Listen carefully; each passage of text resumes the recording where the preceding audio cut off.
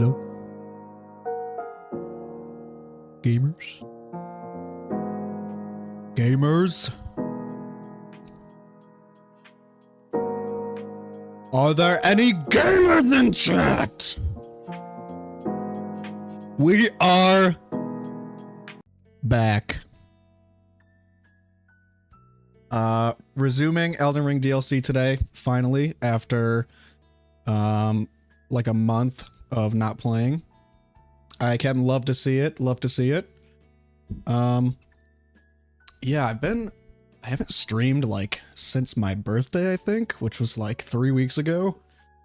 And I've just had a lot going on. I had a bunch of car problems. I had to like patch a hole in my tire.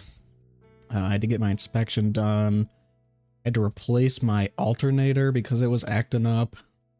And a bunch of like PC stuff too. Like I just had to get a bunch of new PC parts as my PC was acting up. But that wasn't fun. It's been a busy, hectic month, but I'm excited to get back into stuff here. Okay, so we are all loaded up, ready to go. I am recording. Very nice. Now, the last time we left off, we were at this sort of intermediate next little tree here. I'm just gonna call these trees because it's too confusing to call them graces. The Miquella's footstep trees, where all of his followers go to sniff his feet. And you'll notice that I have a significant amount of runes. And if you look over on the left here, I have a significant number of new spells. So I didn't want to do it on camera because I figured it would be kind of a waste of time to do it on stream, but I went and I pretty much got the majority of the incants that I was missing. And so now we have like Lightning Strike. I went and re-got a Fortis Axe's Remembrance so I could get the upgraded version of the Lightning Spear. I got the Scouring Black Flame from the Godskin Apostle in the Windmill Village. I got Fire's Deadly Sin, and I got the Howl of Shabriri, which I completely forgot about because this is one of the best incants in the game. The Howl of Shabriri, it boosts your overall damage by 25%, which is an insane buff. And then we also went and got Electro Charge. There are 2 more spells I do want to grab, or 3 more spells. One of them is over here, or maybe up here. I think it's over here. I just want to go get the what is it called? The Giant's Handbook. I can't remember what it's called, but basically it's like the most advanced level fire spells that you can get. I want to get those because I want to get Giant's Flame of something, whatever it's called. This was the wrong way.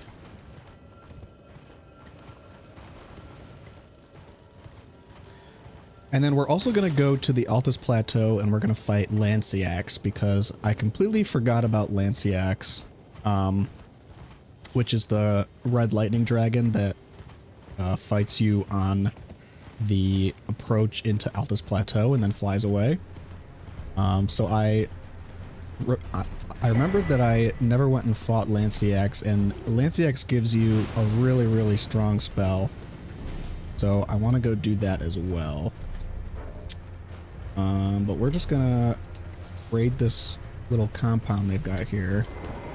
Hopefully run in and get the book quickly. Then we can go talk to our pal Muriel.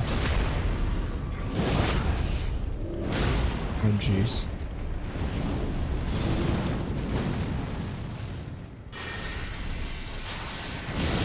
So that spell is super useful for crowd fights. I cannot get hit. Oh my god.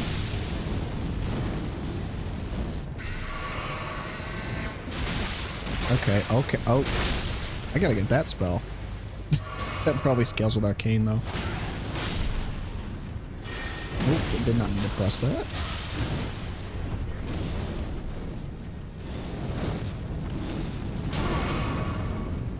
Man, I am barely even like paying attention to what I'm doing right now.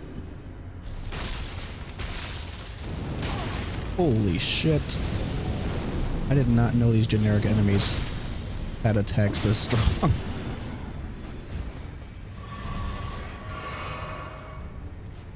We might be close to a level here soon, actually.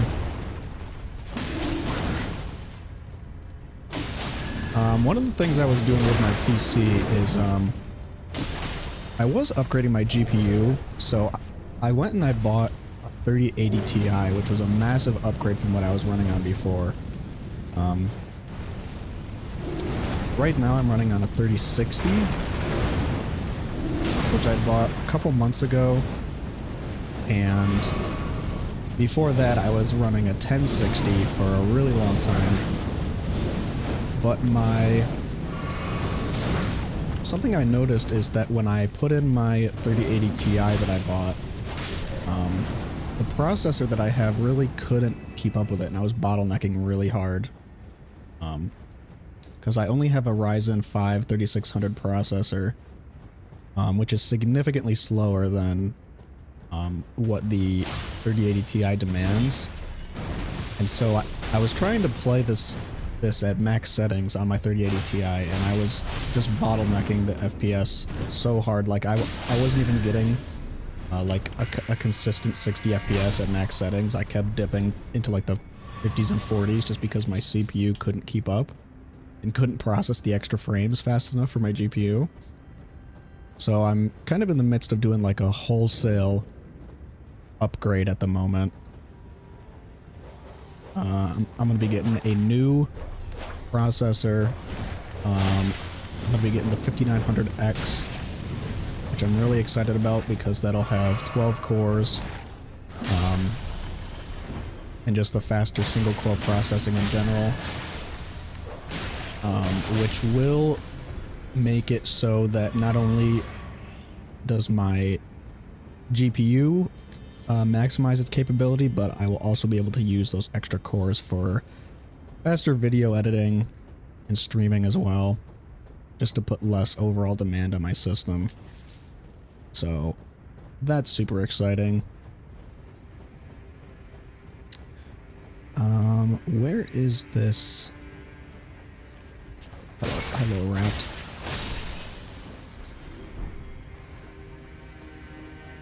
Gotta be like a ladder somewhere.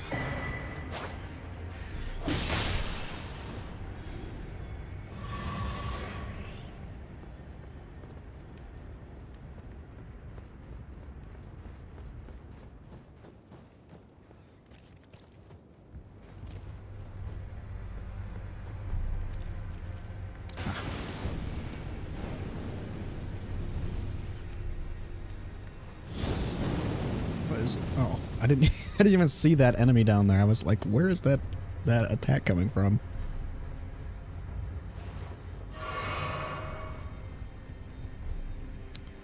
Okay. We'll grab this fucking book.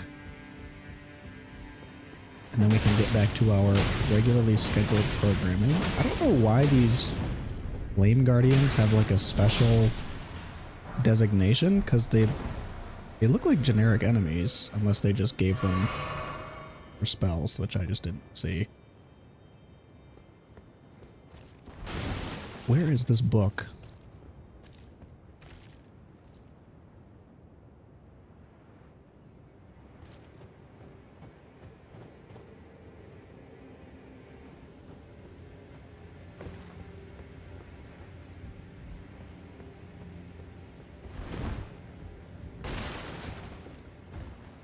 Oh shit.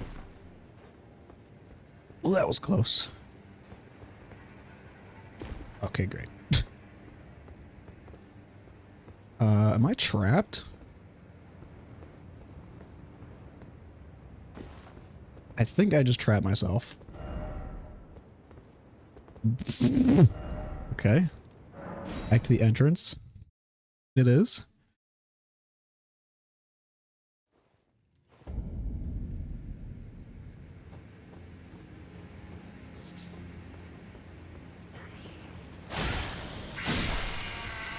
I gotta get back to... I've been playing on a different profile, but doing like an arcane build outside of the stream. So I gotta get used to hitting L1 again to do my dual attack.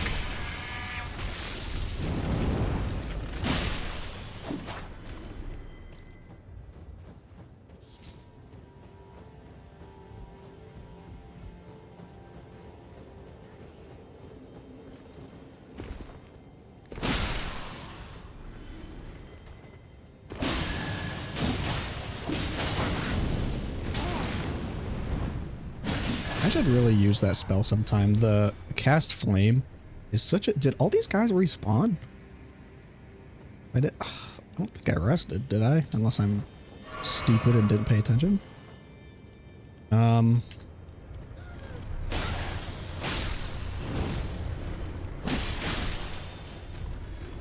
These guys are really giving a lot of runes, actually. I should have did some grinding in this area. This is always one of those areas of the game where I kind of just like skip through most of it.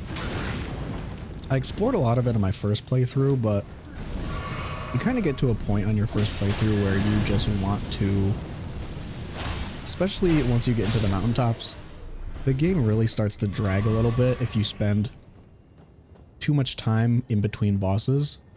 And once you've done the Halig tree and you've explored like once you've done Fire Giant and the Halig tree and you've explored like most of this area, you're pretty much just set to like move on to Lanedale and just get the game done.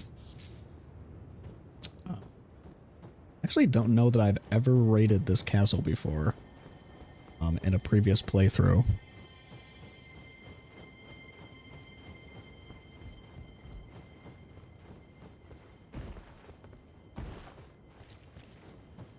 I'm getting all turned around.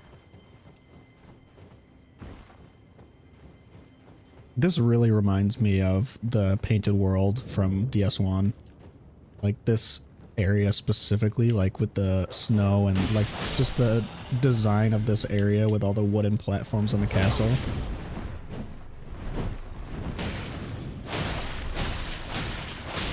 DS1 really laid the foundation, I think, for level design going forward in all of the Souls games. I mean, kind of except for DS2. DS2's level design is not nearly as good. It's very linear and very annoying, I'll say.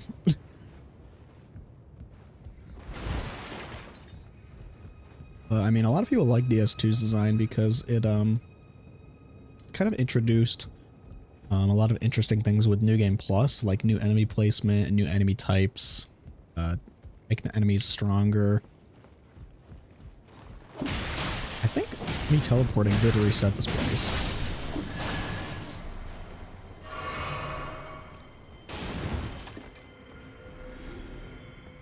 This book has to be over here somewhere.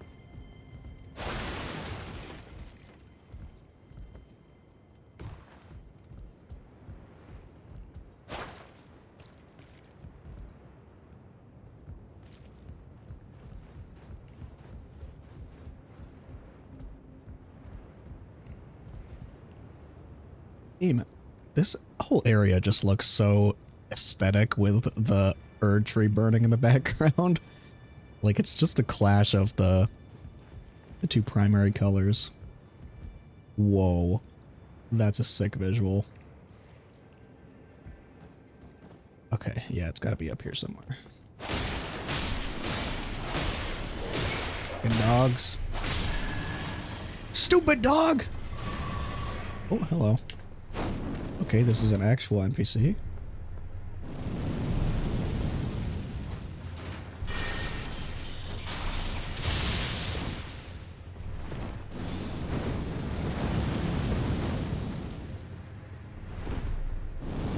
Ow, ow. this bitch. Ow, ow. Okay. Spells are faster than mine. I'm gonna give him the Shabriri special.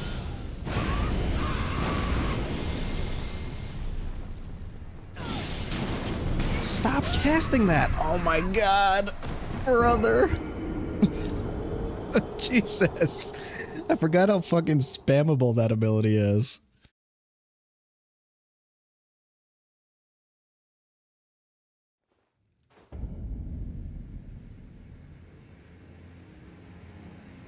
God, that grace is almost invisible right there. Let's get rid of some of these.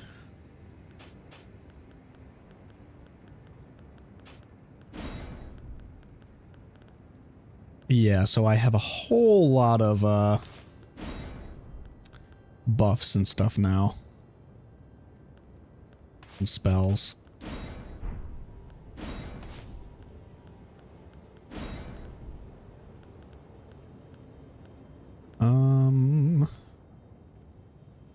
We got poison mist too.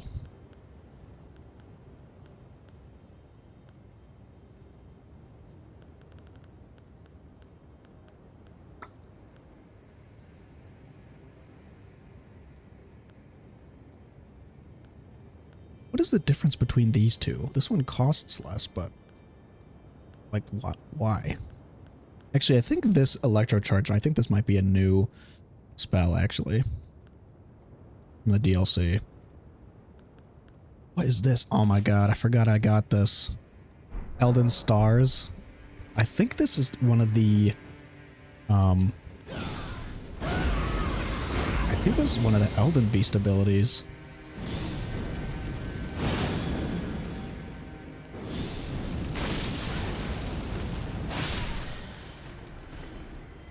Let's just try it here.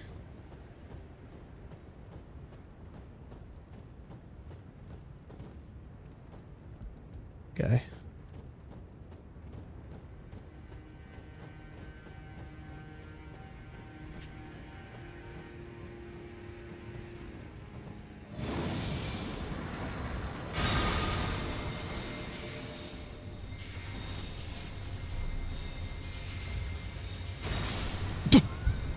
Okay.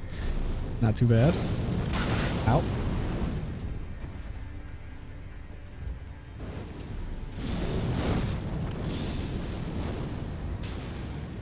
This guy's tough.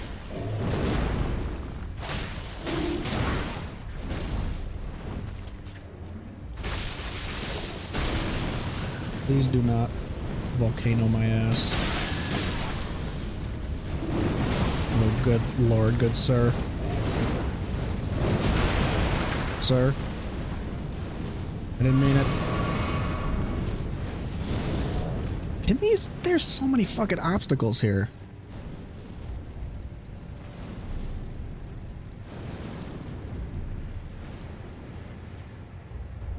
Alright, let me just make sure I'm not gonna get backstabbed here.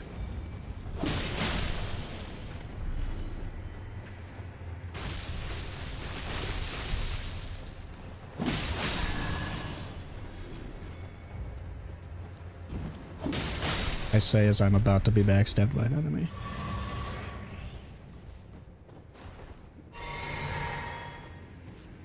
You know what? Let's leave Mimic with this guy. Let's do that. Go get him, buddy.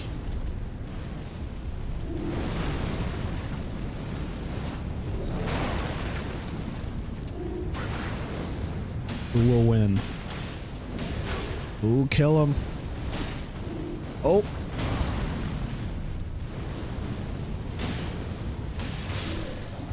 Nice. Dude, my character is so strong now.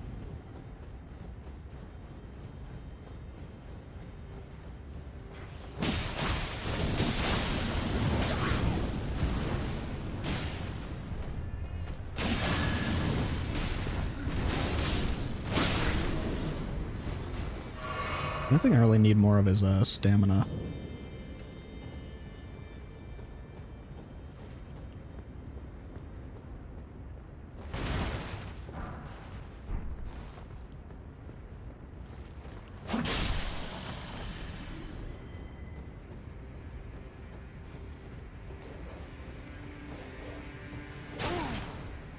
Just let my summon tank that hit there.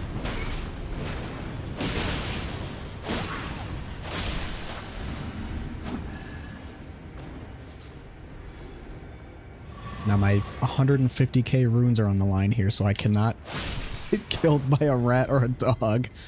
That absolutely cannot happen. Knock on wood, knock on my desk.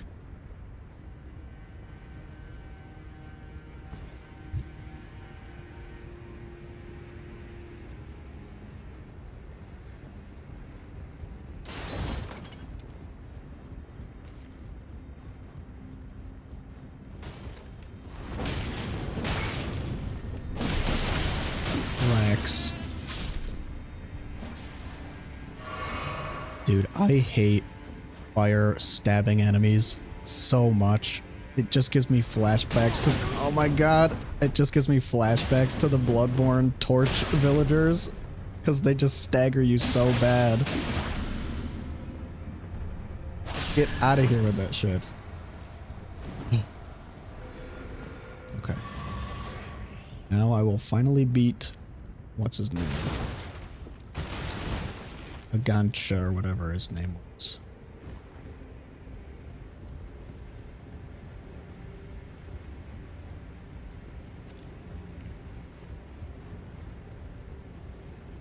Runes back.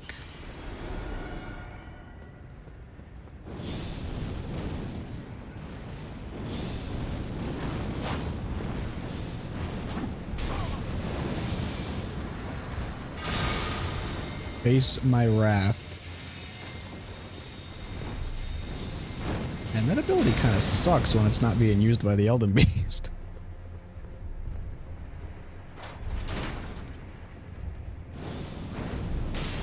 Oh, he's got the same ability as me.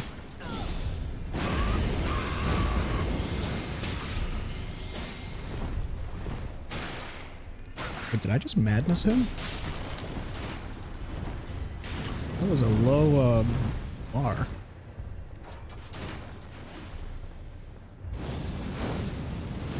I really want to use a spell on this guy. Come here.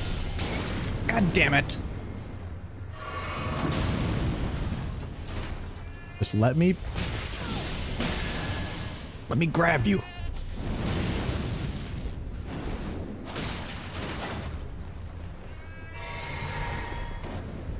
Come here. Yeah! Get frenzied, bitch. Oh, I died again. Damn it. Oh my god. Alright, I gotta stop messing around. God damn it, second time that's happened. I really just want to test out my new spells.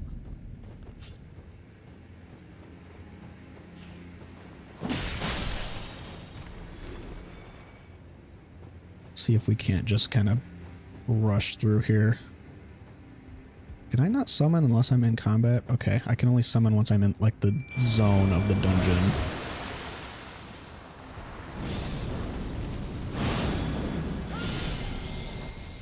Whoops.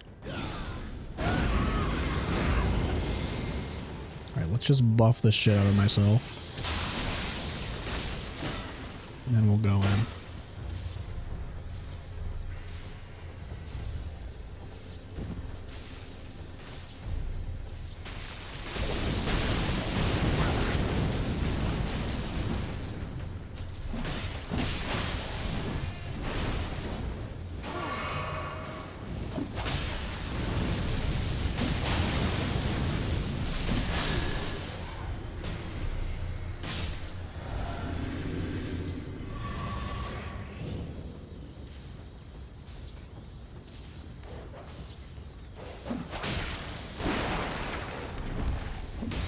Get in there, Mimic. Get her.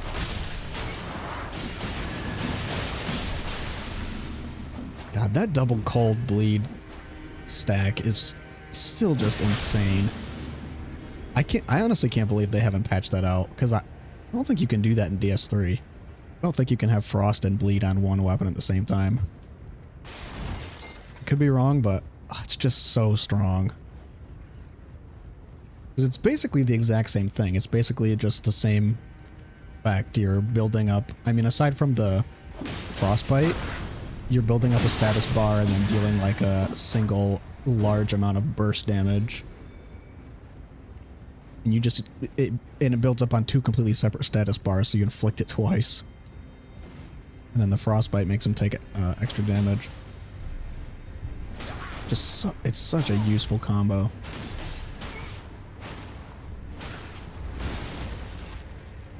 Alright, I'm gonna take the fight seriously this time. I promise.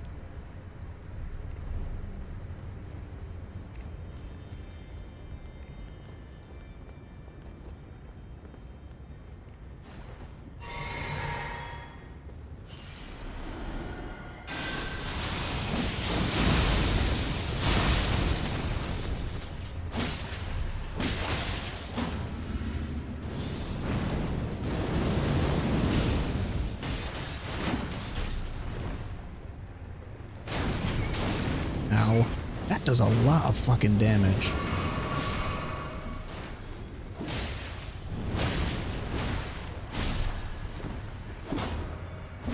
Get a mimic. There we go. If I didn't have the mimic with me, that would actually be pretty difficult because he's a fucking shield enemy, and the enemies with the NPCs with shields are always super hard to fight because they have like fucking frame perfect parry timing, and they just block everything that you do.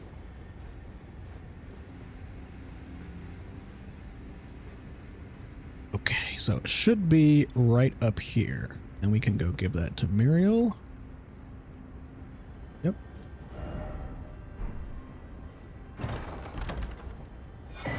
Very, very nice. Okay, we'll say goodbye to Mimic. We'll go visit Muriel. Because I can't talk to Corrin anymore, I don't think. I think his quest is pretty much inaccessible now, because I'm so far along.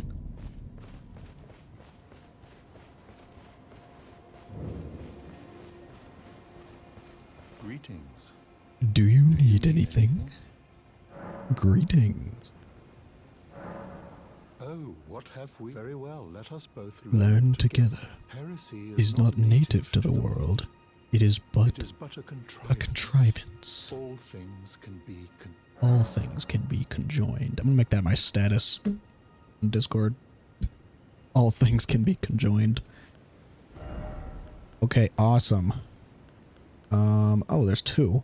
Roll several balls of fire at once, and then Giant's Flame Take Thee, which I think is the strongest, like, flame hurling spell. I think it's stronger than Black Flame, except it doesn't deal damage. I don't think it deals damage over time the way Black Flame does.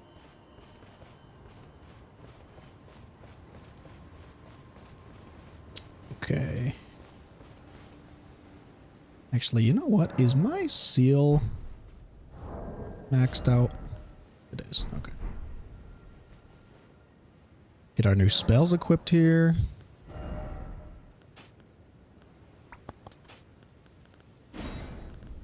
Let's see what the difference is between the two. And then this as well. That I'm just gonna be a flame master. Oh, let's use our runes before I forget again.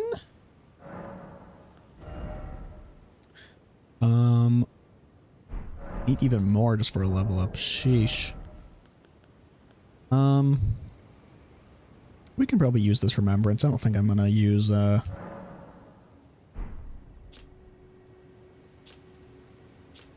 don't think I'm gonna end up using that.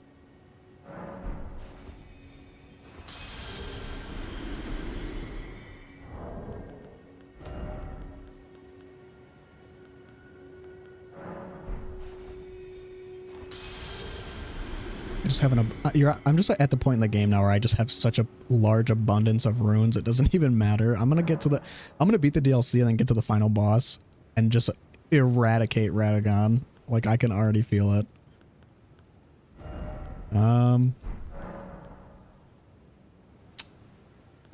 Okay. I will level up now. Endurance 1 point. Nice. And now we shall go take on what's her name? Lanciax. Which I believe she is over here.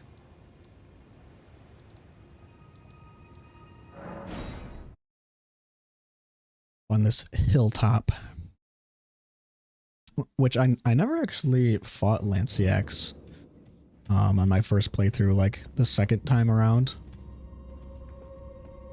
Just because I never found her. Like I never went to this plateau here.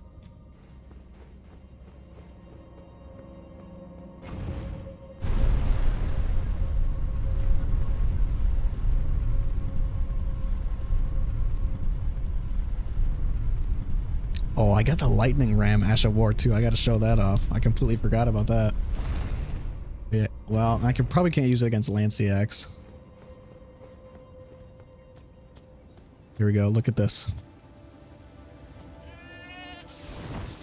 Oh yeah, baby. We're rolling now. We are now Sonic the Hedgehog. This is actually the fastest way to travel in the game.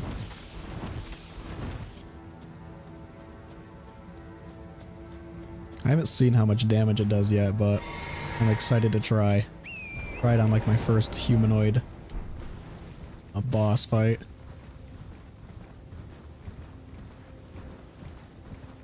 Hope that Lanciax is not resistant to Faith. Actually, let's get our buffs in while we can.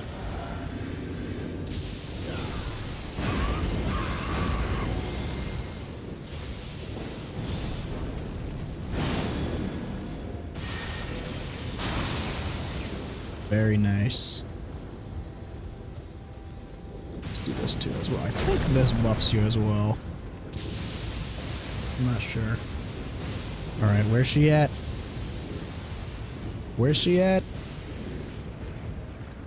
Face me. There she is. Holy shit! Look at that damage!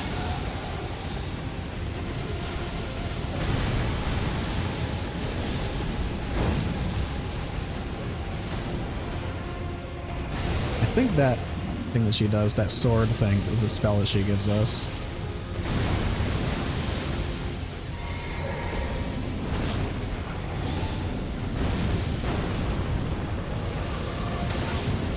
Ow.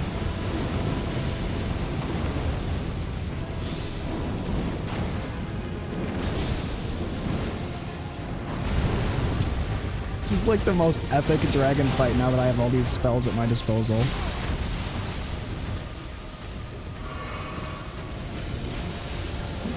Lanciax has like some crazy lore associated with her too. Like I think, so apparently her and Fortisex are like siblings or cousins, I think. And Lanciax also has a human form. And in her human form, she like fell in love with Vike, or Vike was her partner or something. So yeah, Vike fucked a dragon is basically what I'm trying to say. That guy was into some freaky shit. You know, he really likes that lizard tail. But it's okay because we killed Vike, and now we're gonna kill his GF as well. And I'm sure she's not too happy with us that we killed Vike.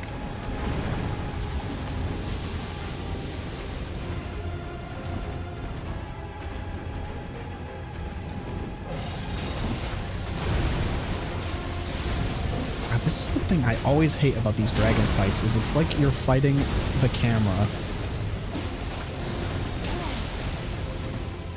Switching back to my flame.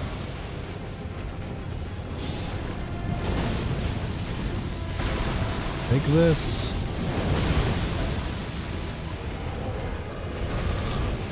And take some of this.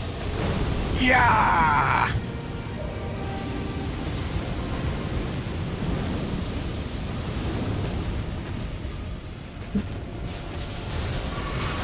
Oh my goodness.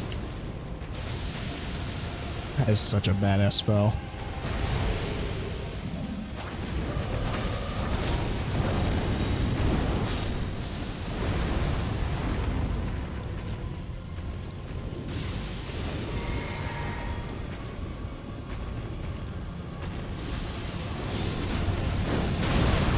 Ouch.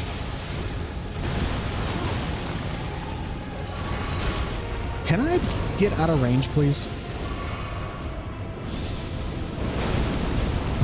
Holy shit! Oh my god, Jesus. That did so much fucking damage. Oh man. Rip your girl. Now we got Lanciax's Glaive. Oh jeez. Alright. Well, we got all the, she only gave us 60k runes. Man. What the fuck? Alright, I think now we pretty much have all the spells I could ever want. So, back to the DLC we go.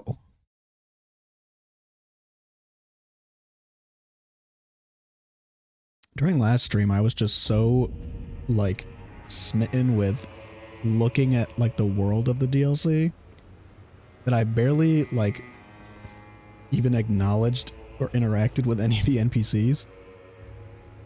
We are all utterly captivated. So I know we've got this lady who's kind of like our Gale.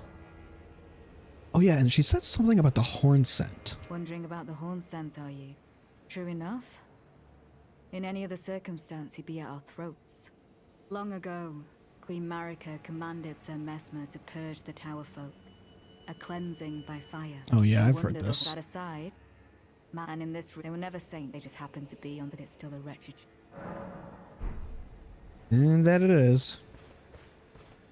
I wonder what Miquella's deal is, because everybody's like, oh, the kindly Miquella, like he's promoting like peace. Tree of Umbra.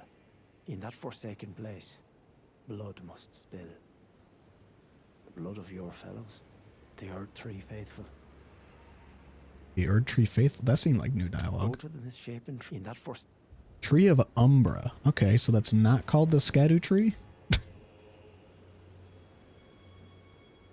Tree of Umbra.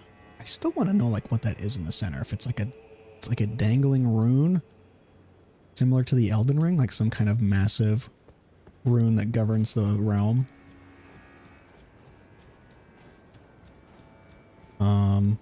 Oh, we didn't even get our new spell. And I know that, remember last time we went up to the Notre Dame up there? And we fought, what's his name? One of Mesmer's servants. Let's get rid of those. Where is it?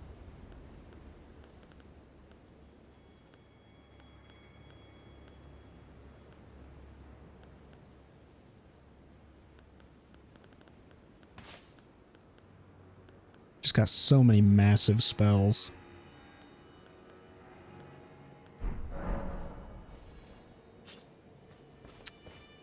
Okay. Let's see what this baby can do.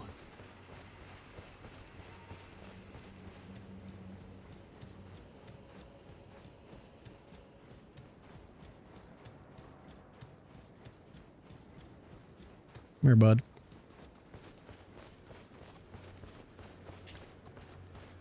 Is this gonna be like way smaller?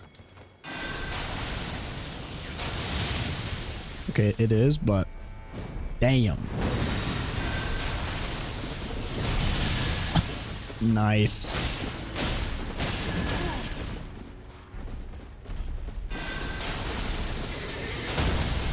That's fucking sick as hell.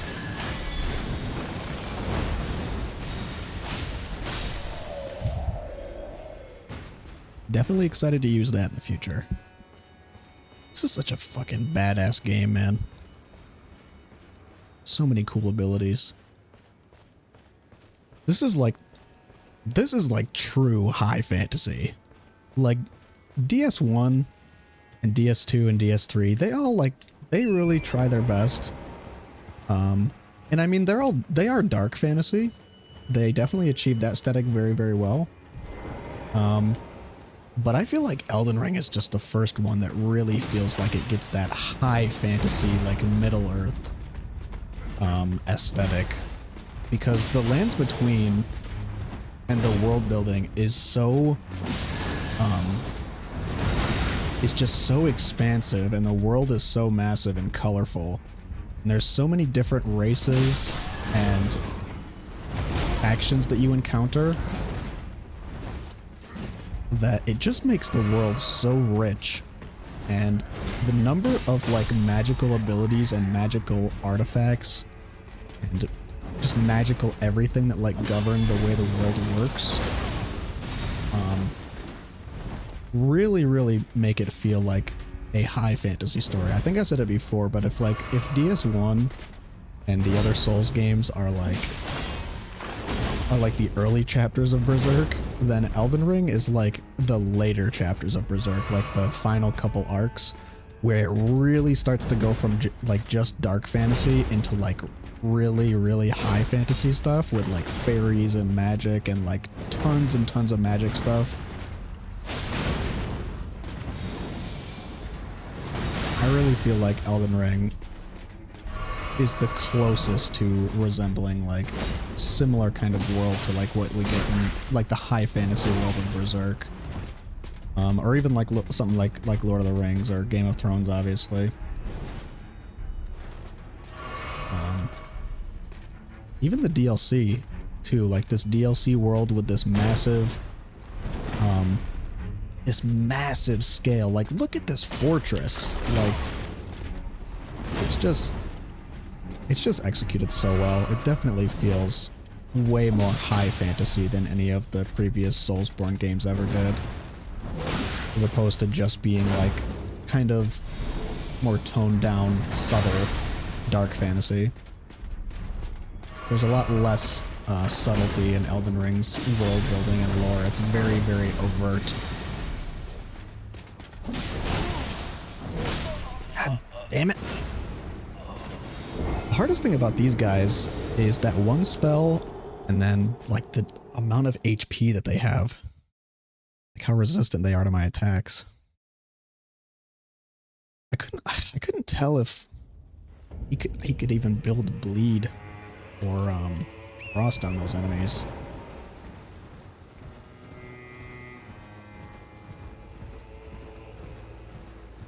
I really want to try and fight this this flaming tower thing. Yeah, I can't fight you yet. I really gotta go get my runes.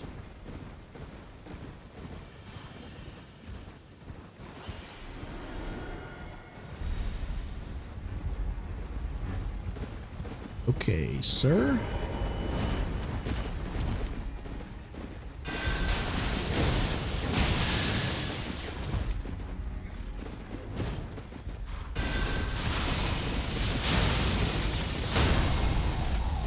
Ability is so nice. Oh. I have never seen that happen before. I have never seen what happens when the NPC dies and the horse doesn't. Because normally the horse always dies first. Can I ride this thing? Come here, bud. Come here. Come here. I want to domesticate the horse. Come here. I can ride bears in Breath of the Wild. Why can't I ride this?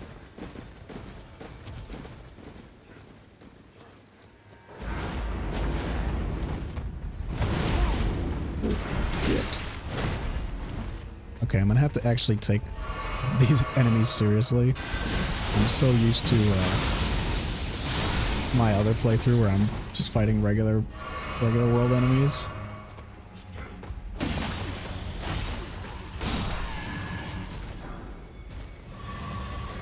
Run away, buddy. Run away. Be free. Be free, buddy.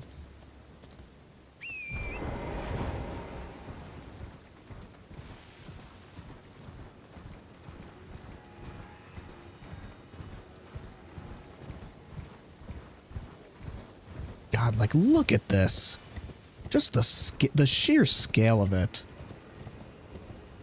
This is like when you look up in DS1, but like times 5. Or like when you look off in the distance at the castles in DS3. Look how fucking massive this fortress is. Actually, you know, it kind of reminds me of the, that one fortress from Breath of the Wild, like up in the northeast part of the map. Like the one that's super, super tall. Super, super high up. That is a massive castle, dude. Massive fortress.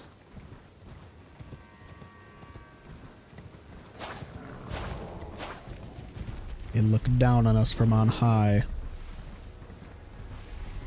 No matter where you go, it's all the same. It looks like there's like some kind of Greco-Roman structure up that way as well, like inspired by the Parthenon, maybe?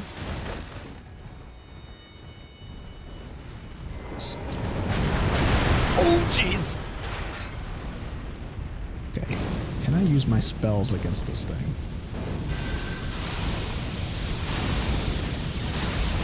Yes, but not really. Holy shit. Are you even supposed to fight these fucking things?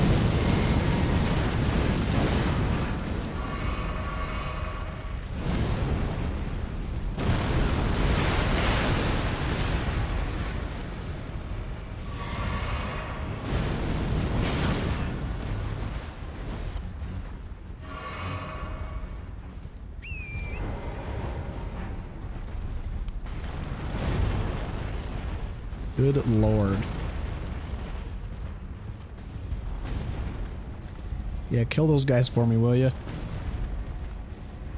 Just the fact that there's enemies this massive in this game, too. Like, the giants were one thing, but this is nuts.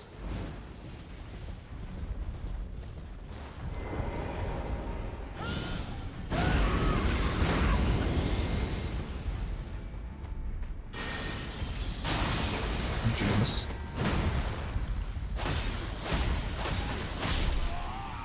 I wonder if this flame ability will even do anything. Okay, why did I throw that fucking 2 feet in front of me? Jesus! These things are stronger than the fucking... the fire giant.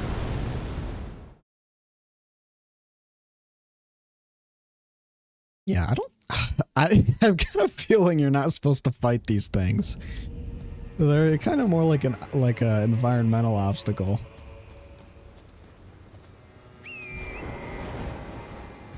Giant's flame, forget that. I need Mesmer's flame because his flame is apparently 600 times fucking stronger. Well, I know obviously you're supposed to fight them.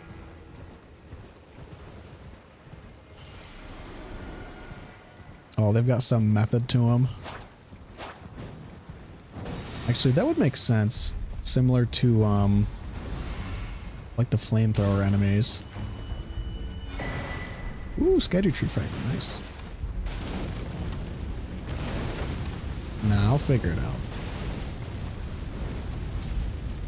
God, these guys, I cannot wait for my new CPU because these guys are fucking tanking my performance. This guy. Alright, take this.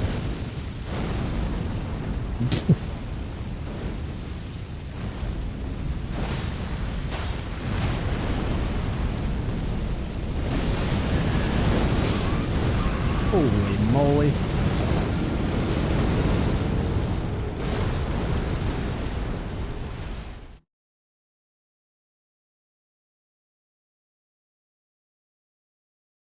Computer is fucking screaming with frame loss fighting against that thing.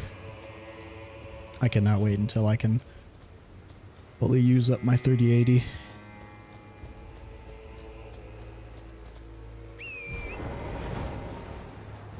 And I think too, I think that's why my, I think that's, well, I mean, the DLC and Elden Ring in general are horrifically optimized, but I think that's one of the main reasons why my performance at the entrance to Castle Ensis was so horrifically bad.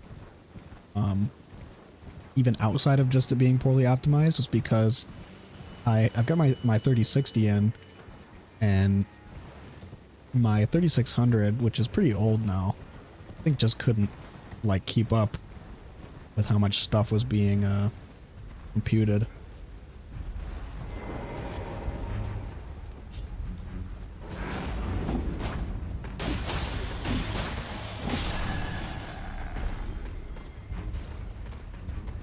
Two main things I want to start leveling more outside of my faith are my int, so I can start leveling up my cold and use some of the spells that require it, and then also my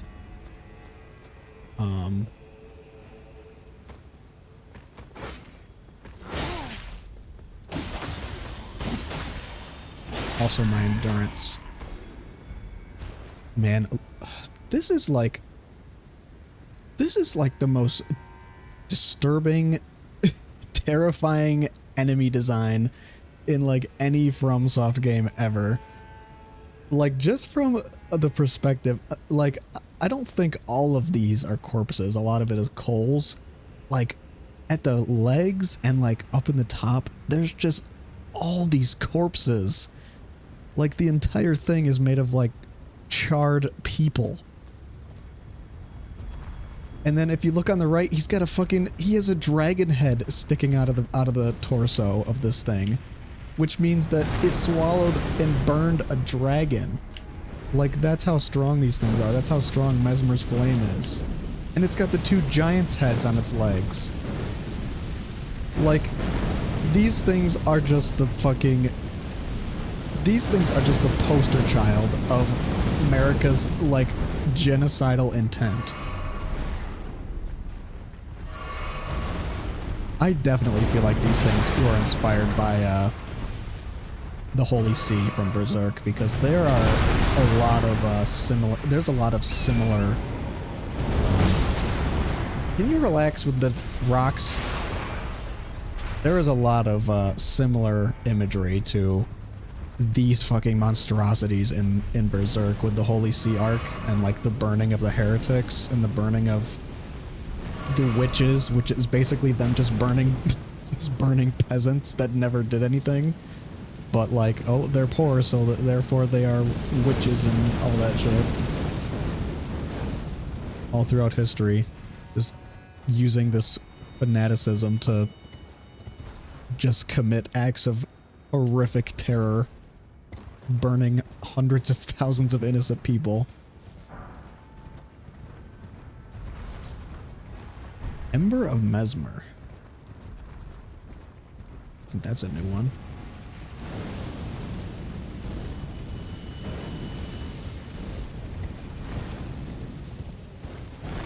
There's got to be some hint. I wonder if he like burns out. He's got like a window.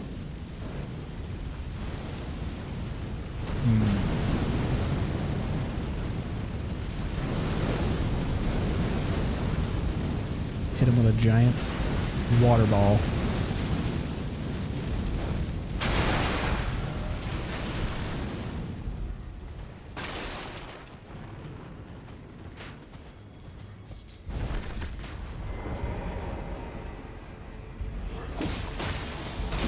Not even here I'm getting frame drops.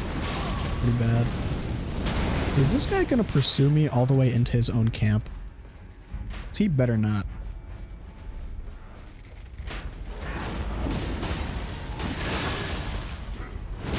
Holy Jesus.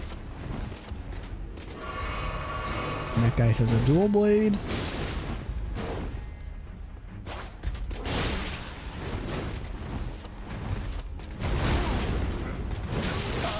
Jesus Christ.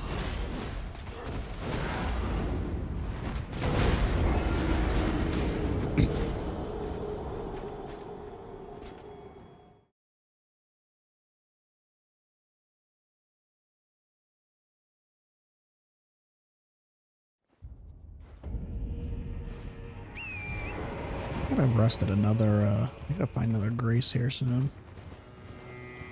I'm really excited to get going on this fortress. This looks fucking epic.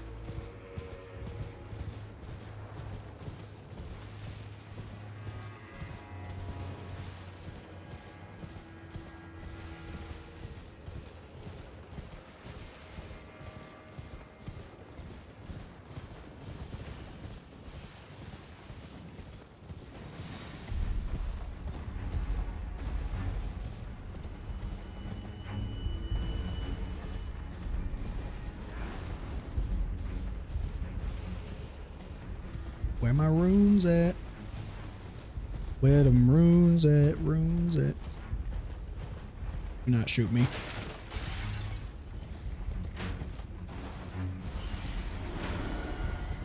Wait a minute.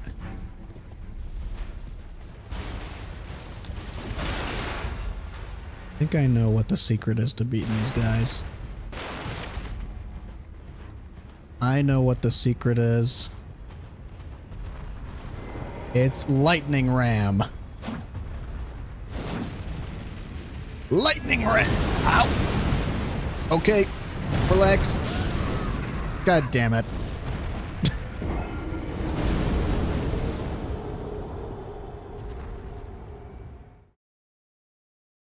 It'll work next time. I swear.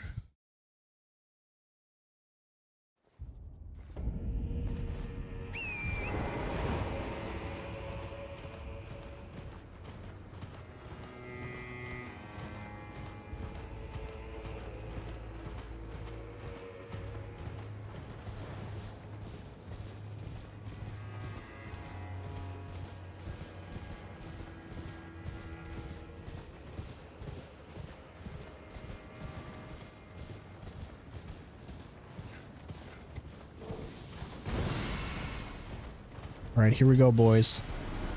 Ugh.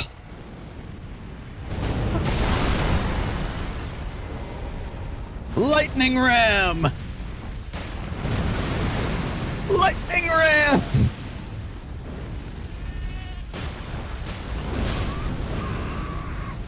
Well, I tried. That didn't work. It's the ultimate spell, man. I unironically cannot wait to use that against like a boss.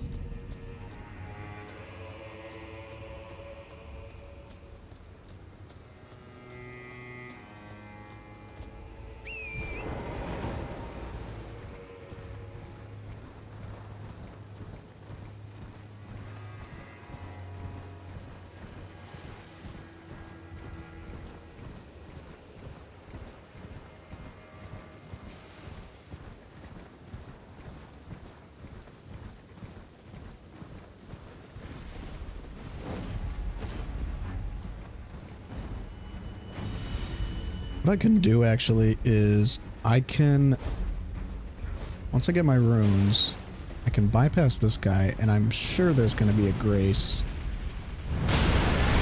Okay. Thank you very much. Okay. I just want to get by, sir. Okay. Jesus Christ. Oh my God.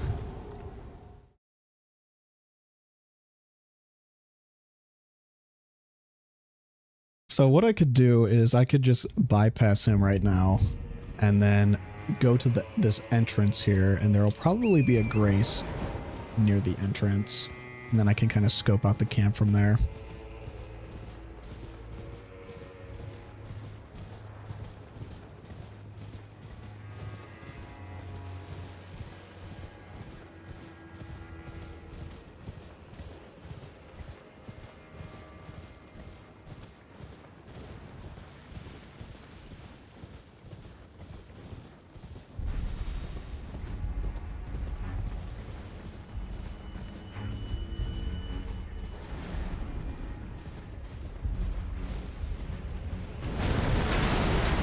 Jesus. Just want my runes, sir. Relax, I'm just one man. Oh, that...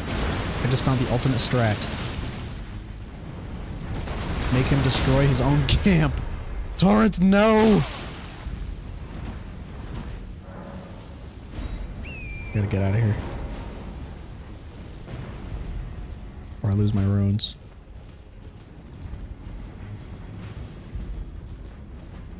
Okay.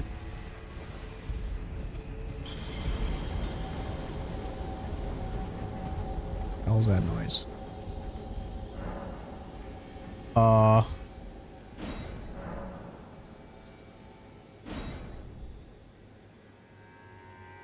What the hell? Somewhere a great rune has broken, and so too has a powerful charm.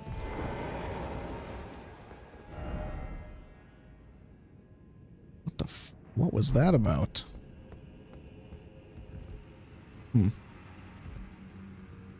Okay. It's not my great rune.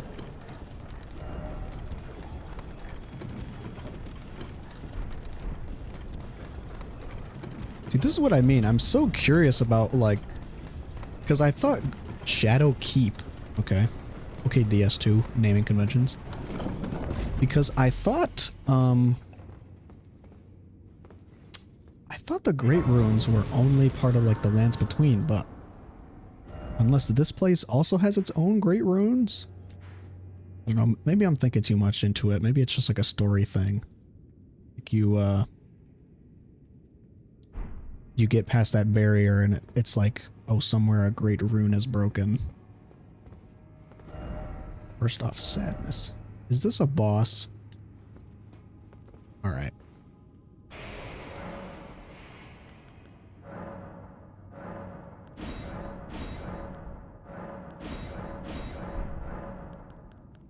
Okay. Let's get our spells ready.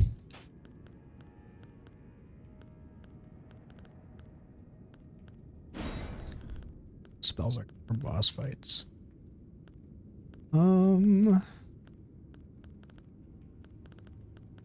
Guess this.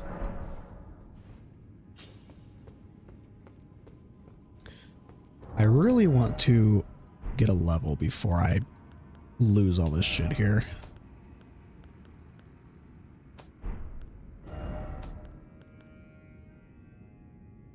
Let's use the Twin Moon Knight Remembrance. 30k, nice. These. Very nice. That enough?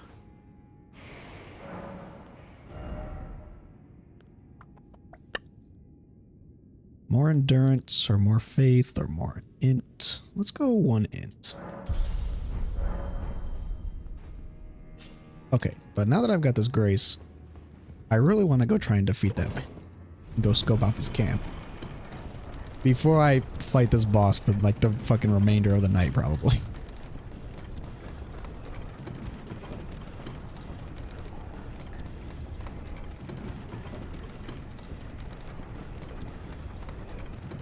What an image.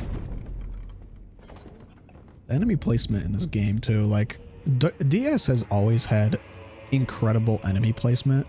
I mean, except in DS2. But DS1, DS3, Bloodborne, like all the other games by Miyazaki, like his enemy placement is always so specific and so like perfectly crafted. Like every single enemy placement you can tell is intentional. And I absolutely love that about these games because it makes running up these like gauntlets like very, very specific so that you become accustomed to like a pattern of like where the enemies are placed and how to approach them in like the most optimal way, which is part of the reason why everybody loves the DS1 Undeadburg so much, because the Undeadburg enemy placement, like, and just the layout of Undeadburg in general is so attuned to like memorizing the enemy placement and being able to progress through the area more quickly as you learn like what the enemy attacks are and like where the enemies fall from and land, and like, oh, I know in this, like on subsequent playthroughs, you're like, I know in this spot this enemy is going to push a flaming barrel at me. And once you like memorize the enemy placement in each specific area, it feels so rewarding to be able to go up and fight the enemies like with the new knowledge that you have, and to fight them like more efficiently and kind of pick them off one by one.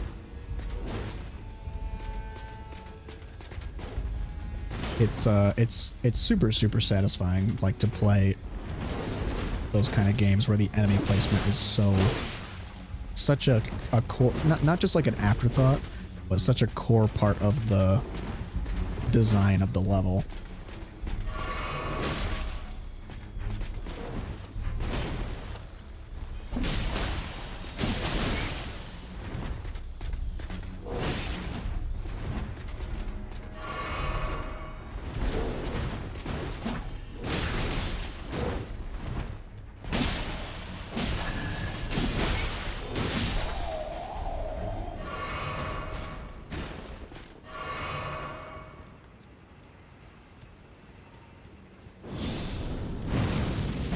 And that really does not travel far. What the fuck?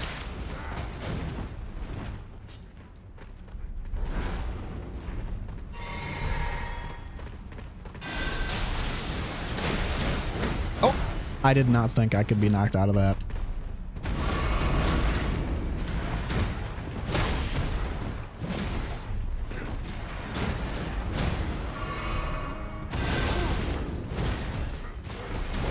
It would be really great if I was not stuttering right now. There we go.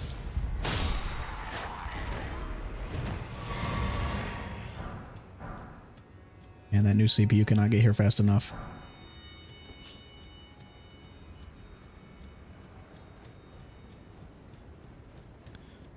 Okay, so here's another Mesmer's Flame thing.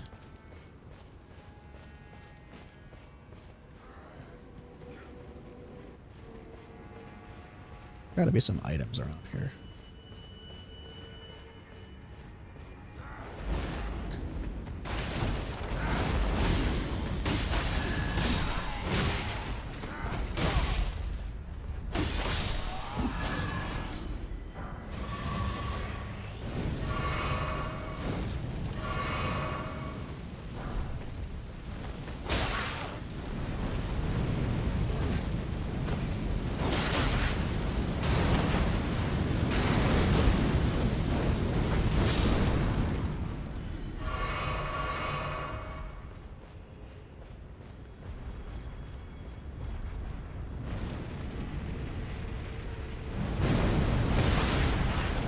I wonder if I can just jump to avoid that.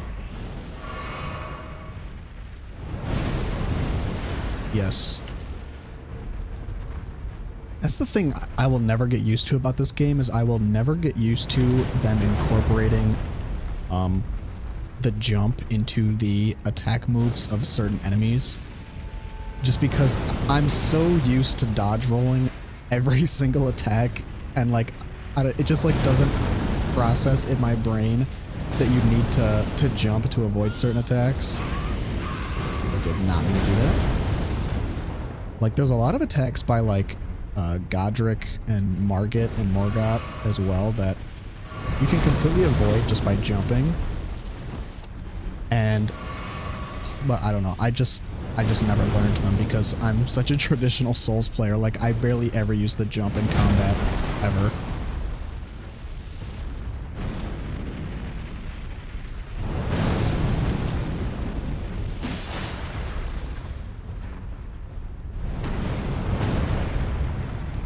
You grab me.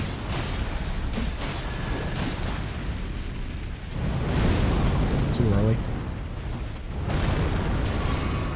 Jesus Christ, man.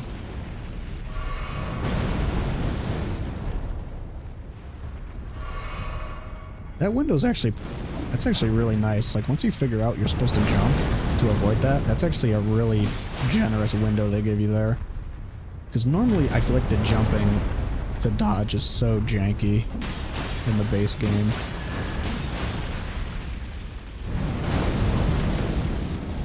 Like, you don't even have to be in the air for that long to dodge that attack. Even though based on like the particles in the AoE, it looks like it should still be affecting me.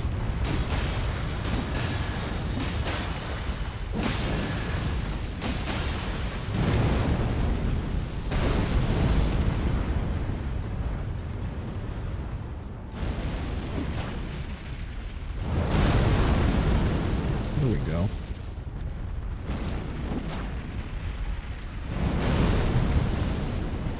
Now I got the rhythm figured out.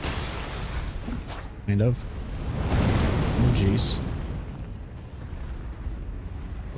I got you all figured out now, bud.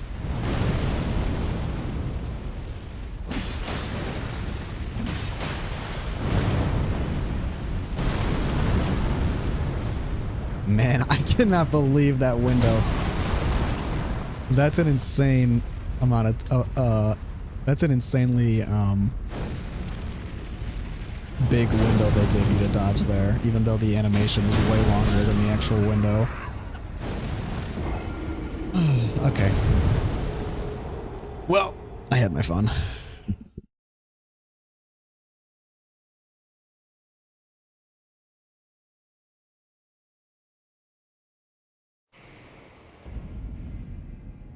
Alright. Might as well give this a try. See what this is all about.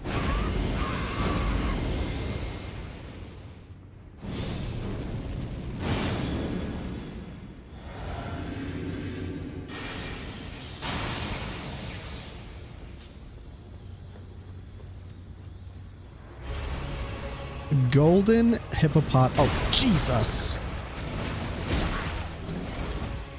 Okay, that is one fucking ugly ass boss. Holy. Jeez.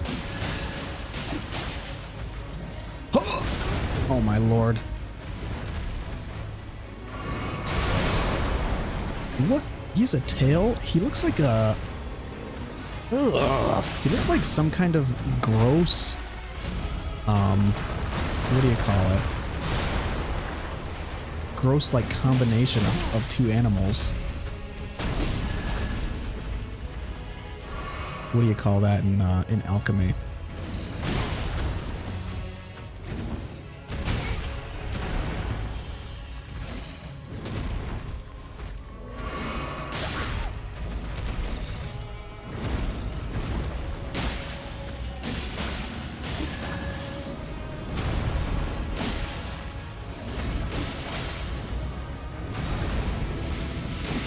Oh, okay, okay. Oh, he's got spikes. Okay.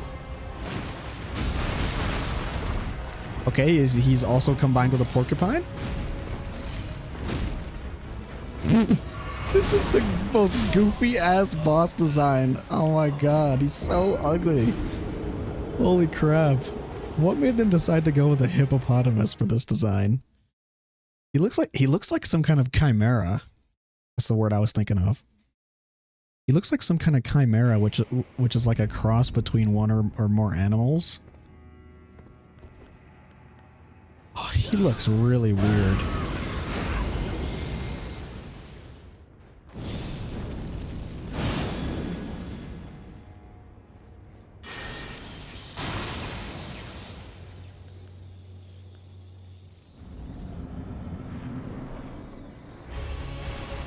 He's just chilling there, like he's just like sleeping.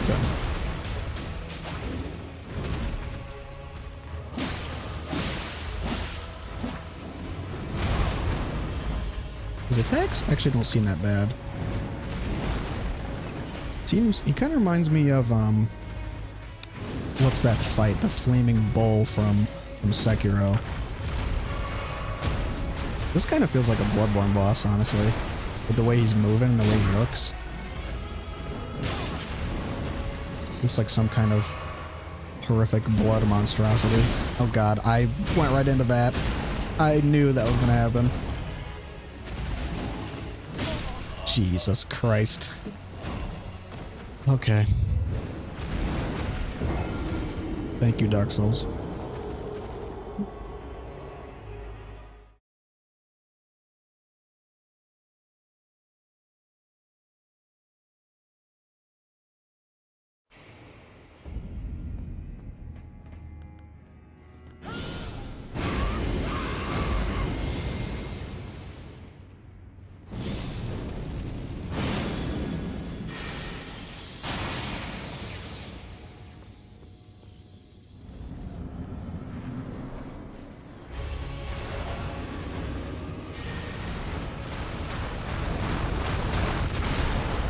That is terrifying. Why is he all warty? He's all nasty looking.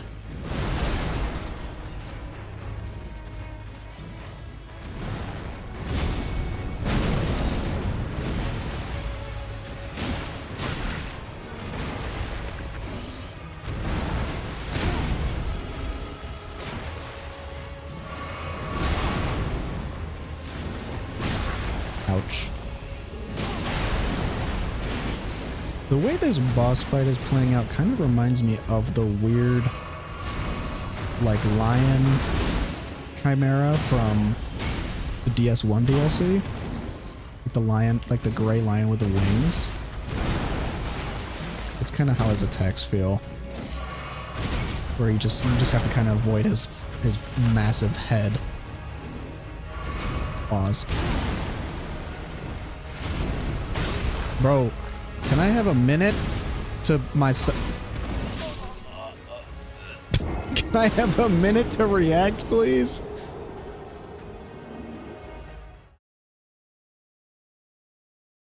Like, relax.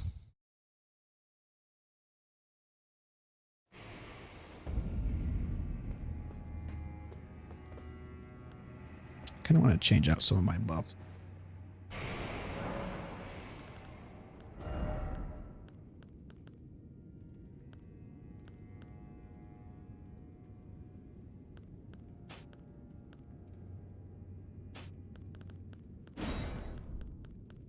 I mean, this has got to be better than the other one, right? You would think.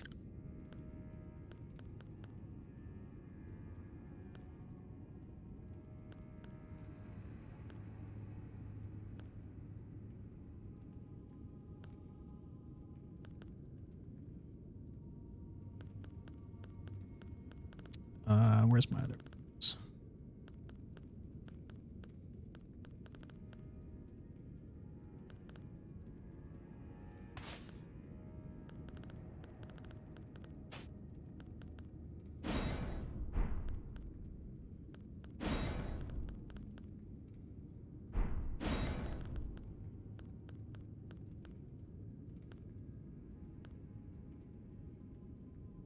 You know, I might even swap this out for this.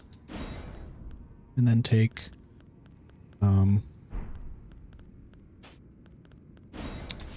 Aeonia. See what that does for me.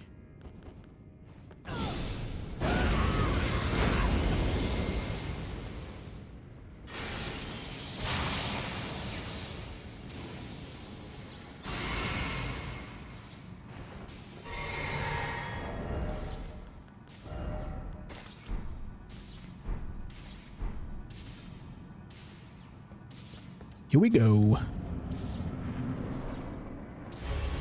All right, ugly. Have to meet your maker. Oh shit. Oh. Fucking grab attack, man. Oh my god. Jesus Christ. I'm not even mad. I'm not even mad. That was hilarious.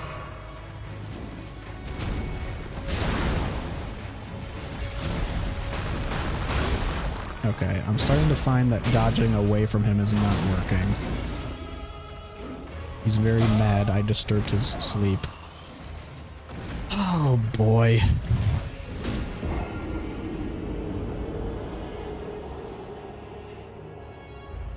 I'm gonna have to dodge to the side a lot in this, I think.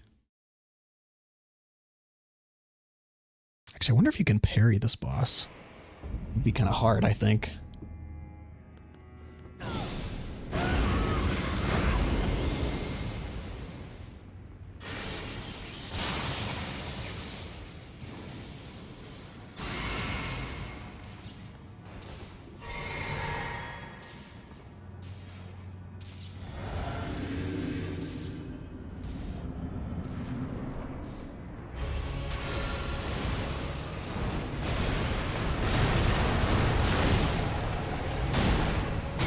Damn.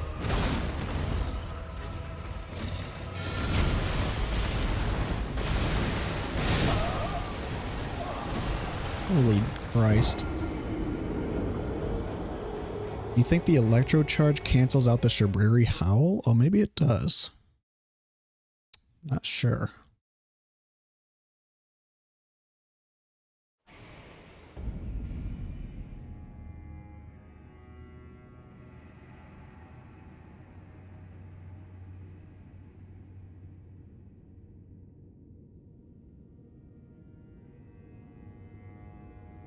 Oh, no, it says Howl of Shabriri will not stack with other buffs of the same type. Oh yeah, it could be.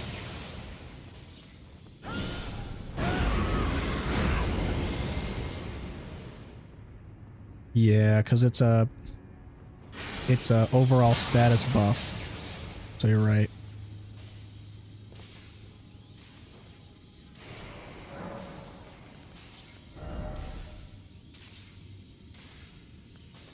Well, let's take that off then. Let's get, I don't think Blessing is going to help a lot here.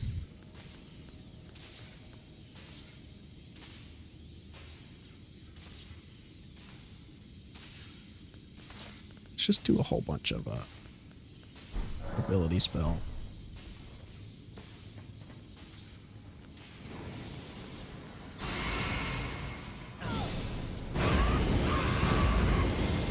Well, looks like those don't stack either. Well, shit. Well, that's fine. Because we can still stack... I think... Well, we can still stack, Blessing. So, let's just do that.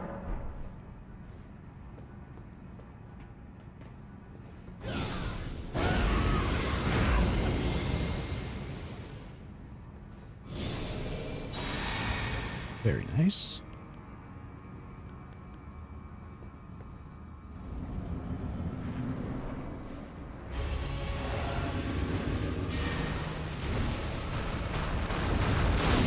Damn it, too late.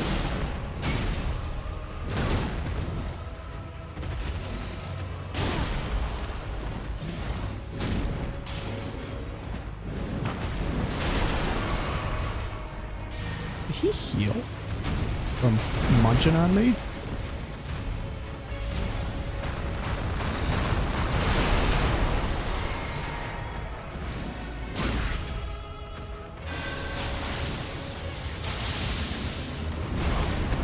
Holy jeeba.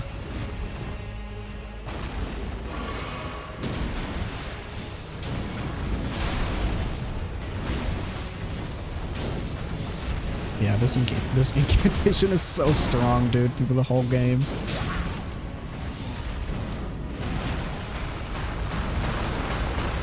Okay, so there's a pretty decent window on that.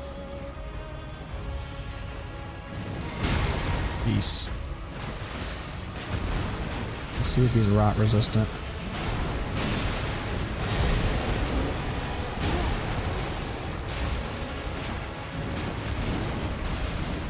He is not. Sick. Ouch.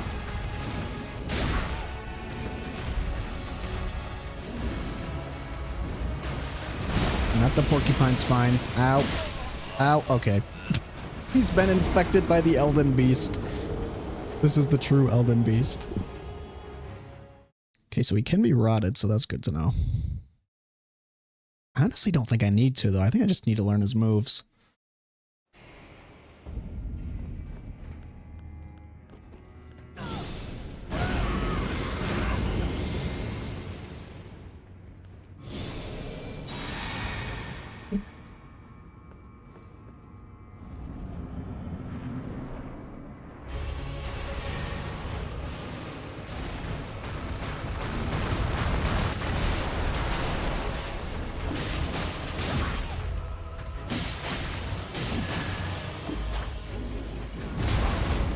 Jesus, he has a lot of damage.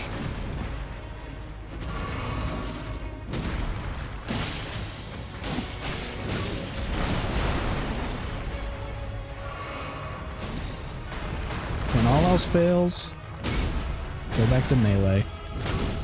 what I'm best at. I say as I get killed in melee range. Love it.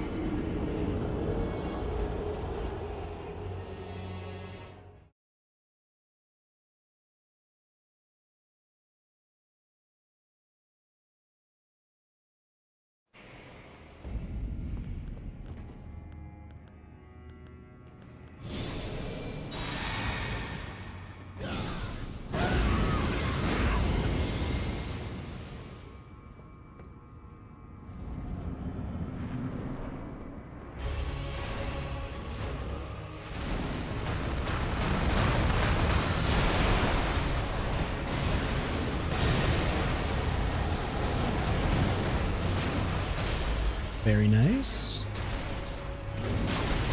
Jeez, that one's hard to predict.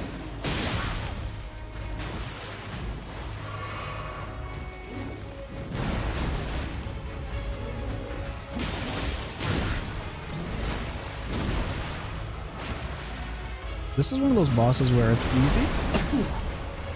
Excuse me. It's easy to see his attack telegraphs, but his range with his mouth is very hard to predict because the actual hitbox of his mouth, like if I stand close to him, doesn't go out that far. Holy shit.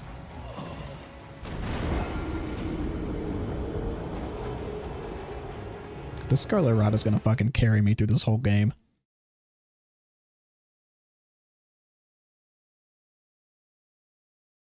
At this point, it's probably better to just use the dragon and can't.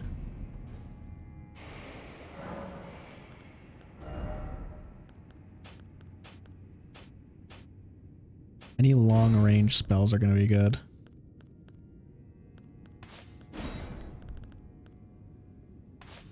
Wonder if this will stack.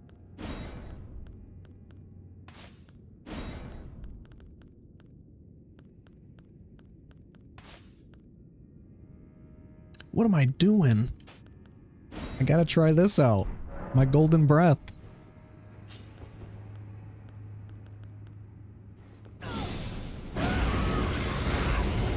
Completely forgot about this guy.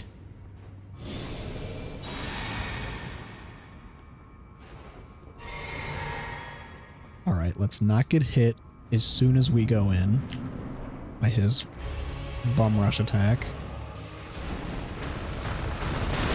God damn it. It's so hard to tell when that hit triggers.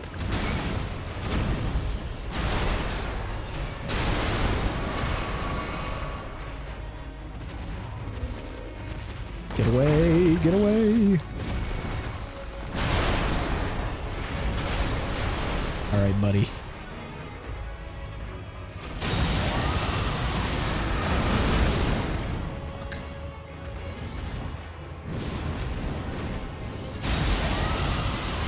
I can't see anything on my screen.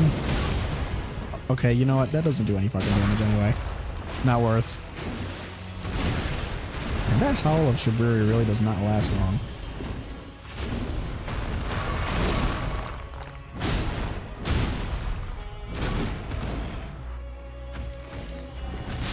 Oh my lordy.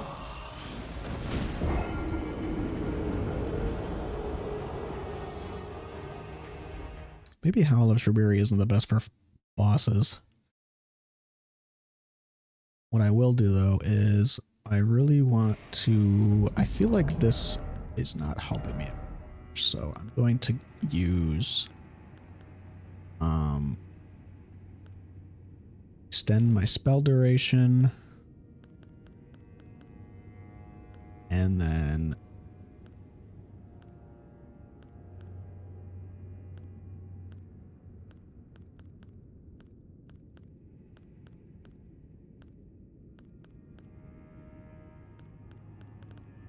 I honestly might take this off and do the Erd Tree's favor instead.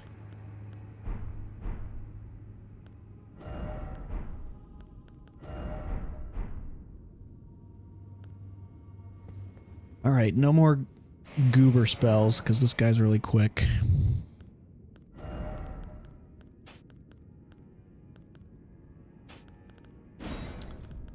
Let's do this. Maybe.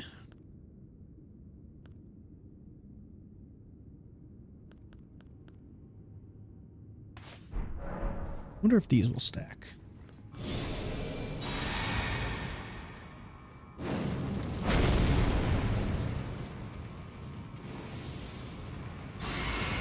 Ew. Very nice.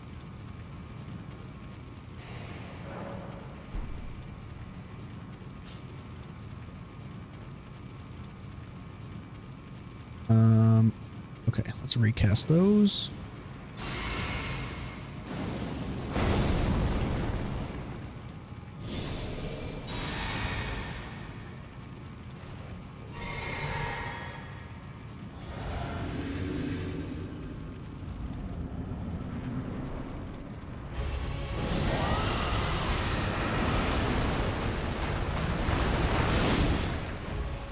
Damn it, didn't rot him.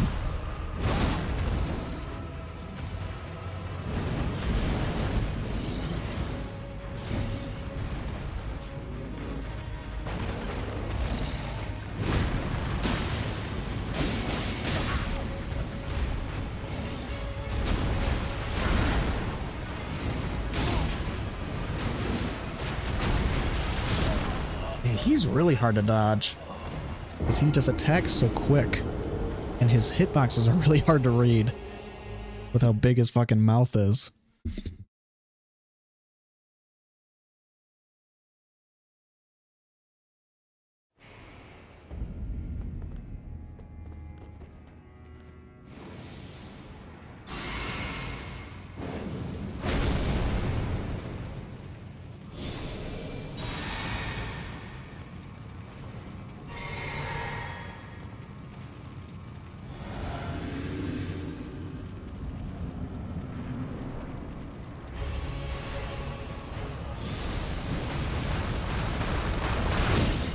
Jeez. This is a large grab area.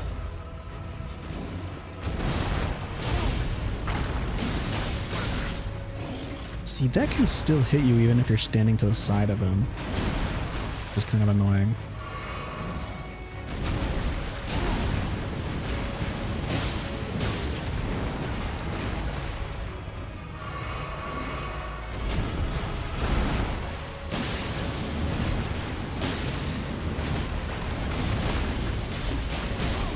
Yeah, I'm just gonna have to keep dodging to the side.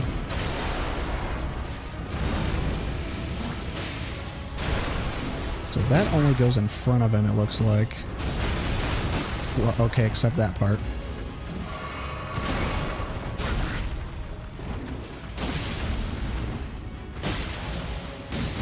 Come on, Frost.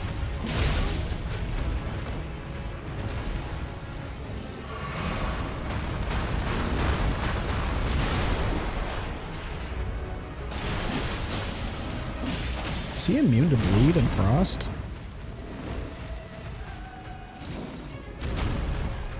Damn it. Sometimes he does that twice.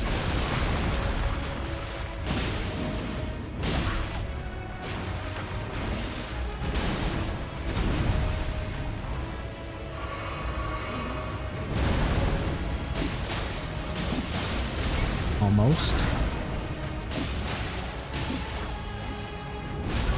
Peace. Don't do that.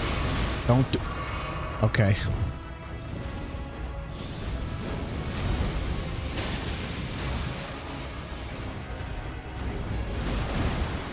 Ooh. Oh, come on.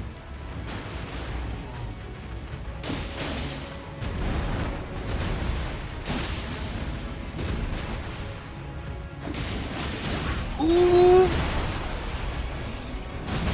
Shit! Oh, so close! Oh, no. Fuck. Oh, man, that was so close. God damn it.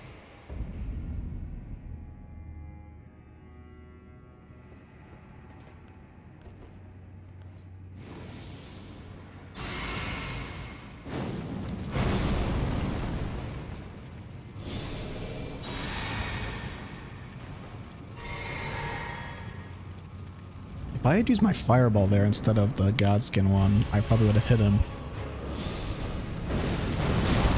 Jeez, changed his attack pattern. Okay, but what about... What about... Oh, hang on. What about... Okay, what about...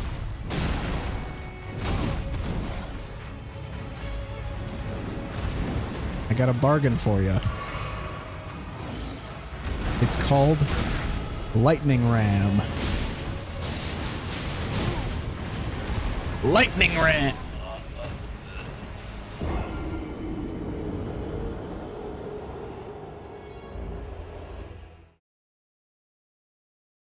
I really want to use Lightning Ram on this guy now.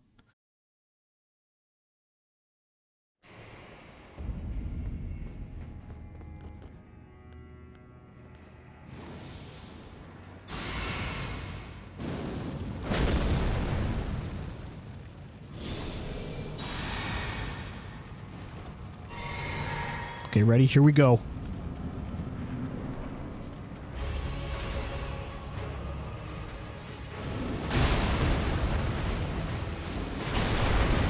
Lightning Ram. Booyah!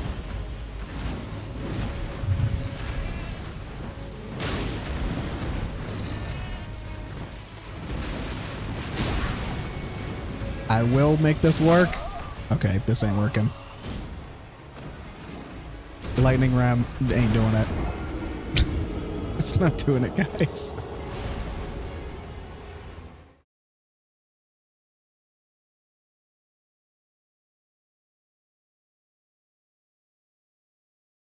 What I could try, though, is good old-fashioned butt stomp.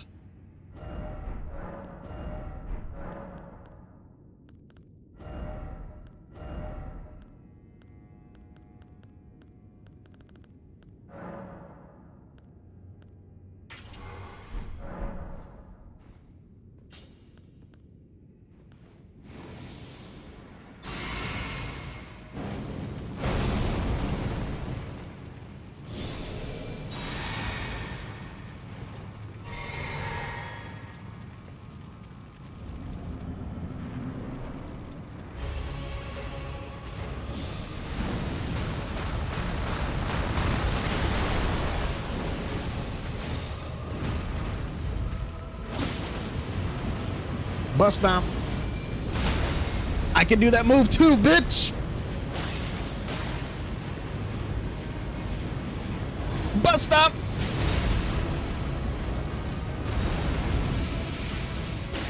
I got that move too.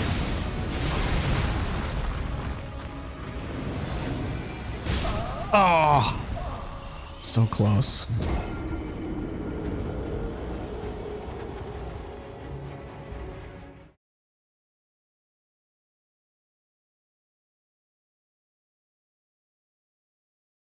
It's going to be a battle of the slams.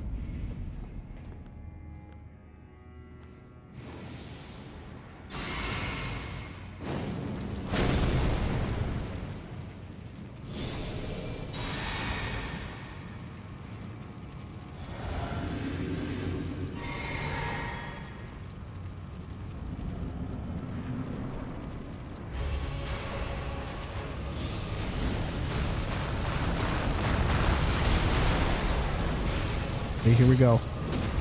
Butt stomp. Oh, he got that move too.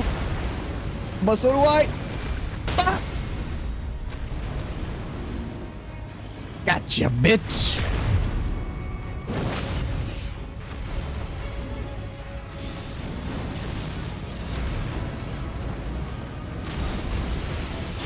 Butt stomp.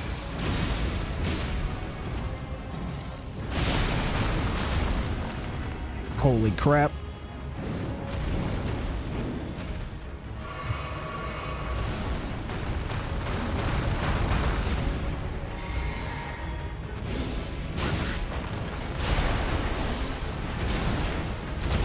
Cannot be stopped.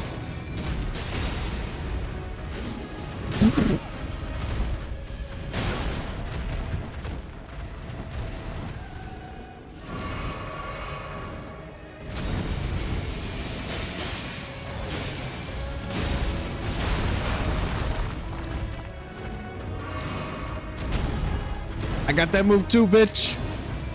Butt slam. Oh my god, this strat is actually gonna win. I'm gonna win. Oh!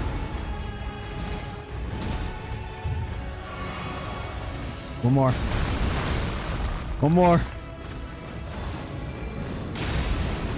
One more. Don't do that. Don't do that. Oh god.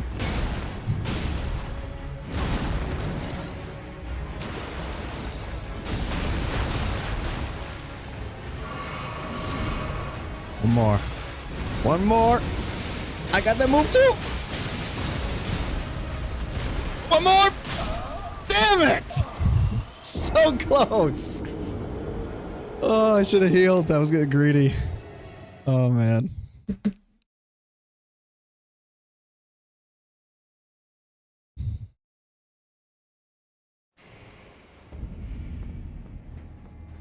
actually like the closest I've been using that move.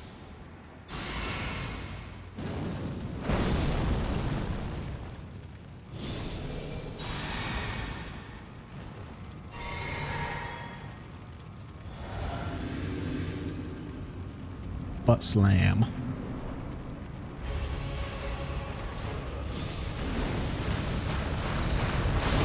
Shit.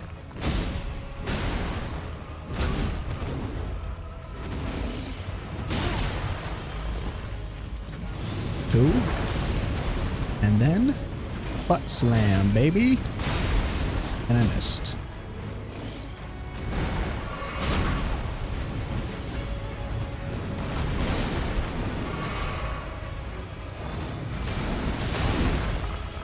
Right into his mouth.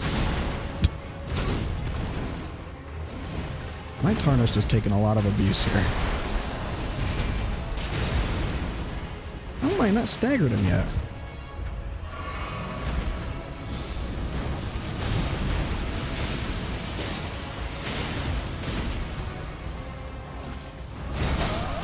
Sheesh.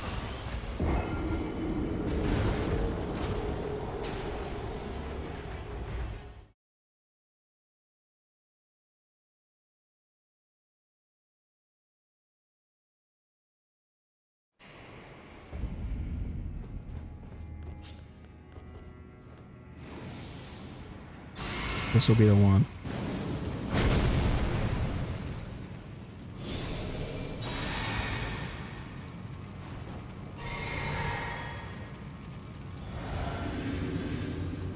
Just gotta time it right.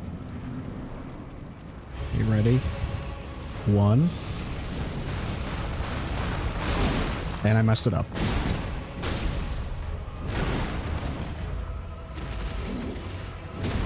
Two.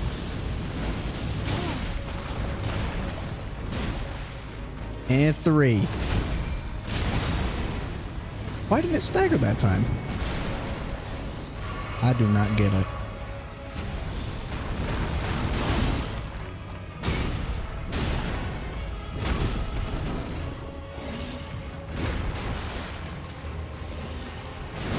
Remember this move. And remember this move. A donkey reference a day keeps the doctor away.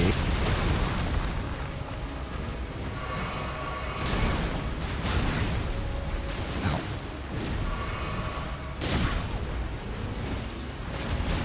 Can you just get off me, please, so I can see?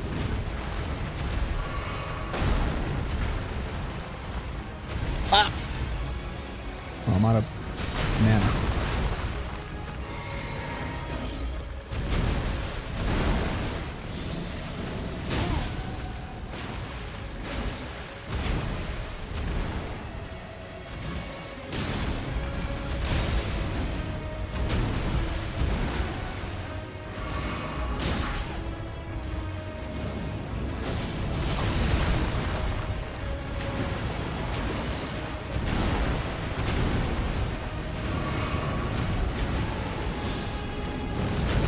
Eat the fireball like the big Dodongo you are.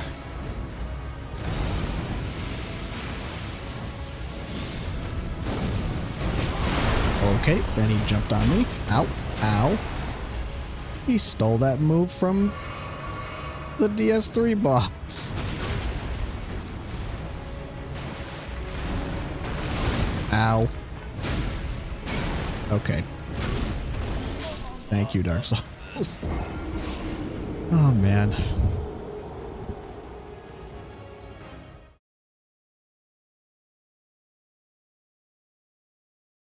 So I don't think he's susceptible to bleed or cold, as far as I can tell. So the bus stop might actually be my best move here.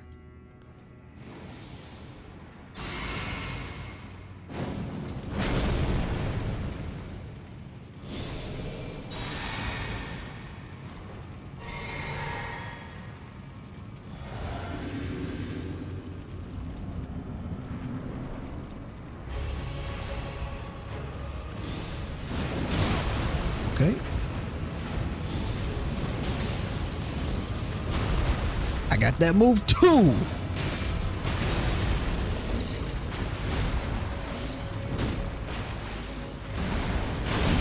Ouch.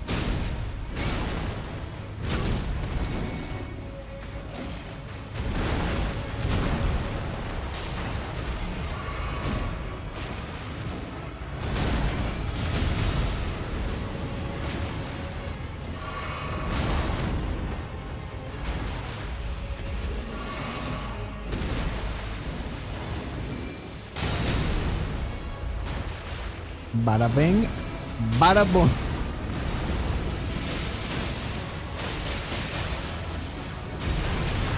Holy crap.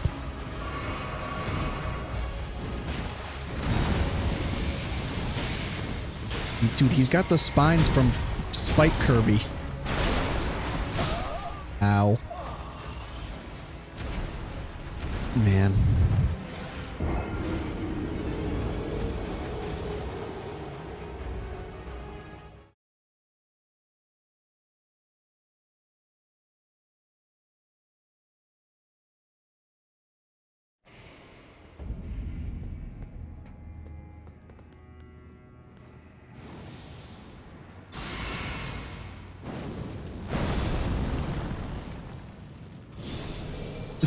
The thing is, this doesn't even feel like a hard boss. I'm just fucking up a lot.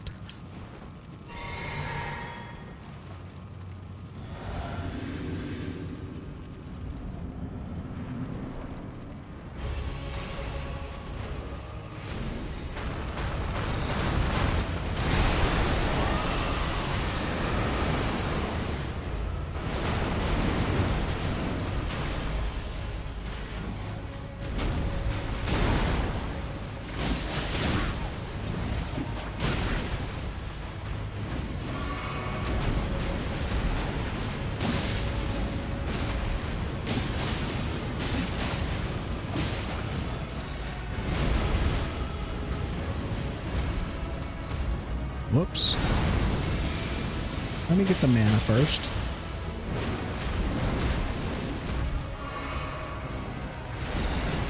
Oh shit, I predicted that move wrong. I didn't think he was doing his grab.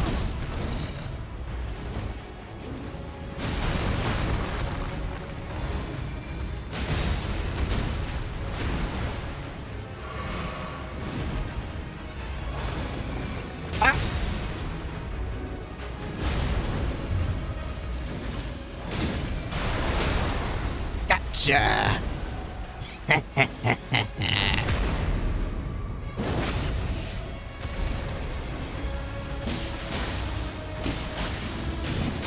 Easy money. I get an aspect for that? Nice. Crucible thorns. All it took was the golden slam, the good old butt slam. And 200,000 runes. Nice. It's a whole fucking level right there.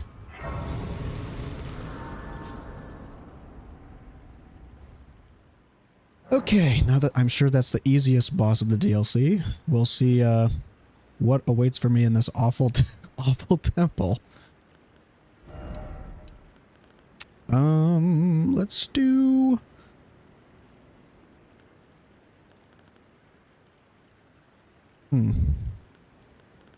Just do int again.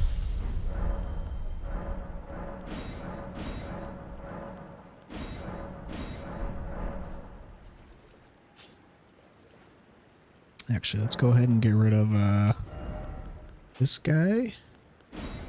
And let's do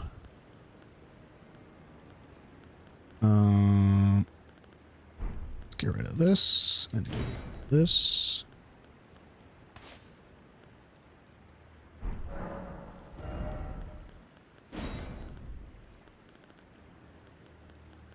Sword back, and then we'll do, let's do the lightning strike, and then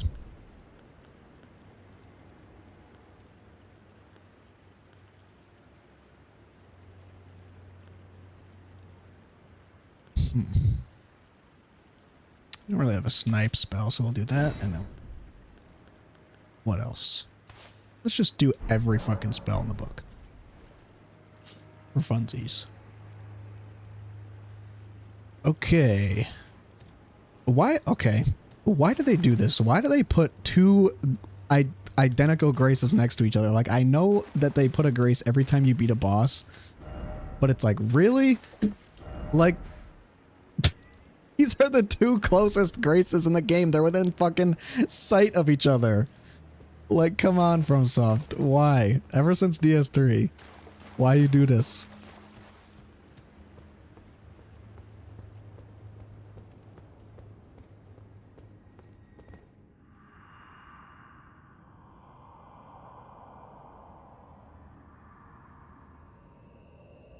Mesmer is the son of Queen Marika.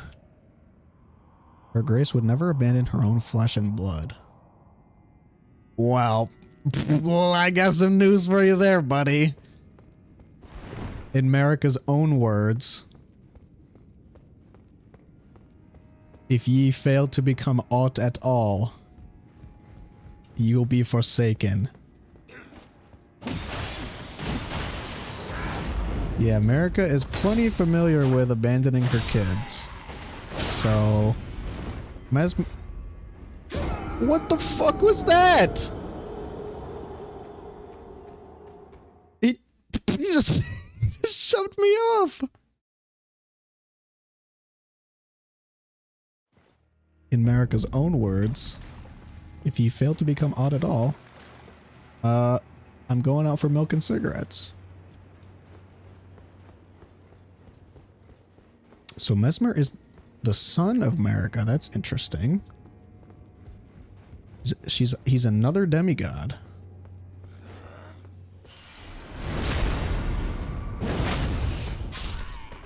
Sorry, buddy. Fuck is that? You gotta be quicker than that. Oh man, my frames are fucking nice right now. Festive grease.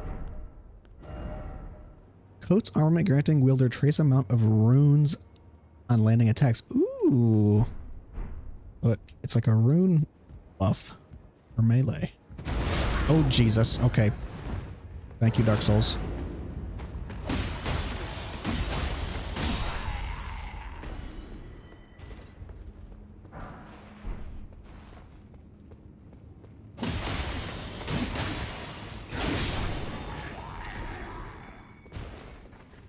This garden.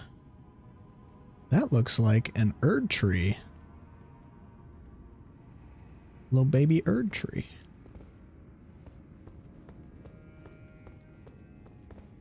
I knew you were awake. Fucking asshole. Typical FromSoft enemies. Ouch.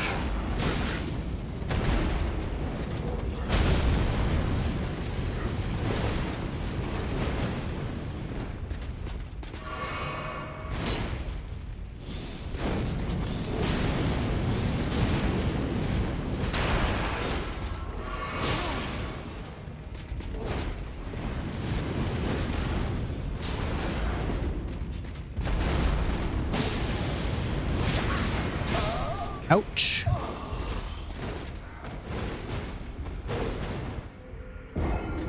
That's pain?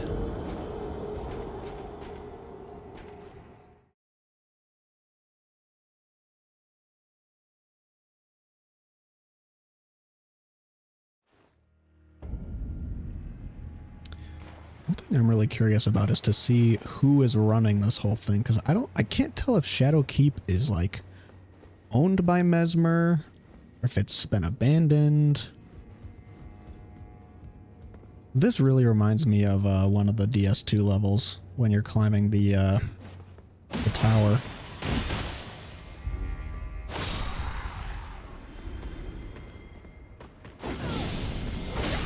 Ouch. Okay, buddy.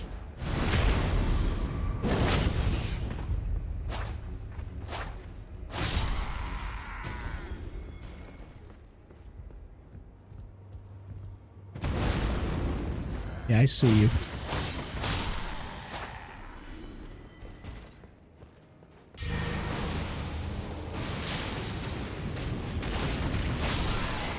Bitch.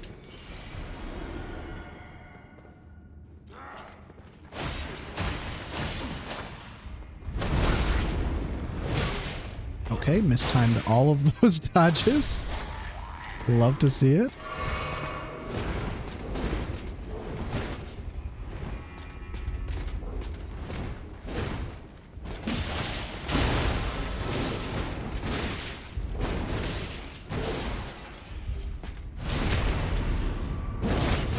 Ever powerful backstab.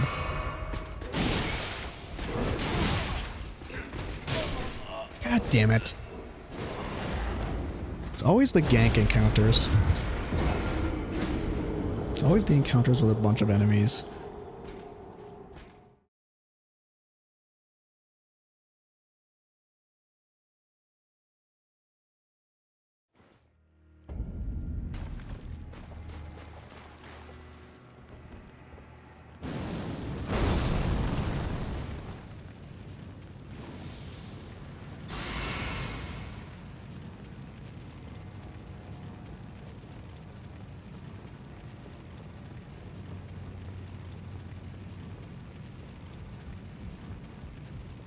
Be gone. Be gone from me.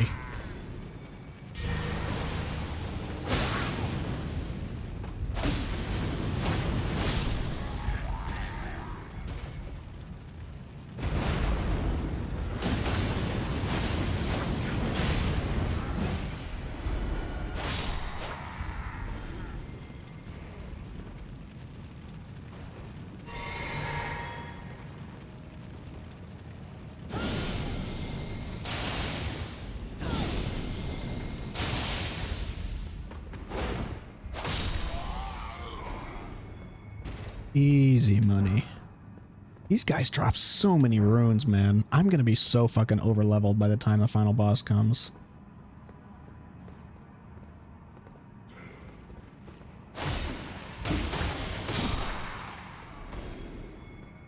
Let's take this guy out. We can. Holy Jesus! These dual blade guys are fucking annoying.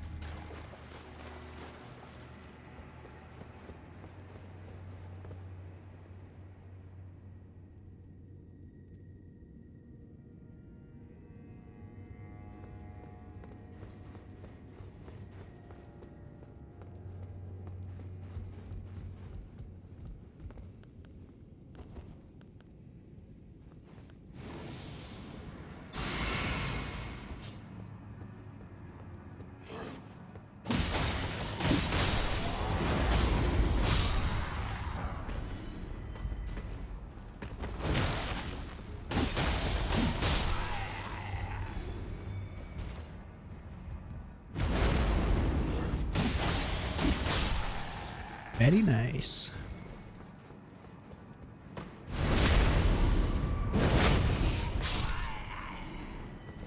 I'm already at 14k runes, man. Jeez. Did I go up here last time? No, I went this way. Multiple branching paths.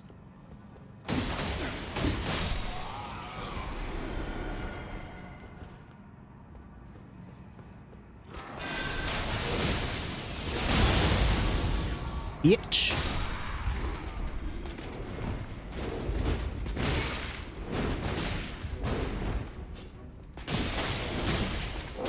Okay, maybe don't be in the corner.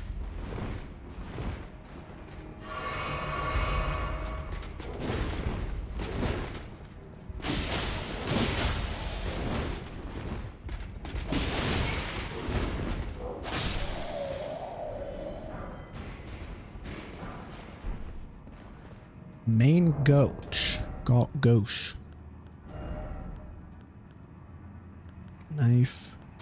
This is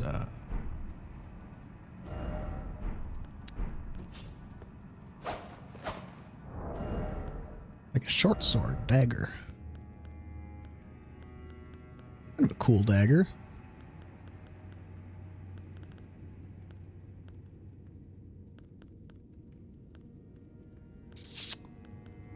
Where my blade at?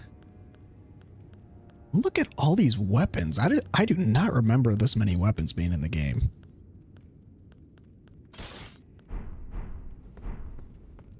I've been messing around on another playthrough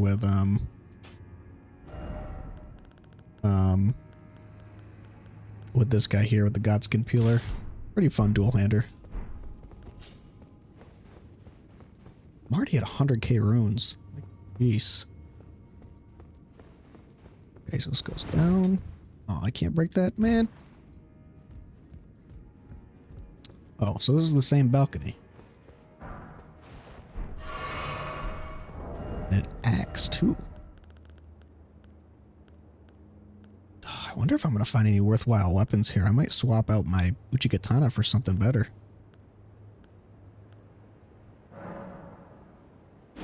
Scales with int. This is also like a katana. It kind of is. That could be a nice thing to pick up. It scales with int. Put some cold on it.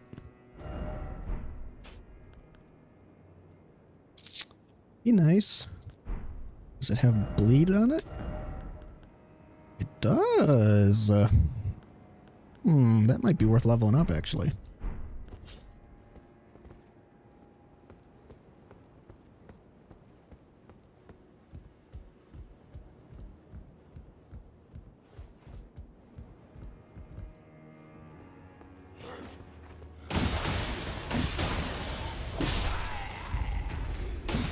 Okay, this guy just stood there while his buddy was killed. Very, very nice, sir. What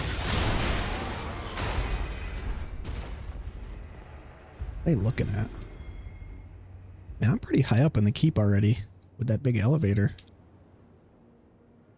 The Shadow Keep.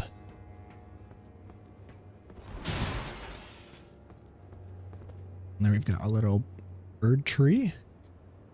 Oh, hello.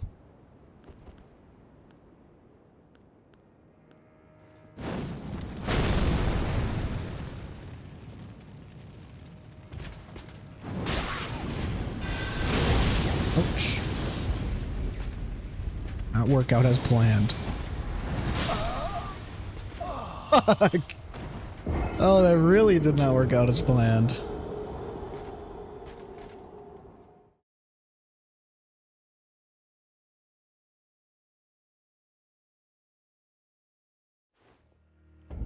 Okay. So I know which way will take me which way now.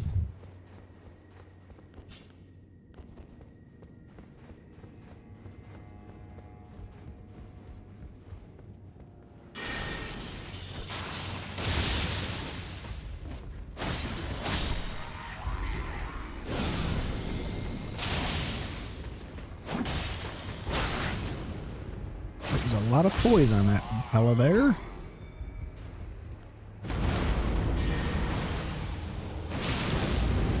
That spell takes forever to cast.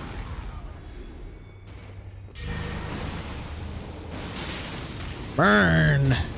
Burn, baby, burn.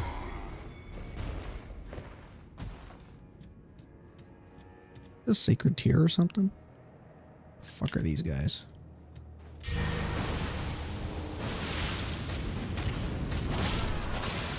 Nothing. Or shadows. Talisman of Lord's Bestowal. I'm really curious to see how Mesmer ties into like all the lore for this place. And for America in general. Because it seems like this whole area, I mean, it's called like the Shadowlands or whatever.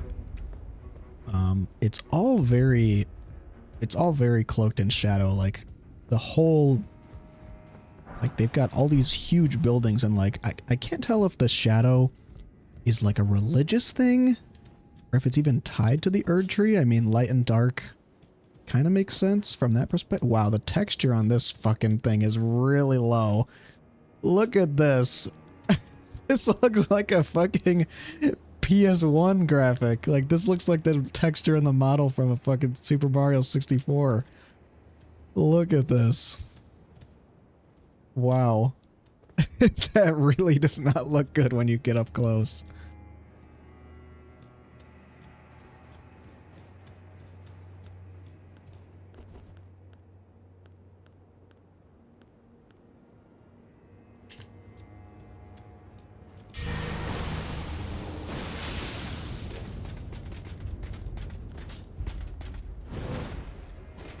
I get my runes.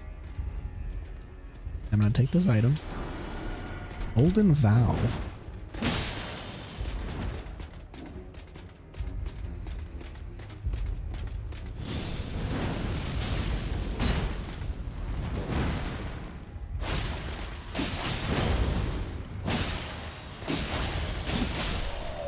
Very nice.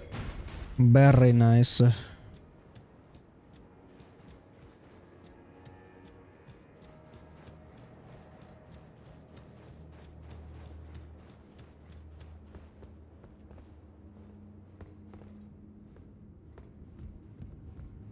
Okay, so let's drop. Oh, this is the fucking entrance. Place loops back around on itself a couple times. It's kind of similar to, this kind of feels like a cross between like Stormvale and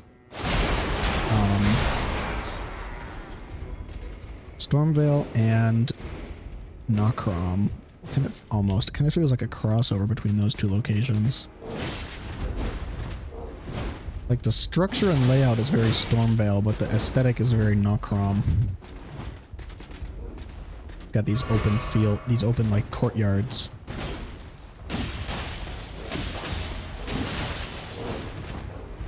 Okay, I'm just gonna accept that these guys do not bleed, and they do not take cold damage.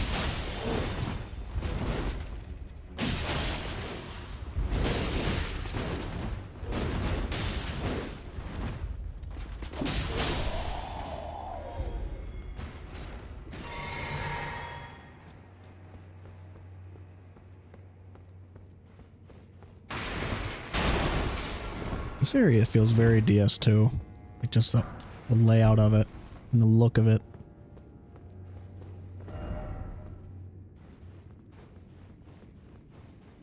What a thrill. Darkness and silence in the night.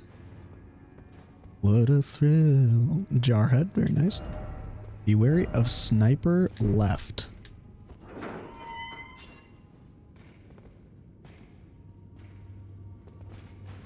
Oh.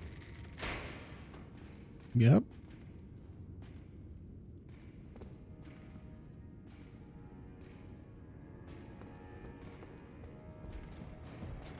Where'd he go? Oh, jeez. Blended in.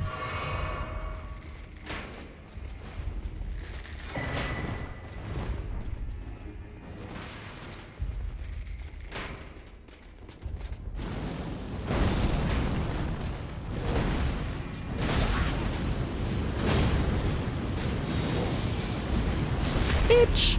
Get out of here. These guys remind me of the Silver Knights.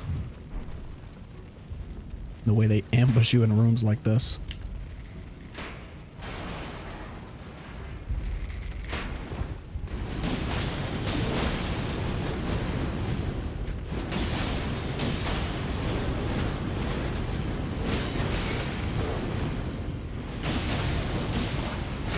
Oh, was that a bleed proc?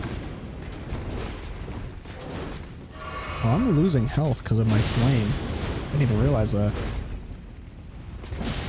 That's cool. That's kind of cool.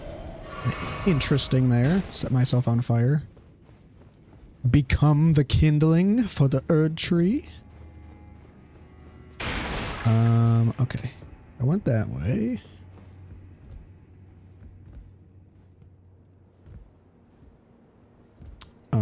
What is this way? I've been here. This place is one big fucking circle. See ya. Got our dining hall here.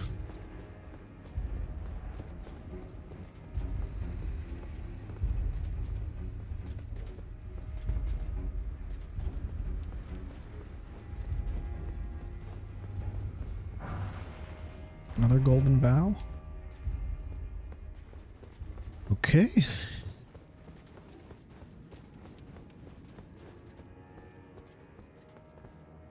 This area feels very DS3. This part of the dungeon specifically, like this courtyard area. Or this barracks.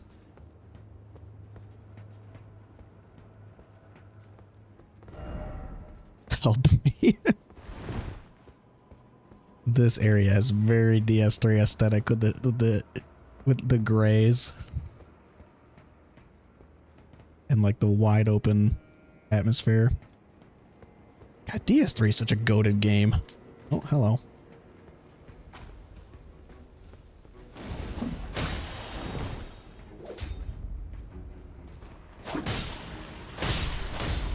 These guys show up no matter where in the game you are, these guys will fucking pop up.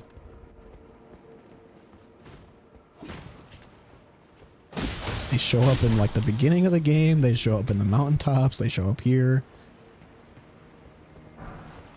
And yet they're such like a forgettable enemy too, despite how frequently they appear.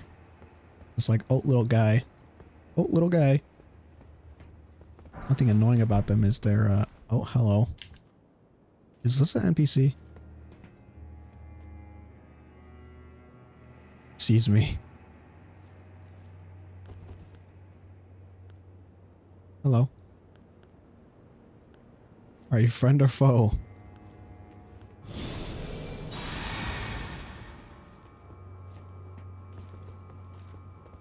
What is on his chest?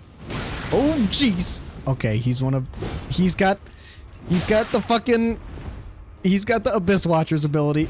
Okay. Oh, jeez.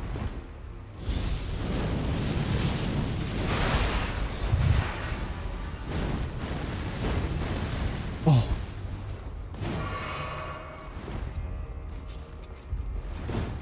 Like this.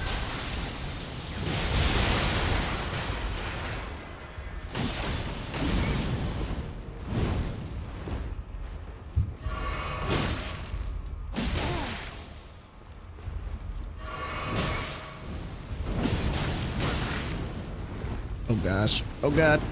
Oh god. Oh. Fuck.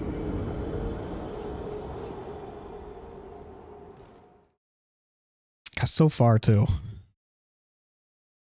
What I meant by he's got the Abyss Watcher's ability. The Abyss Watchers from DS3, one of the bosses, they do that. They have like a second phase ability where they swing their sword. These guys suck so hard. I'll play DS3 then, brother. DS3 Abyss Watchers, there's a boss where all the enemies are those guys, where like they swing the sword and then the flame bar, the flame like second strike follows after. Abyss Watchers and actually Maria of the Clock Tower too from Bloodborne. They both have like that flame style attack.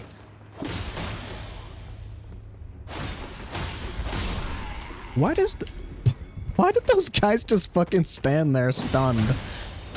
Like, I didn't just fucking knock their buddy off the cliff. Get some survival skills, will ya?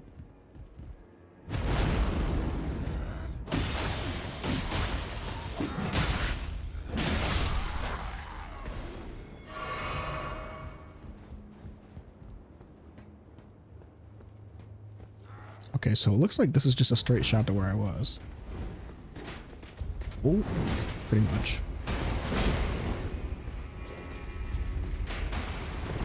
The chair saved me. Nice block, chair. Okay, these little guys are gonna be here.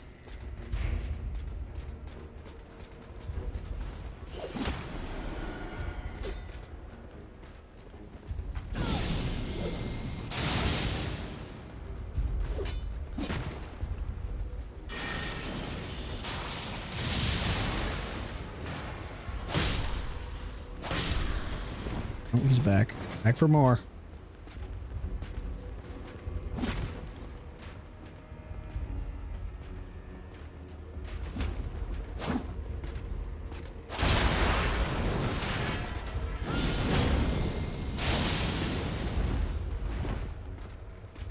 Will you fuck off?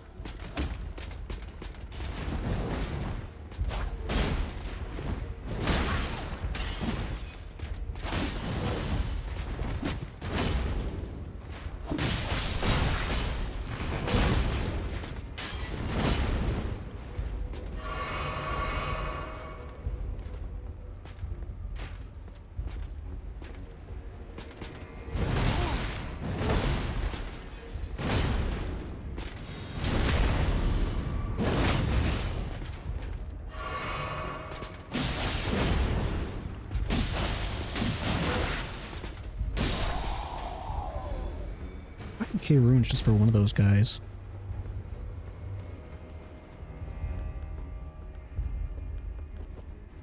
Alright, buddy. Come at me.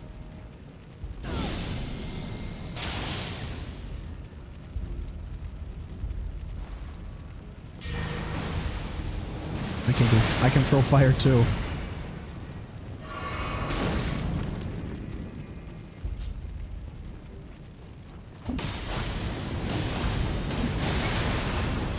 These guys are, it's so funny. They've got more color to them, but these guys are literally like almost a clone of the Abyss Watcher's boss.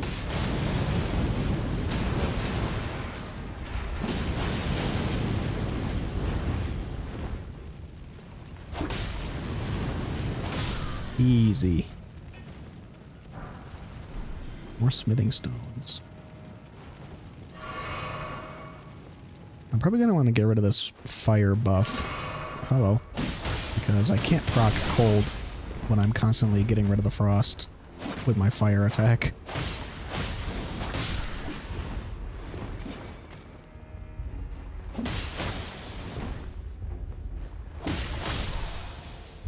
Nice. Lot of fruit. That was a fucking useless ass item too, and you get ambushed there by those guys.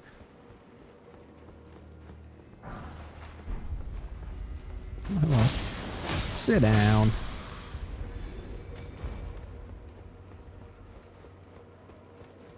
Little bit of frame drops. Okay, is there going to be a grace up here? Because if there's not and there's a boss, I'm going to shit my pants. Elevator. So far this dungeon actually hasn't been that long. I hope this isn't the end. Like the top. I mean, oh well, if it is.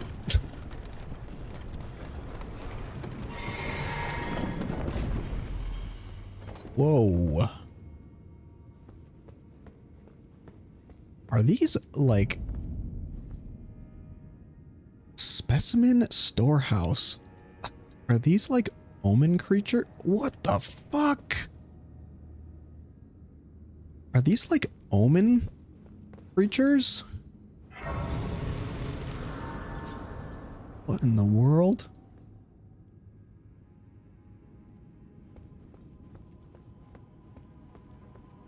Okay, oh geez. Specimen store. This is very Bloodborne. This is very, very Bloodborne. This whole room. This reminds me exactly of like the laboratory from the Bloodborne DLC. It reminds me of certain areas from DS3, like underneath the cathedral. Actually, this is very very DS3 coded. DS3 and Bloodborne. And that is fucking spooky. I didn't even know that Omen could affect like other creatures like that.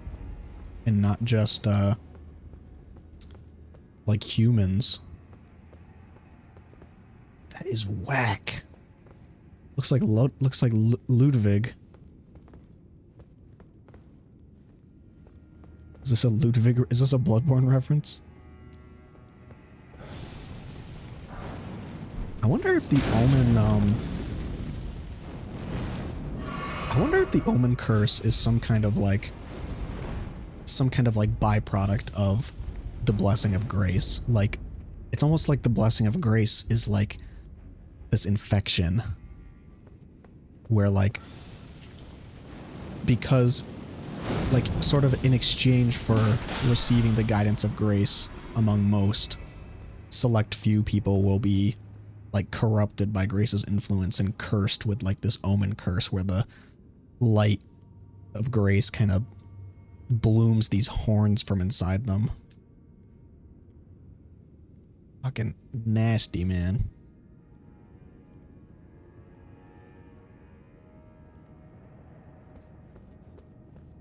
Yeah, this definitely feels like a DS3 coded room. DS3 or it feels like the Cathedral of the Deep in DS3. Very similar.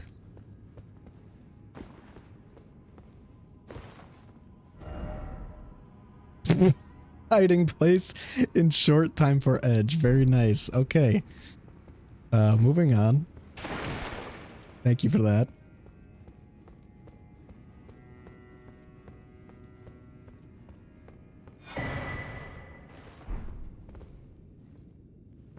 Oh, am I gonna need that? Oh, hello. Shortcut. Hidden room. Surprised that wasn't just a hidden wall instead of the lever. Interesting. This area is so bizarre.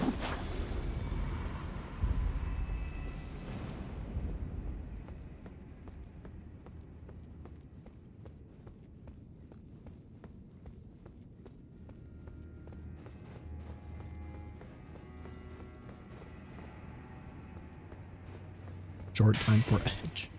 This is very similar to the Cathedral of the Deep.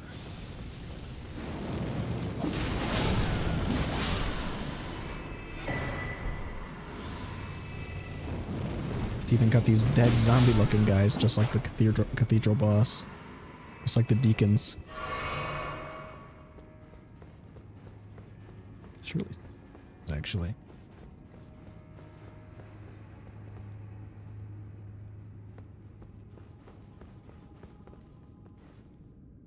Very DS3 coded, this DLC so far. Let's level up.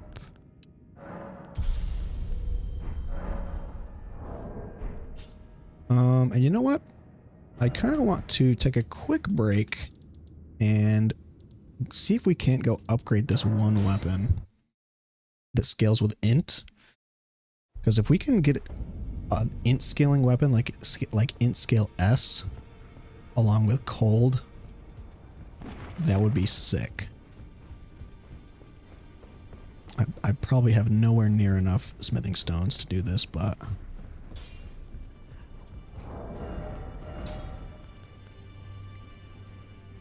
I can't even use this. I don't have enough int yet. Fuck.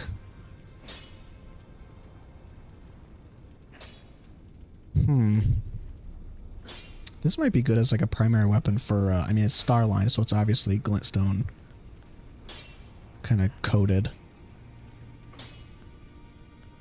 New strength soldier's axe. Oh my god, my old axe from earlier in the playthrough, forgot about that. This might be fun to use.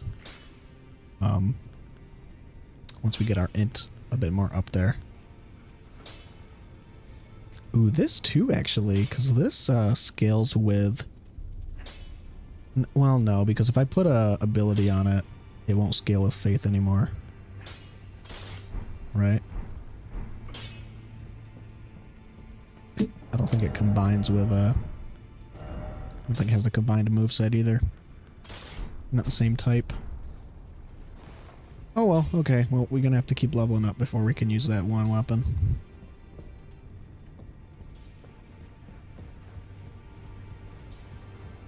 This place is a fucking mess. Okay, back to storehouse. And look at all these areas too. We still have all this to explore and all this down here. Like, I feel like we've barely scratched, and we've got this huge fucking volcano looking place. I feel like we've barely scratched the surface of the DLC, and the DLC basically gave us a fucking entirely new game to play. Like an entire new map. This is like, this is probably almost half the size at least of the base game map. Like, it's pretty comparable. And this whole area too, like, oh, this whole area just looks so cool. I can't fucking, and it looks like this is all shaded too. So there's area here we haven't explored yet. Holy moly. Dude.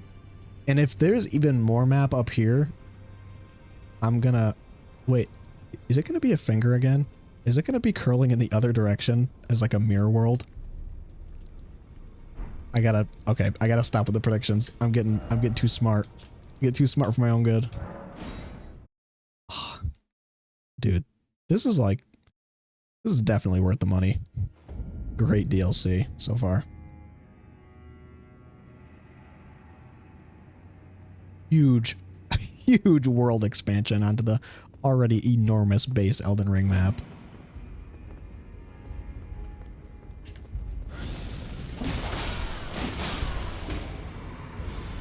These guys are a little annoying with those flames, but at least they're not terribly hard.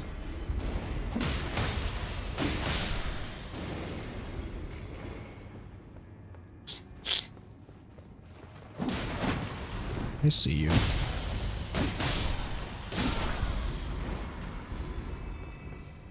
So far, not really any bosses harder than the base game, I would say.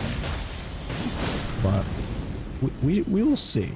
We will see once we get to the upper echelons here.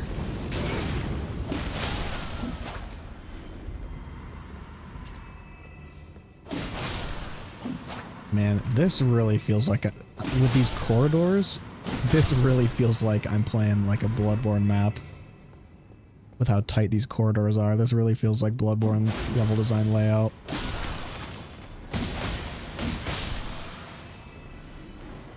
It's got like DS3 aesthetic, but with Bloodborne level layout, level mapping.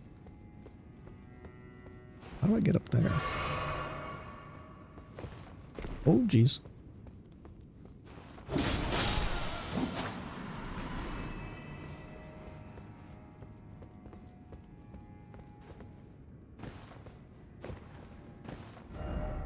Sad. Big sad.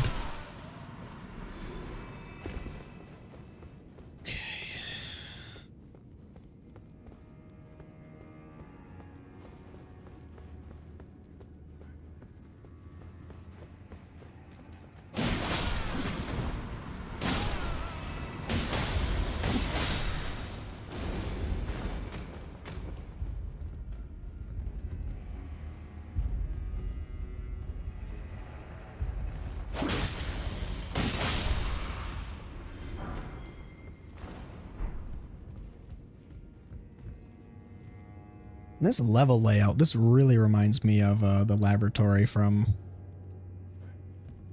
Bloodborne. Kind of reminds me of the tower.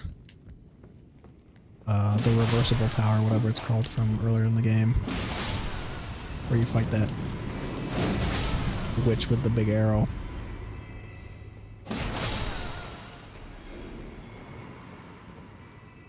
Yeah, very similar design. I wonder what this fucking big library is even for. God. I mean, as far as we know, lift ahead, try circling around. This is a shortcut. Oh yeah, this feels very similar to, this is so similar to the laboratory from Bloodborne. With the big tower layout and the multi-lofted levels.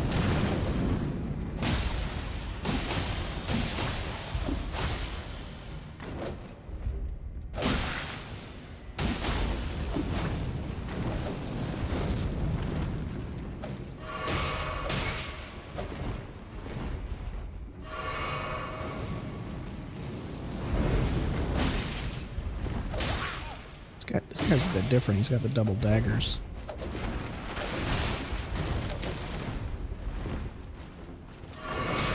Okay. Enough. Sheesh.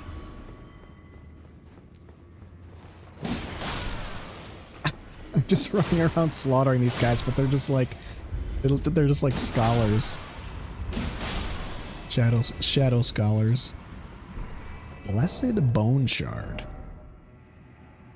Used for crafting.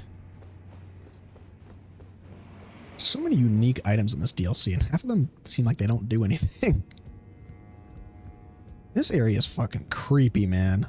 Why are they collecting these giant omen specimens and butchering them? And who the fuck is this? Who put Jesus Christ over here?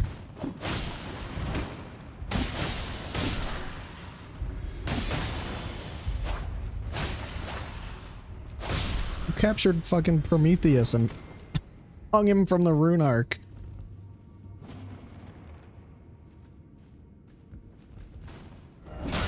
Time for a jump. Ooh. Bro. And he got the toes out and he got the bare soles out. You got the bare feet out, bro, at the bottom of the soles for free. Bro. That's messed up. That's messed up. Jeez. We're gonna have to censor this. We're gonna have to blur that out.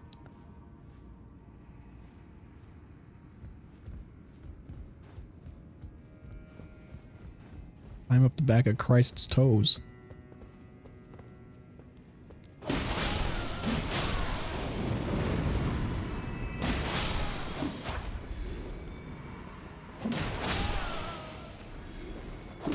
Okay, so far this place is just fucking free runes. Oops.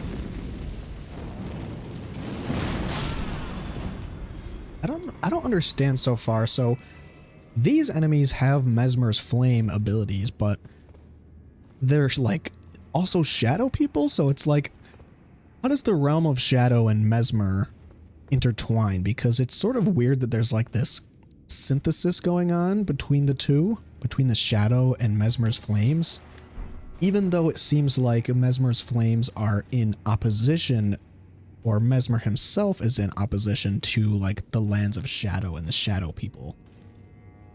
So I'm not quite sure what to make of that yet. I mean, maybe I'm just reading too much into it, but it is peculiar how like it seems like at first Mesmer was this outside influence, and once he kind of brought his flames here to the realm of shadow, that's when it kind of became intertwined, like almost like the realm of shadow was occupied by Mesmer and his men, and then as like the integration of Mesmer's flame took place, the people of the shadow realm like started to study and use the flames as well. I don't know, could be, we'll see. Because I mean, we do know that Mesmer is an outside influence, like it doesn't seem like he's, oh crap, it doesn't seem like he's from the land of shadow because he is the son of America. So it seems like they came here from the lands between and not the other way around.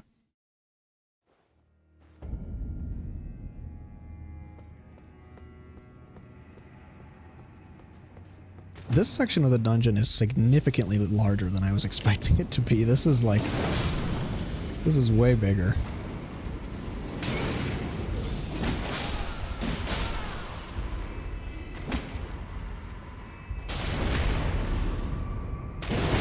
was the most gruesome kill I've ever fucking seen. Holy shit, I didn't know if you backstabbed the small enemies, they got fucking obliterated like that. Jesus Christ. Fucking... it turned him into the ground.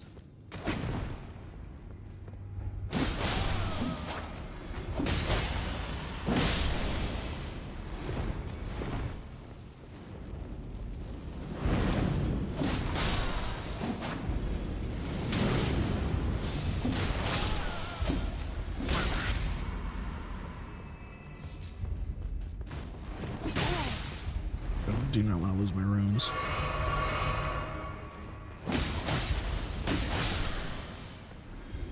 This definitely feels like I said before, this has a lot of the goes of like Bloodborne and DS3 level design, so it's weird to have this feeling again of feeling like I'm playing through like a legacy, not even just like a legacy dungeon, but like specifically a dungeon I feel like you could have found in either of those games with the way this level is laid out. It literally feels like I'm playing DS3 right now.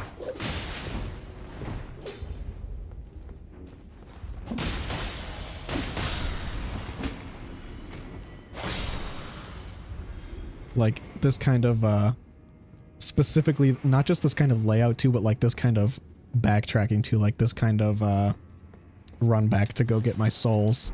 Like this is bringing, like, since I'm so used to the open world of Elden Ring, I've kind of forgotten this feeling of like, I take this specific path through this dungeon, I lose my souls in a specific spot, and now it's like this recurring rerun to go and get my souls, like, as the number of souls I lose each time I die gets like more and more and more. That's like the ultimate dilemma of like every previous Souls game, is that there's almost no way to like go back and get the souls where you lost them without making your way through the gauntlet again. Like you have to survive this gauntlet of enemies a second time without dying in order to get back to where your souls are. Which I kind of miss, because I feel like it makes you take the game a little bit more, it kind of forces you to take the game a little more seriously than just the open world. I say as I die. Than just the open world, where you can just kind of skip past enemies and then just pick up your runes on the way. Like just riding on Torrent to just grab them and run. I'm gonna turn my fan on, actually. My CPU is chugging temperature over here.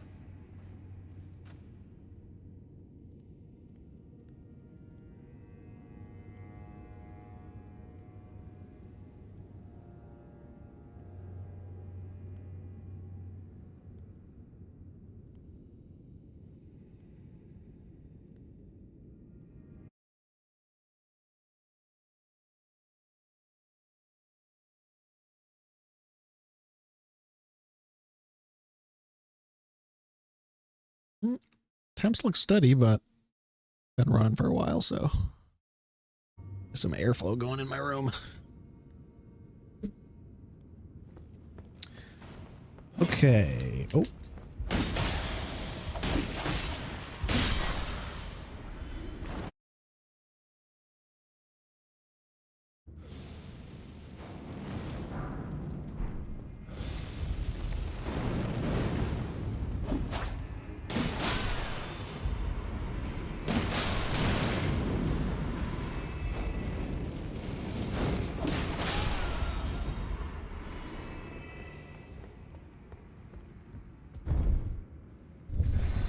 This goes down? Oh, this is back the way I came.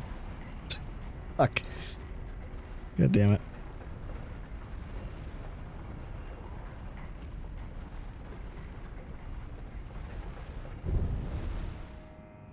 Is it? Yeah, it is. Okay.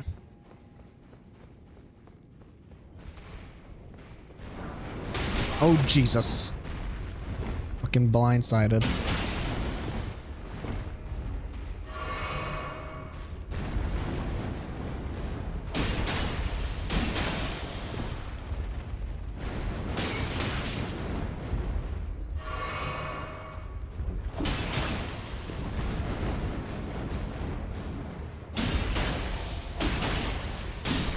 There we go.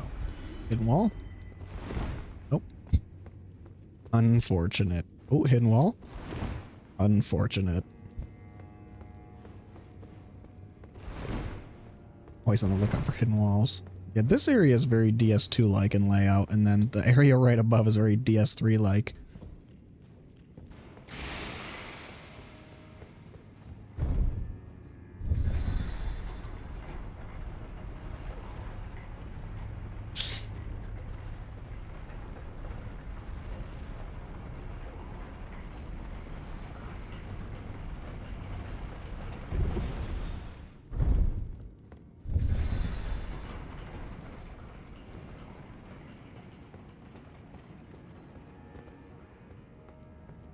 Have I gone that way? Oh, because I came from this way, so that is a new way. That is a new direction. Okay, well, let's go get my runes back first. I say as I'll probably go die once again.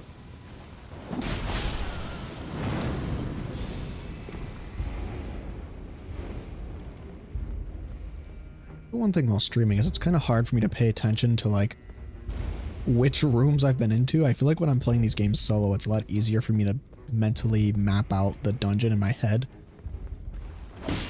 Whereas when I'm streaming, I'm so busy thinking about other things, like thinking about talking. Kind of harder for me to memorize the layout.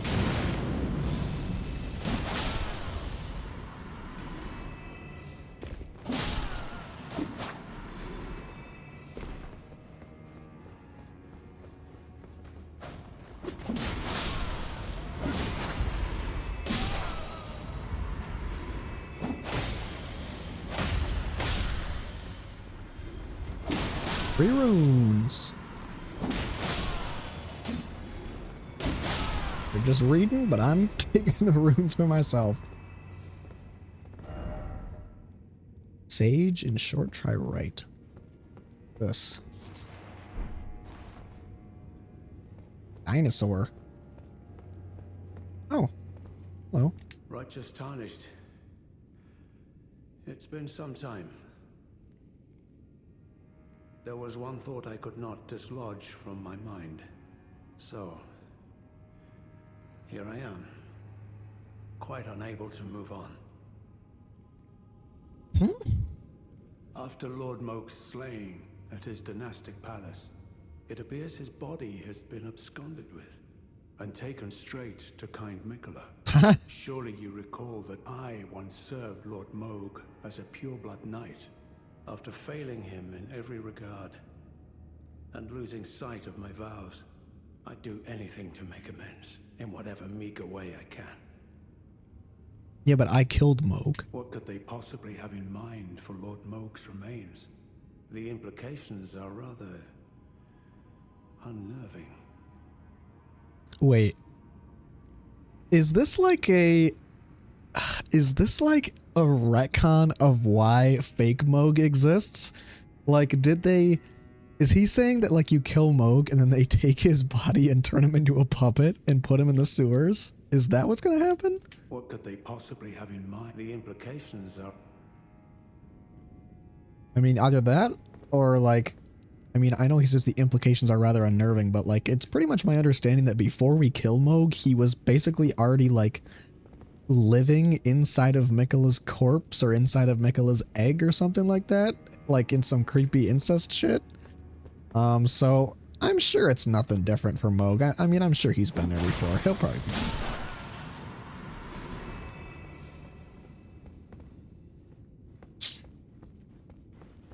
So sorry I killed your master there, bud. Sorry, not sorry, because I had to get here, so.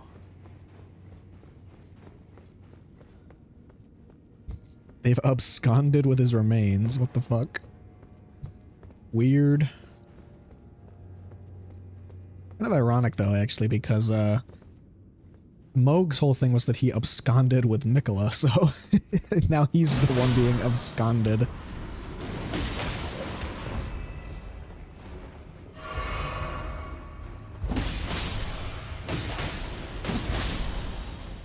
He took Miquela's body for himself, and then Miquela fucked off into the Shadow Realm with his spirit or whatever.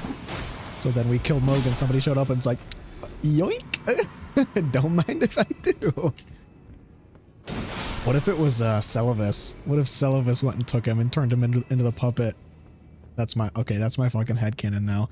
My headcanon is that fake Moog wasn't a copy-paste boss. The reason fake Moog is there is because we kill him, Celavis steals his dead body, and then reanimates him as a puppet in the sewers.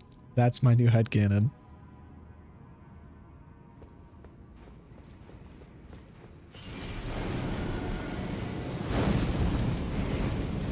Okay, relax with the fire.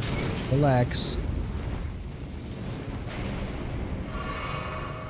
I can do that too, asshole.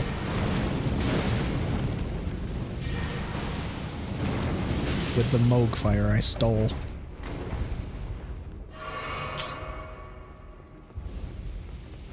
Okay, see ya.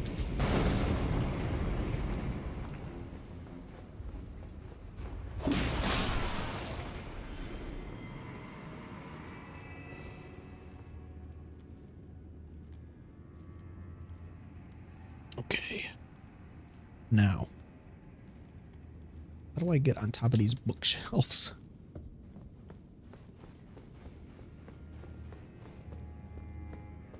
Aha.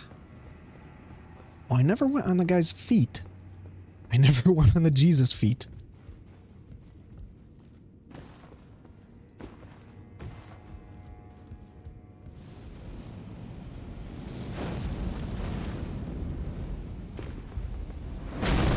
Ouch. Use you.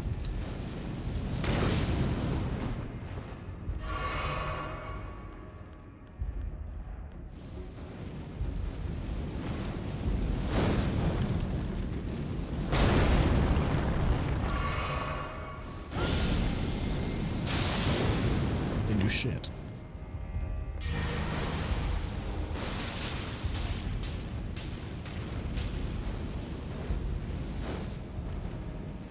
Here, this guy.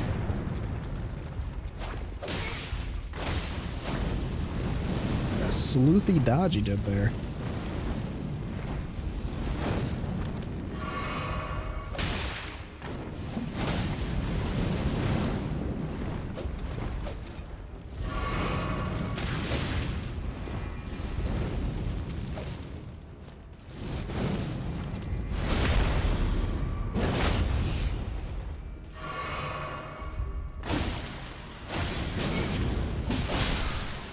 Itch.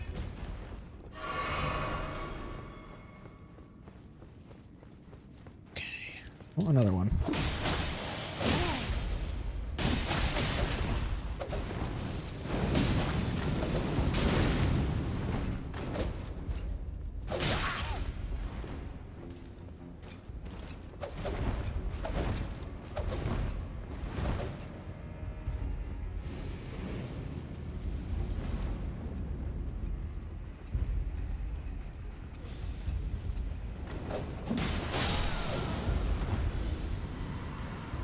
See ya.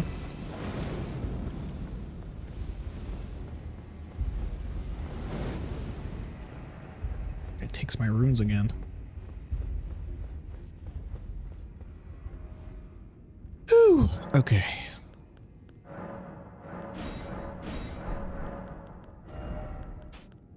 Let's get some better spells for this close range.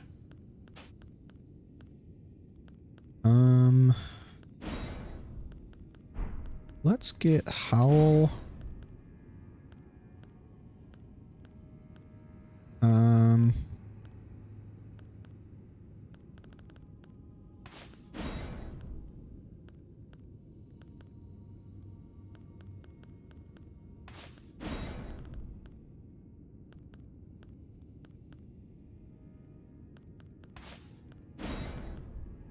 And the blood thing.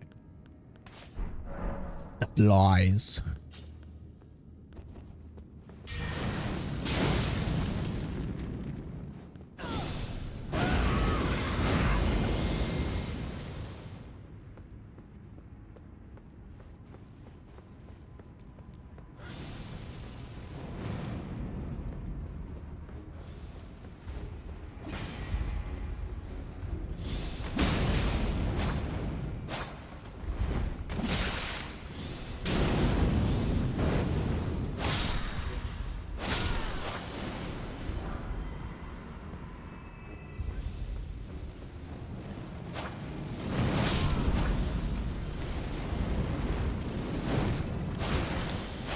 almost like the Mesmer's flames are alive. Interesting.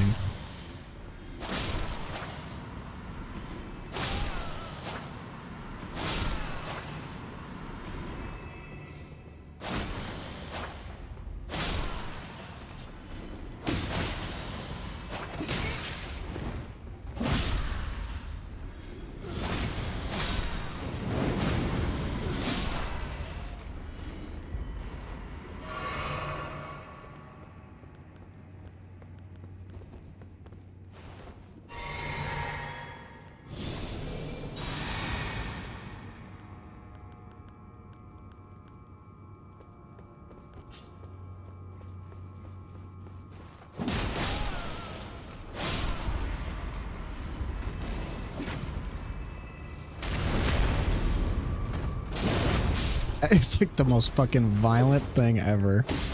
Right through this, like his whole body gets destroyed by my fucking 7-foot long sword. I'm going to find a way to raise my focus so that I can maintain that madness buff for longer.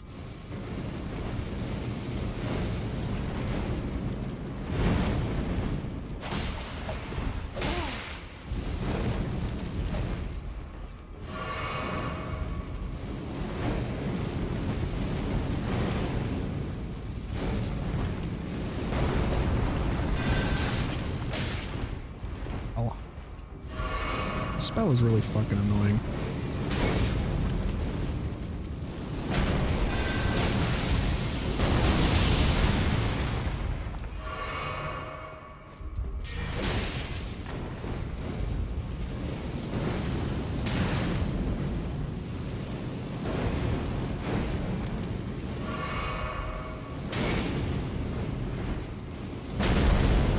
Okay.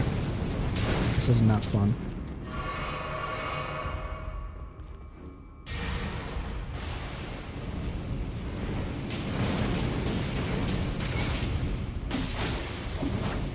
These guys just everything resistant? Like bleed?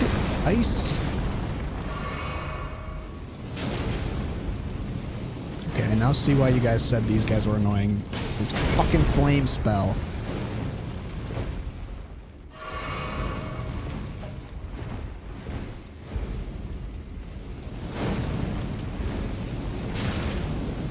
Bruh.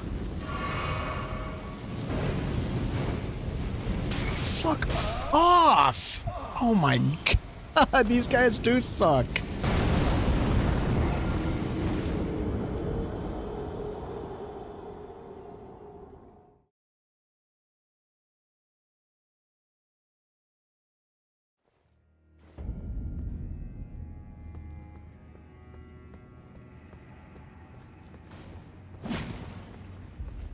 Yeah, absolute worst is right. Jesus. They weren't as bad when I was just doing melee. Holy shit. They just spam that fucking spell. It messes up all your timings.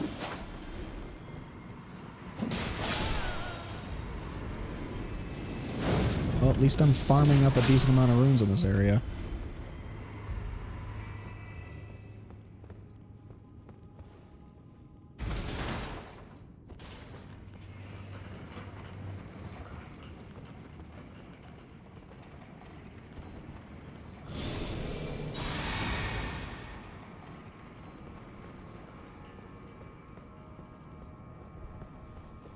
So I need to focus and just go like straight.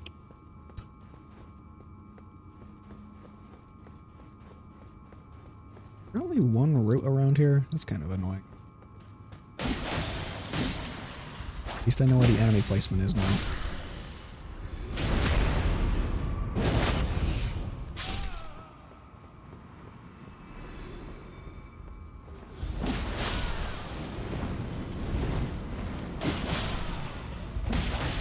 Homing missile flame attack.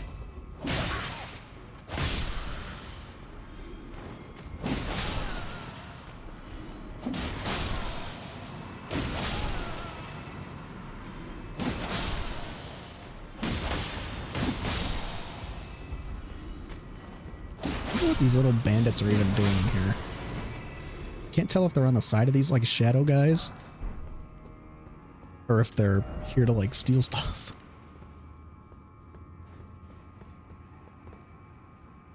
Okay, so we've already been this way. We talked to what's his name about Moog. I just know, because this is what happens in every single DLC that I play, I know that what's going to happen is I'm going to like not pay these new NPCs any mind and just like forget all their names, and then at some point they're all going to show up as like a boss, just like in DS3.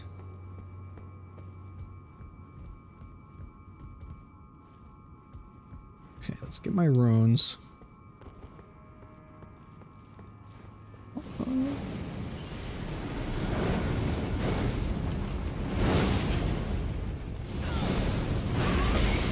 Okay, he does not get affected by madness either.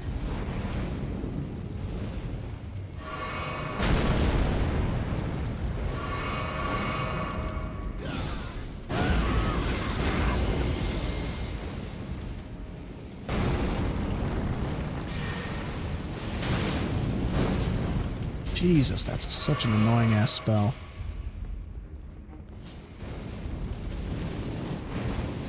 Like a fucking rhythm game.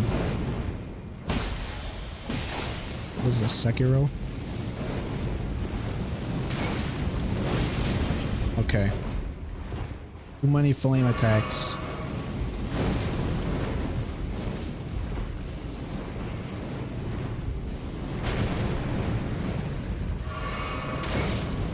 Okay, he's not giving me a window. Know what that means.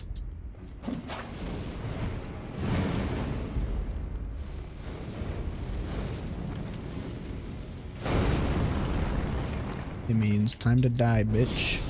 And now you come at me with the melee. You asshole.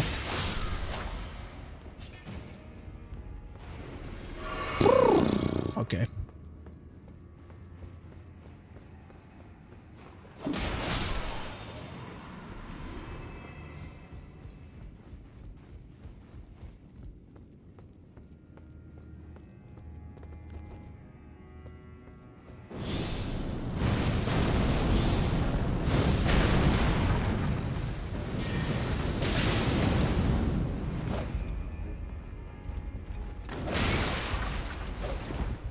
Those daggers are hurtful. Are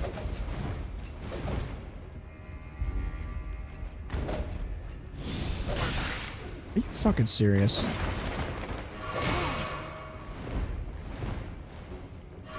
Oh shit. I'm in a hole.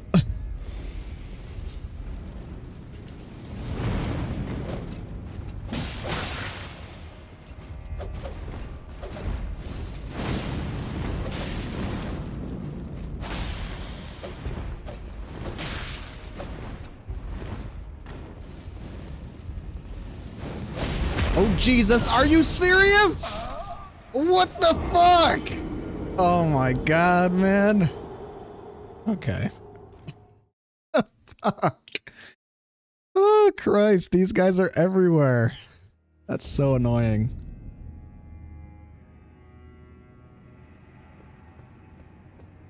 That was a fucking FromSoft moment right there.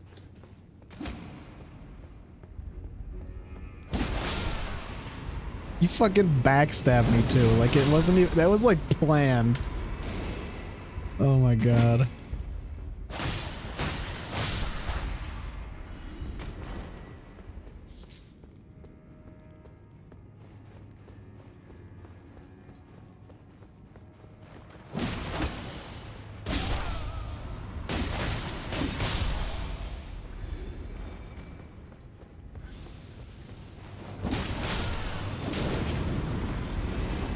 Okay. You know what? I might switch up my strategy a little bit here.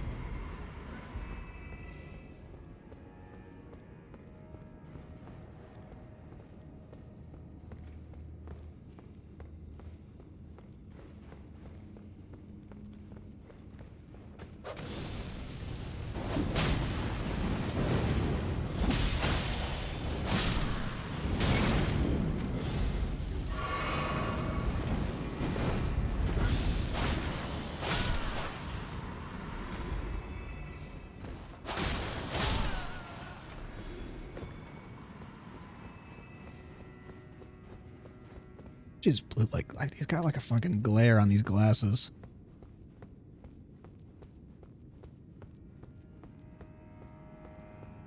Okay. Where are my runes? They're this way. This is like a maze with all these bookshelves here.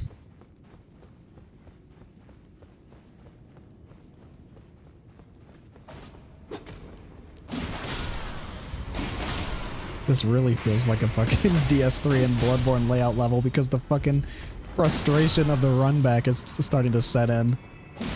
Just like those games. You get super far just to die to the same enemy over and over again.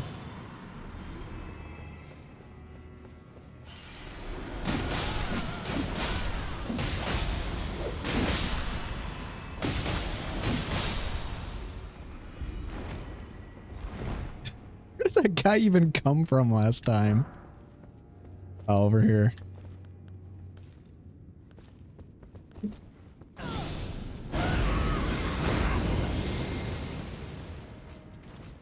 Yep, take your time.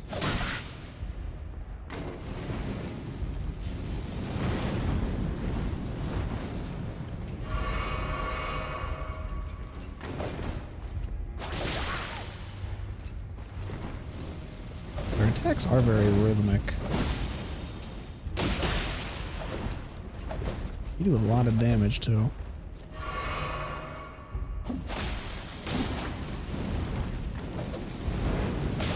Okay. Gotta fucking trap me in a corner, man.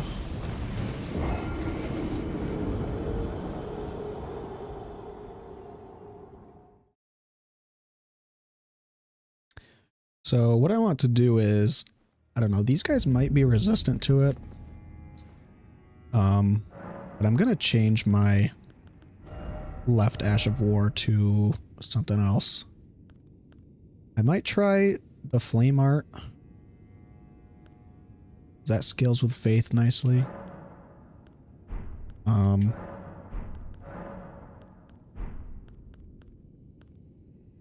But I don't know if that's really going to be effective against them or not because they are mesmer soldiers. But we'll just see because they're obviously resistant to cold. I haven't procced it a single time. So hopefully this will let us do a little bit more damage. I mean, I could have them both faith scale, like sacred, but that's boring.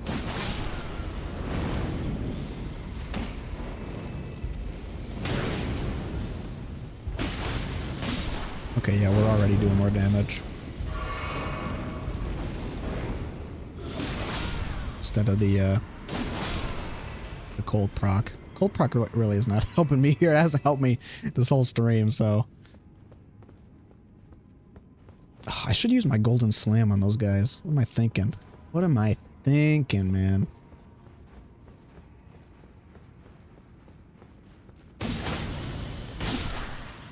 Very nice. We get the burn proc.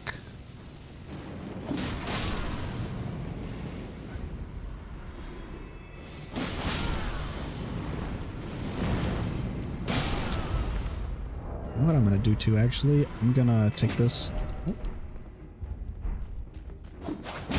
Fuck off. I'm gonna take this guy off. Increases poise.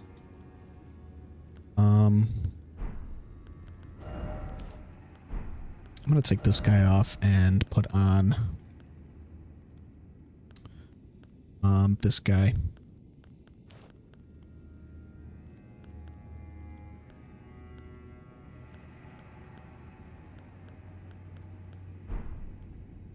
I might change this for this too. Try that. Love how many different talismans they have in this game because there's way more different combinations and abilities and effects you can do compared to previous games of the rings. It's a lot more similar to like the charm system from Hollow Knight, where like there's just such a huge amount of combinations.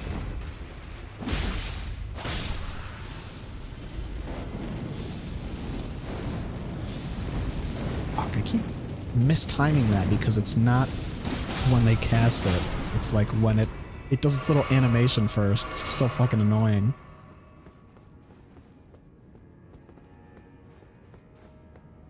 Okay, bend this way.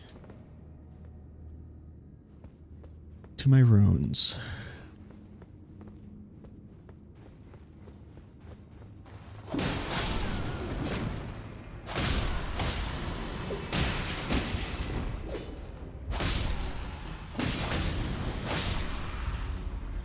I don't know if this is really gonna help me or not. We shall see.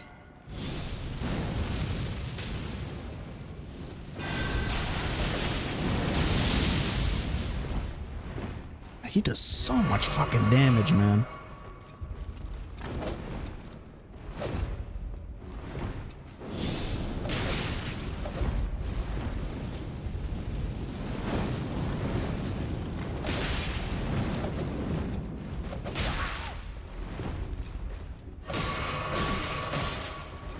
Fuck off.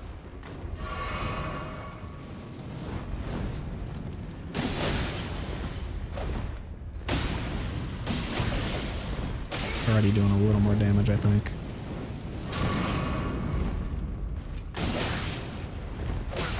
God, why am I having such a fucking hard time with these dagger guys?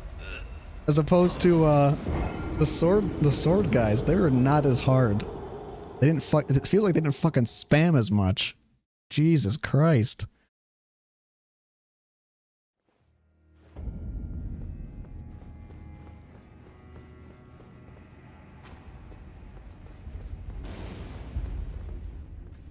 My spell's out again.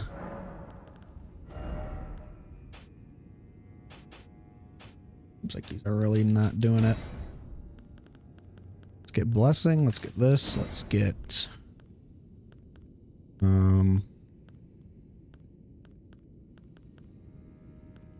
let's get lightning. Why not?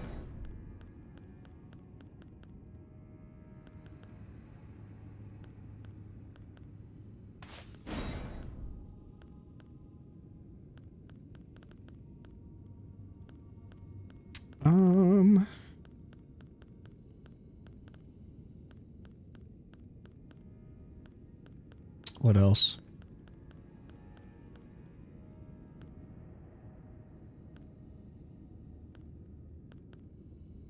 Try the lightning bolt. It's quick. We gotta try this guy too. Forgot about this. Massive bristling thorns to scour the area. This sounds fucking cool. Not as cool as I was hoping. Oh wait, can I hold it? Okay, that's pretty sick actually. That's pretty cool. That's a pretty cool ability. Let's see here. Let's find an enemy to use it on.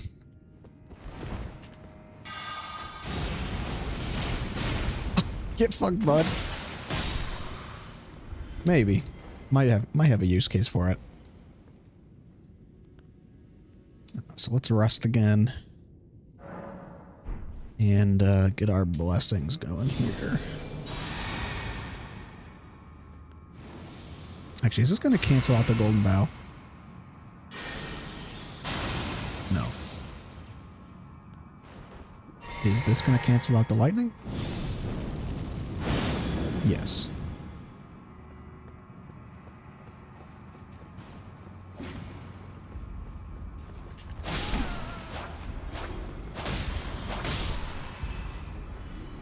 So you know what we're going to do, actually? We're going to get rid of those. Can't tell which of these is better, though. I'm going to guess this one. Cool.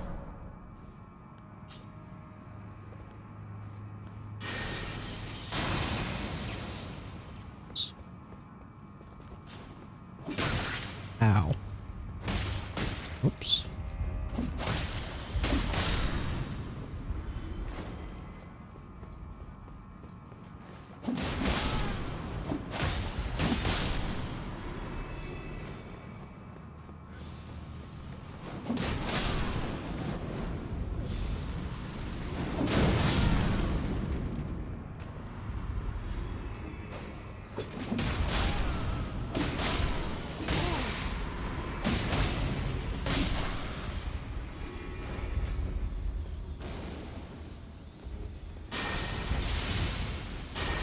scale is pretty nice. How fast it is.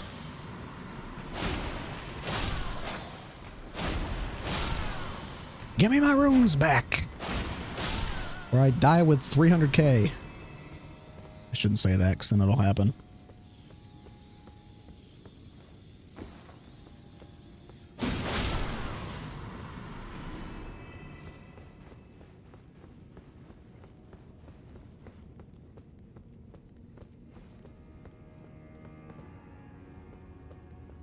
Fuck am I going? This place is such a maze.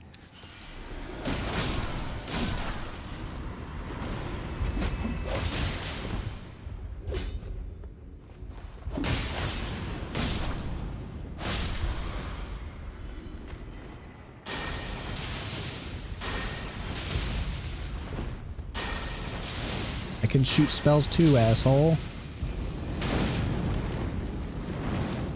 But not ones that deal that much damage.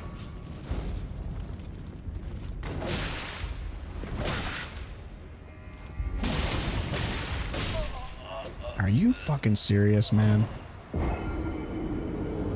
I almost thought I lost my runes there. I was gonna flip out. Thankfully, I'm smarter than that.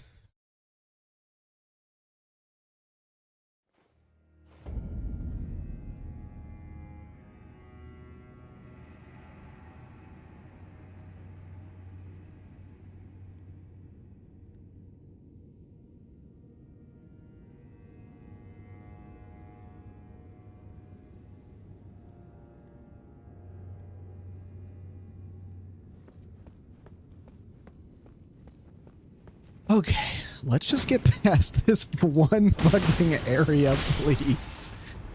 Please, God, please, Joe Biden. Please let me go. I can already feel myself getting worse because I'm getting frustrated.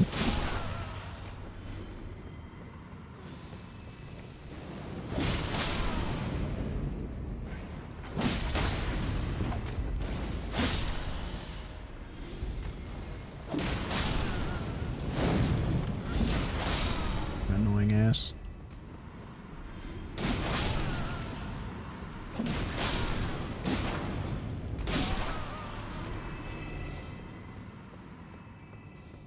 Cannot wait till I can play this game at fucking ranked, consistent 60 frames.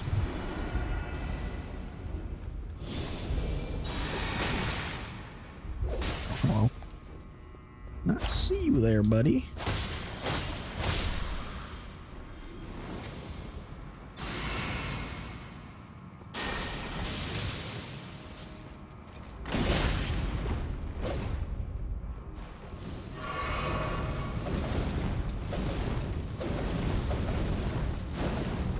Like fucking 6 times attack? Jeez. Fucker.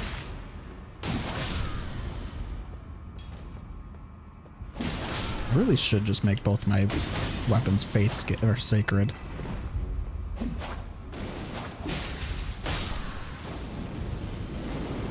It's a smart thing to do. Okay, I'm not getting trapped in this fucking loop.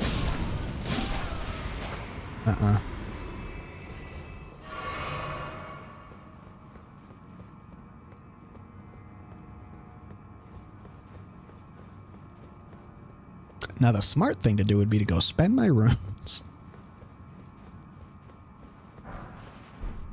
All that for a smithing stone.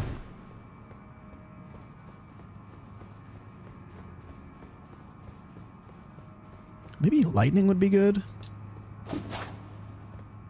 I don't know, man.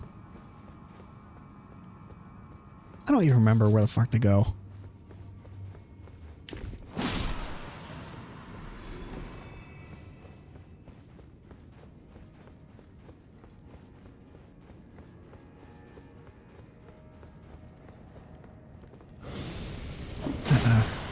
Nope. Nuh-uh. Not today.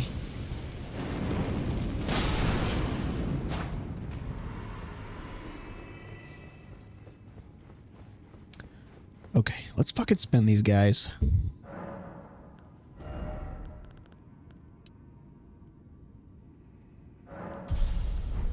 Okay, one more level.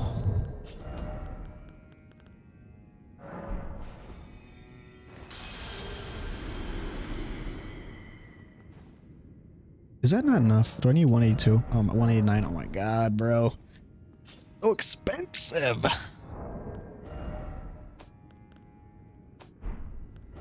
So expensive.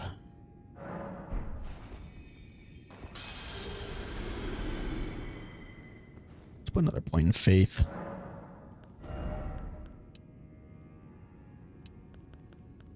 I'd like to get that up to at least 60 pretty soon.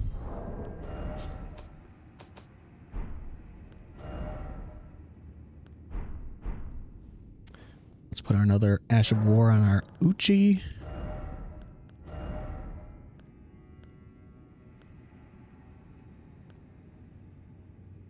Oh, this is all physical damage? Oh no, it's physical and fire. Yeah, they probably don't like the fire that much. 220 plus 198. Okay, it's gonna be the same for all these. Yeah.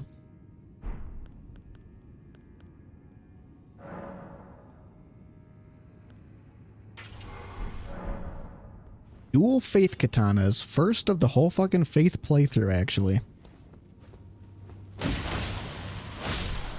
Is that doing less damage? It kind of seemed like it was doing less. Well, whatever. Sure, it'll be good against the Mesmer guys.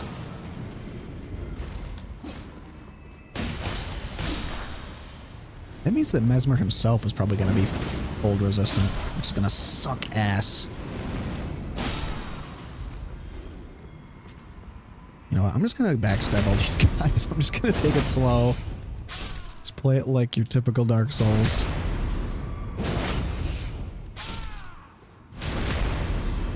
Same sound effects since forever.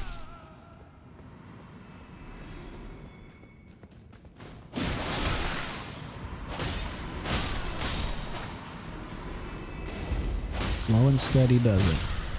Okay, now let's avoid this guy, this flame guy, because I don't like him.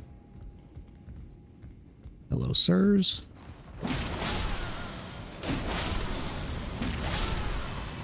Climb this bitch. Get the items.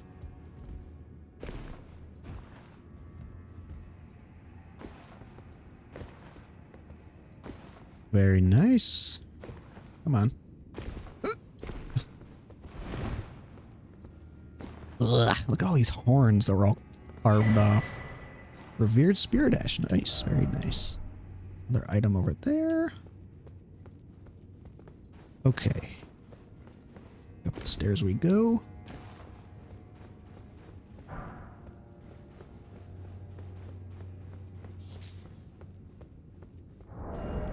Do I have better armor than this now?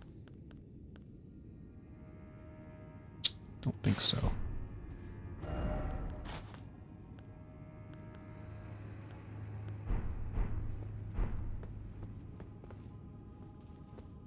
Okay, up the steps. I know which way to go.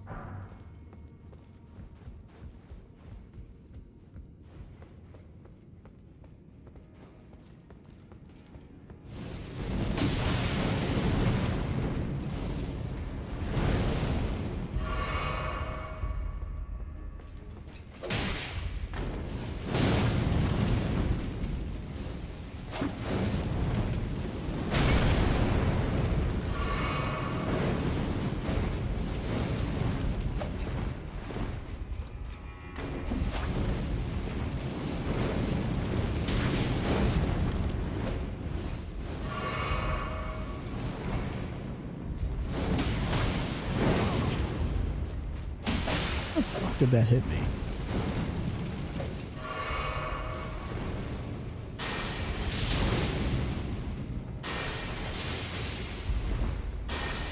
And not so fun being on the receiving end, is it?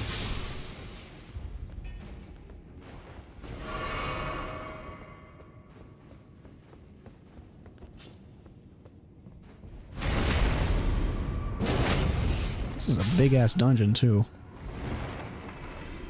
Well, at least it's taken me forever to get through it.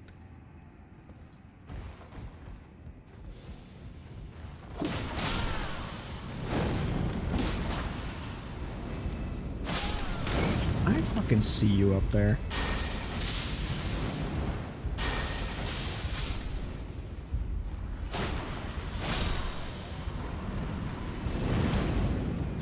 This fucking spell is the bane of my existence. I do not like the timing on that.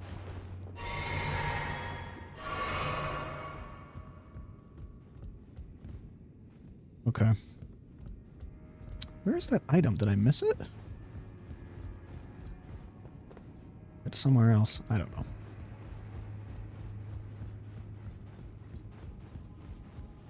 Okie dokie.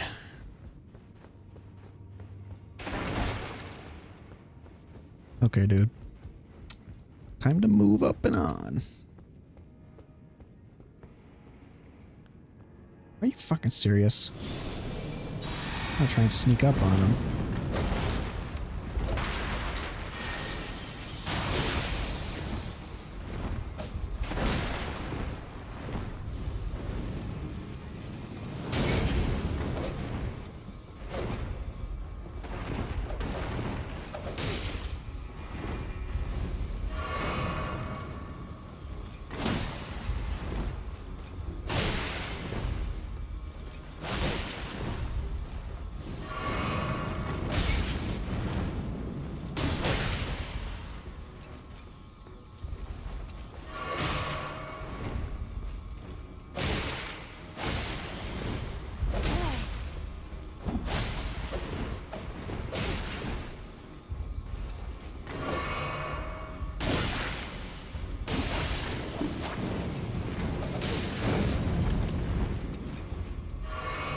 God, these guys are pissing me off. Fuck off, dude. Jesus Christ.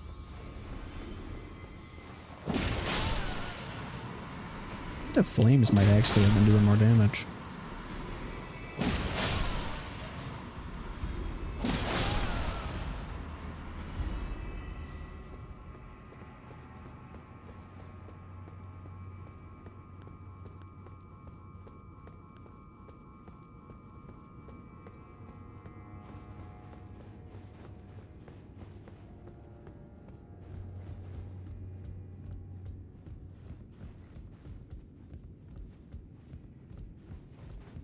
Oh my god, I completely forgot we'd even gotten to this point.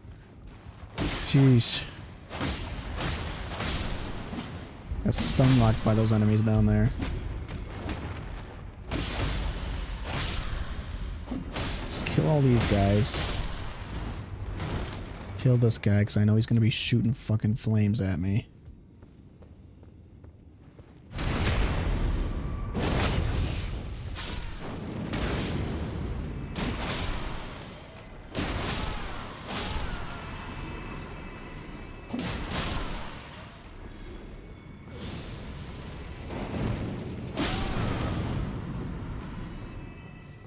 Fuck me.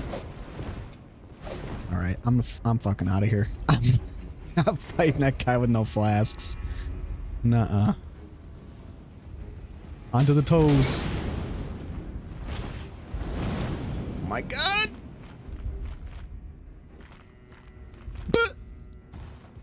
Oh my god, it's a miracle. Did it, thank god. Abandon here my armadextral. Okay. So Mikola was in this fucking building? Thank Christ Almighty. Who's literally hung behind, like Marika is hung behind me on the rune arc. On the Elden Ring. Ooh. Okay. That was a piss fest.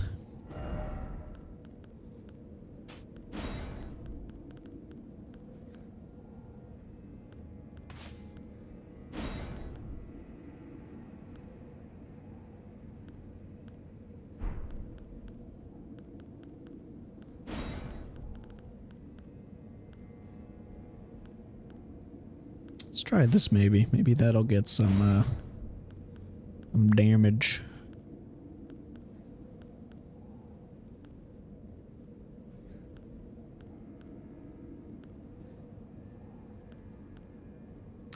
should have been using that this whole time. Grab onto the fuckers.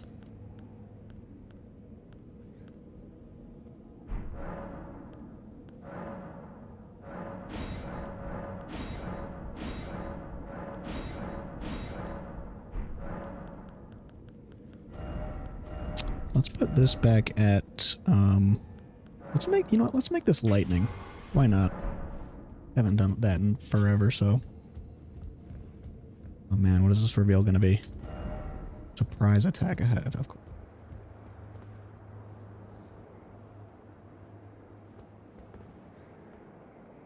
Loading in the drapes there.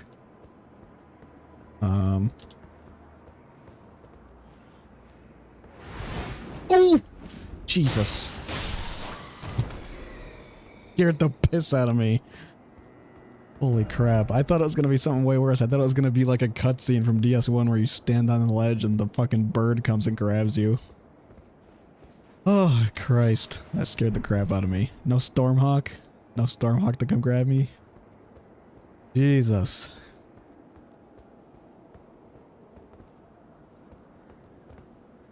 Oh god, is there gonna be a fight up here? Oh fuck. What is that spell? Alright. Maybe lightning will be super effective.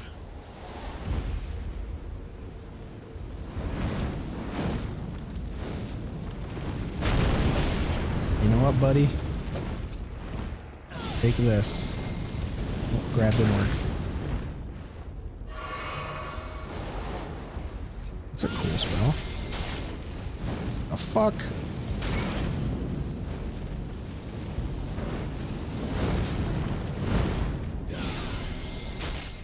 Can I not grab this guy? Kinda lame.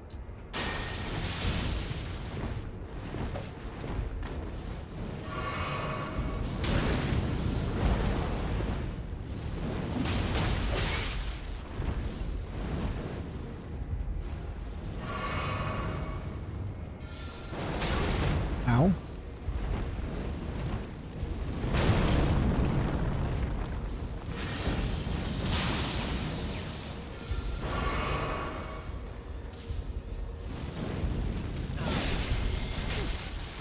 No, it's not really working. Okay. I need to just dodge towards these guys more.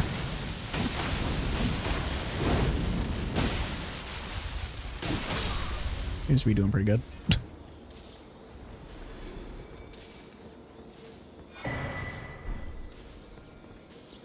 Okay. This is very DS3-esque. This feels a lot like the Lothric Castle. DS2 actually. It feels like the tower from DS2. Right at the peak. Wonder if we're gonna ascend the tower and go to a fucking volcano that wasn't there. Just like in DS2. God, not these fucking things again. Dealt with you enough in the base game.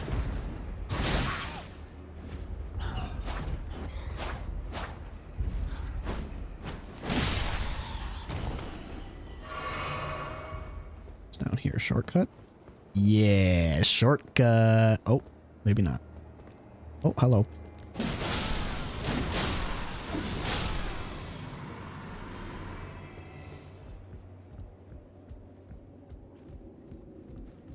Shortcut?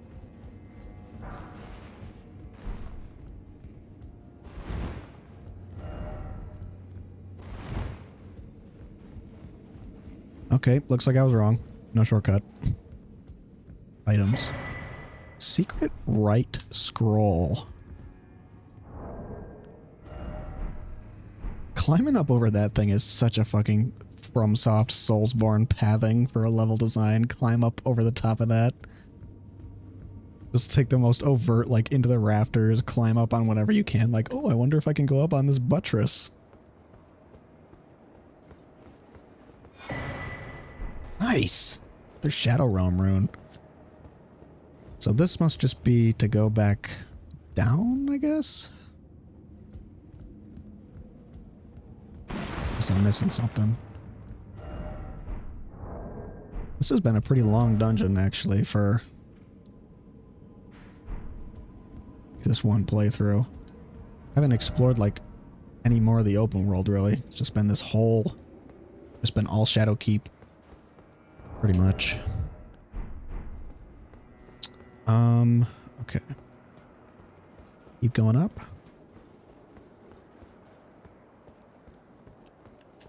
Hello. Nasty. Oh, hello. Hello, ambush. More ganks.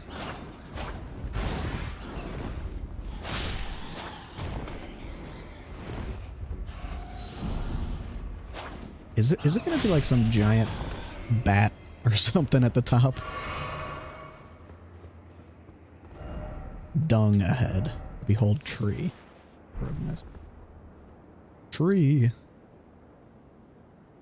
That tree does not look good. It's looking a little sickly there. Looking a little messed up. This reminds me of the Divine Towers in the base game. Oh look, you can even see that church off in the distance, or whatever that is, that cathedral. That really reminds me of Seath's library, the Duke's archives down there, up on the hill.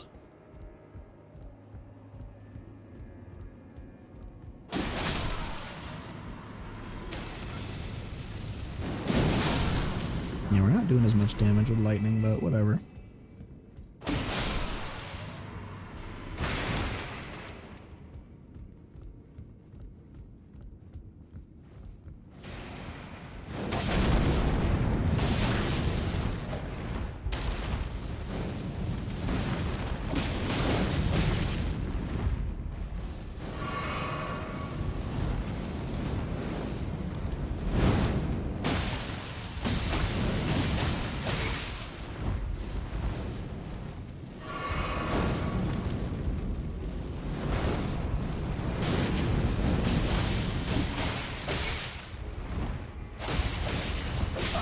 Fuck.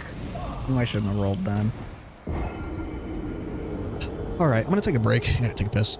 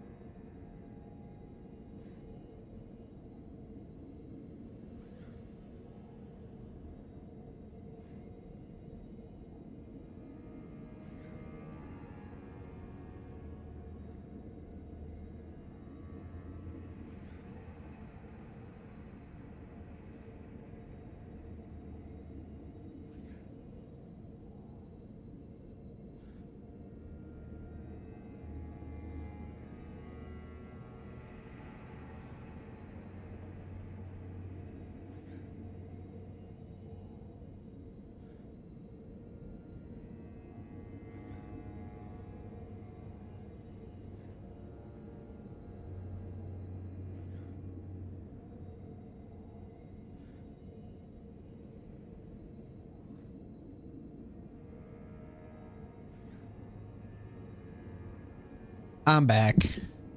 And I got water. And I got dinner. My mom's special homemade chicken and rice curry recipe. Doesn't that look amazing? Fucking delish. More like a casserole.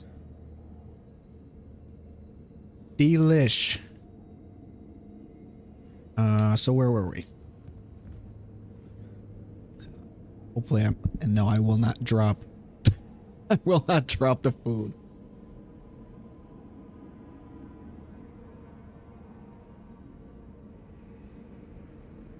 Oh, it's hot. Ah, that's hot. Okay. So we got Mikola's feet here.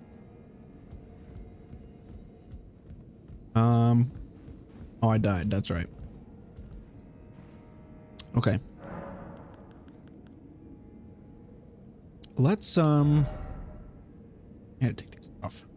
Glare is just awful.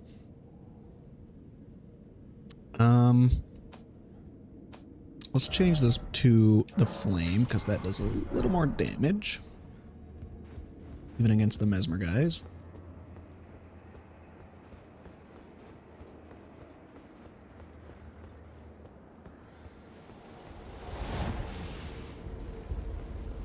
I'm coming for you, bud. Ouch.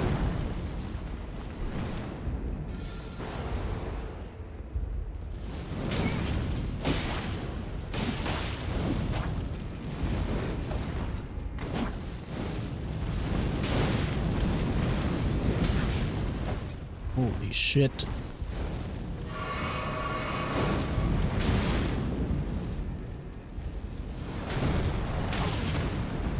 Can you come down here instead of casting shit at me?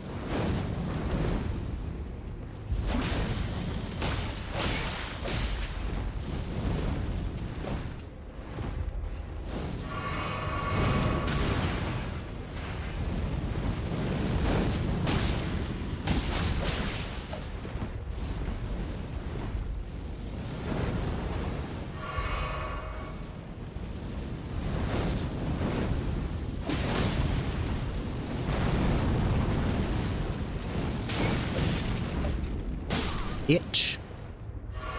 Get the fuck out of here.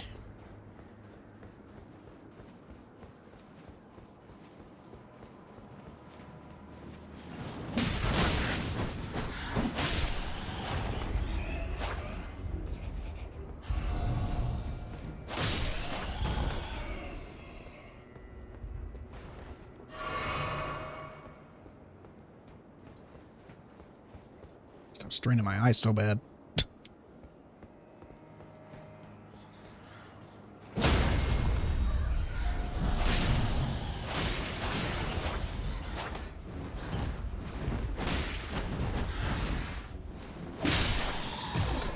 Nice.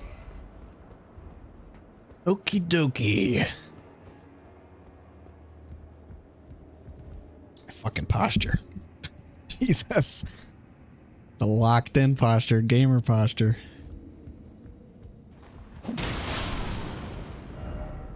Don't give up, old codger.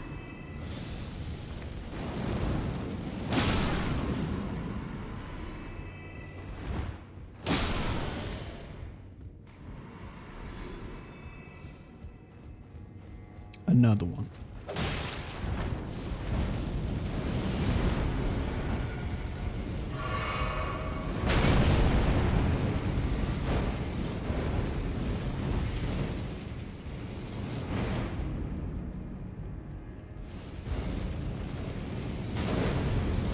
I'm gonna stand right over here, bud.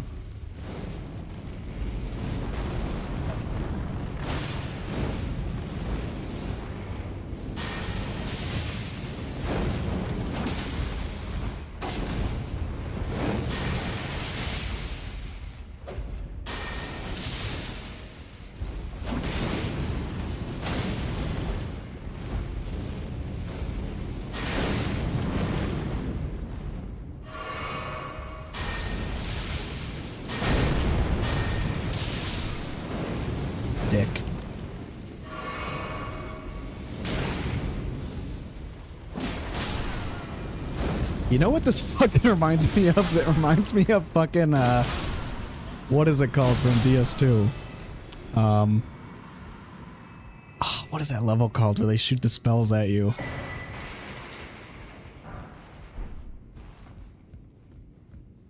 God, it's so fucking annoying.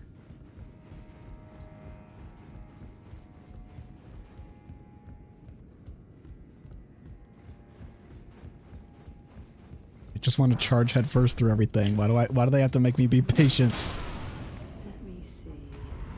Fickle, fidgety little letters. I should wipe you clean off the page. Fickle, fidgety little letters. Now, Freya. Don't let it rile you up. Take it slow. Take it slow. Freya, as in Duke's dear Freya? By my lord. What the fuck? Did he just cast Blessing? Senseless jumble.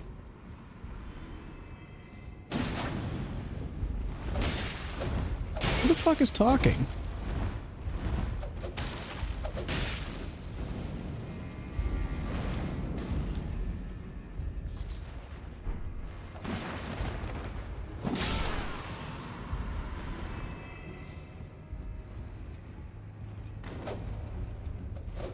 Alright, I'm out.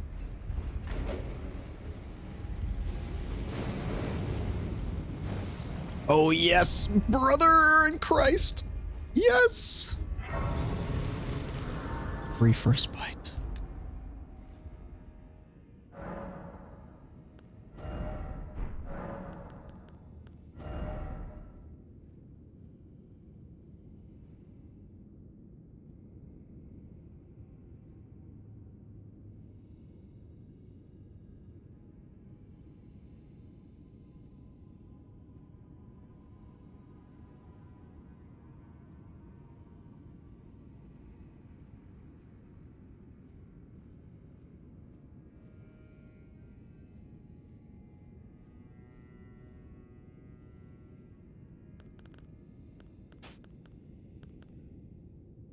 You know, I was thinking, actually, I've been thinking about this for a little while. You know how many foods are just soups and slop? Like, throughout all of human history, the number one thing we got always rely on to eat is soup, like stew and slop, like just curries and stews and oils and fats and juices. Like, I don't know, you ever think about that? You ever think about like how many meals you like, even like casseroles and curries and all this stuff, where when you really take a step back, it's like most of it is like soup or stew or just like slop, where it's just like random stuff all together, like mashed potatoes, gravy, slop.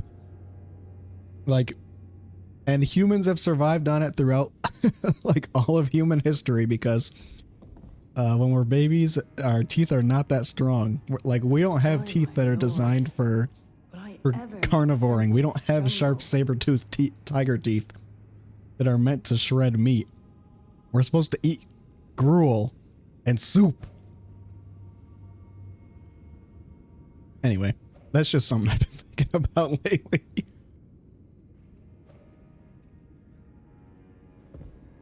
So who is this? Oh, hello. I'm afraid I'm busy. Curse upon my lack of foresight. I should have asked Ansbach to impart his knowledge when I had the chance. Ansbach. I'm afraid I'm busy. What are you praying? I'm afraid I'm busy. Truly. I should have asked Ansbach to impart his knowledge when I had the chance. I'm afraid I truly. Okay, she's busy. What the fuck? She seems similar to Nefeli.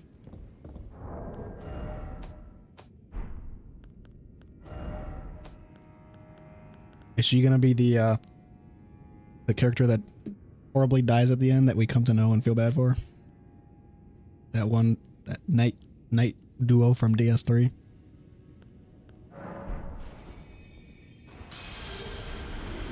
Actually, now that I think about it, she really does look like Nefeli. Is she wearing like a Stormhawk get up? I'm curious about... Ooh, and she's got a big, like, scar on her helmet. I don't know, it kind of has like the etchings of Golden Order, but also kind of like... kind of Stormhawky. Well, actually, that might be a pelt. By my lord. Will I ever make sense of this jumble? Okay. I'm afraid I'm truly. Alright. Don't ask for my help.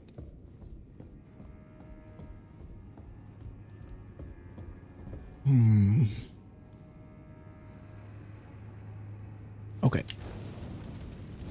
You start this shit.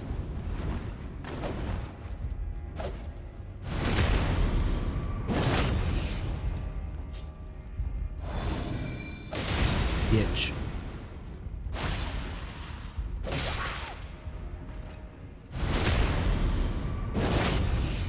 This is how you deal with these guys. Just don't let them do anything. Oh, that's right. I was going to level up. Whoops. Arm this one guy.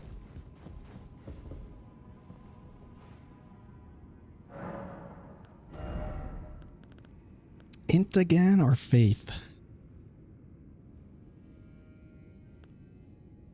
Let's do int again. I really want to get to that 23 int I need for their sword.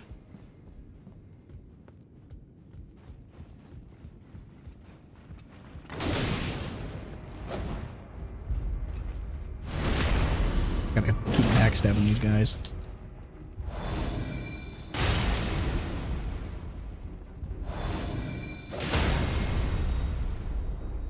Sit down and shut up.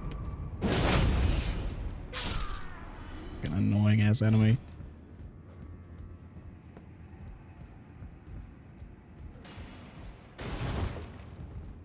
Ansbach. What a name. Bull's head.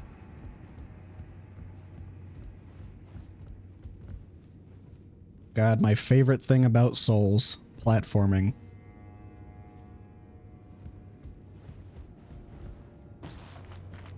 Ooh, nice.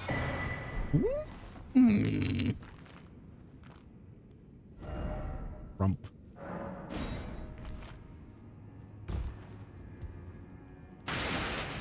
Whoops. I guess the table couldn't handle my weight.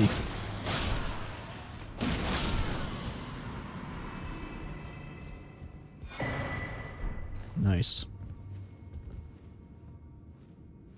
Still that thing at his mouth. I gotta get. Hanging Jesus.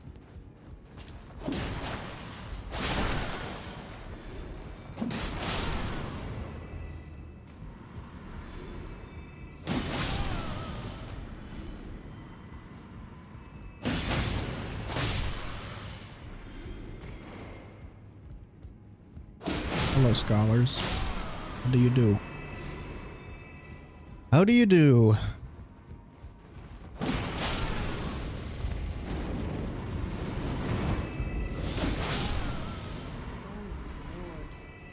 Will I ever make sense of this jumble? She's still talking up there.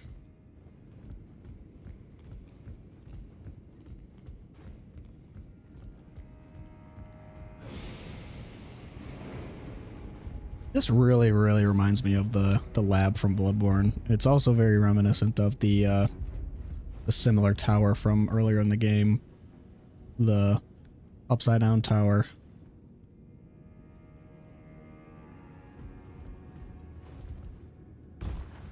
And Maria's clock tower at the very top of the lab. Just almighty. Okay. Okay. Onto Rump. Yes.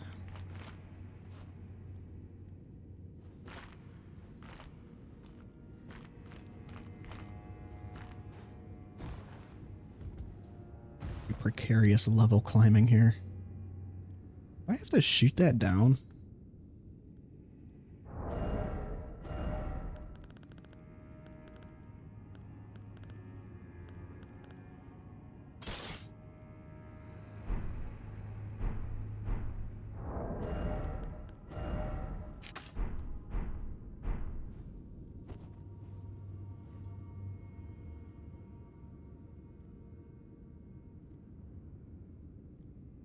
Is it over there?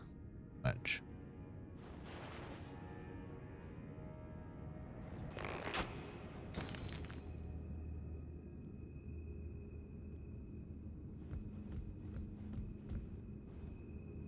No, that's on his hair. Weird omen.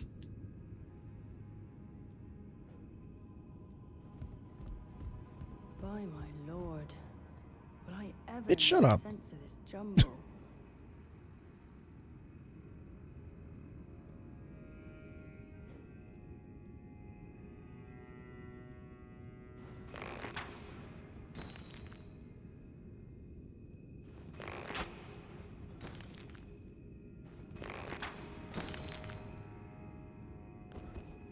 Statue down or something?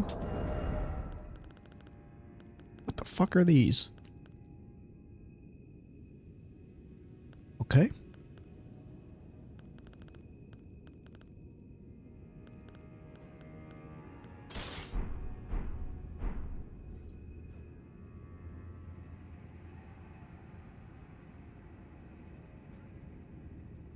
Hard to determine where I've already been. I really don't want to go back all the way to the beginning of the bottom of the tower. It feels like I've come so far yet I really haven't.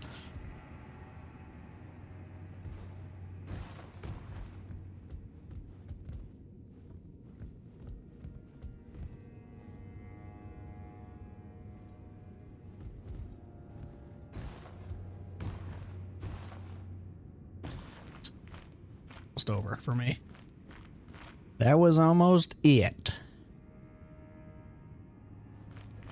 Okay, and I'm trapped here now. Epic.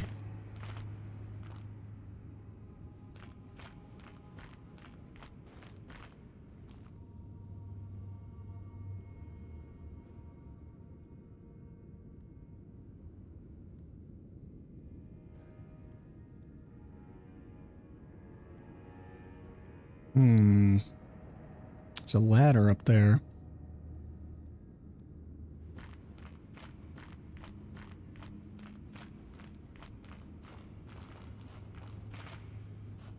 Okay, well, this is clearly the wrong way. Redmane Freya.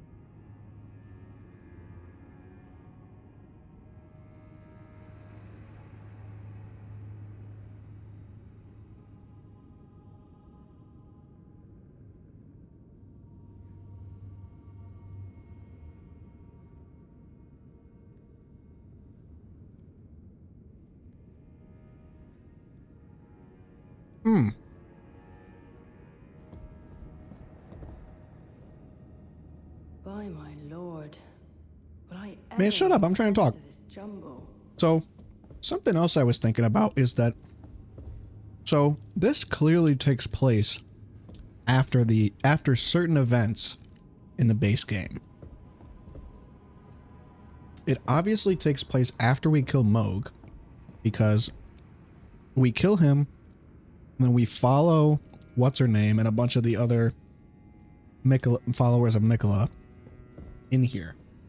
And the one guy downstairs, he says to us that after we killed Moog, someone absconded with his body. So that means that at the very least, this section of the game, this story, this narrative, doesn't take place in the past. It's not like we were transported to the past. This is just a separate world that is taking place concurrently in the same timeline, after the events of things that have already transpired. So that begs the question of like, how much has already transpired? Does us having beaten Moog also implicate that like Radahn has already been killed? Does it also implicate that like, you know, what specific events in the arc of the Lands Between have already happened during like the DLC?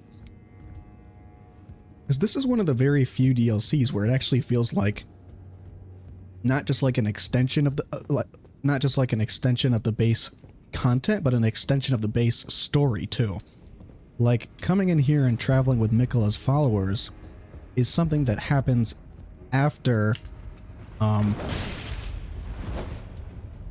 bunch of the other demigods are already dead.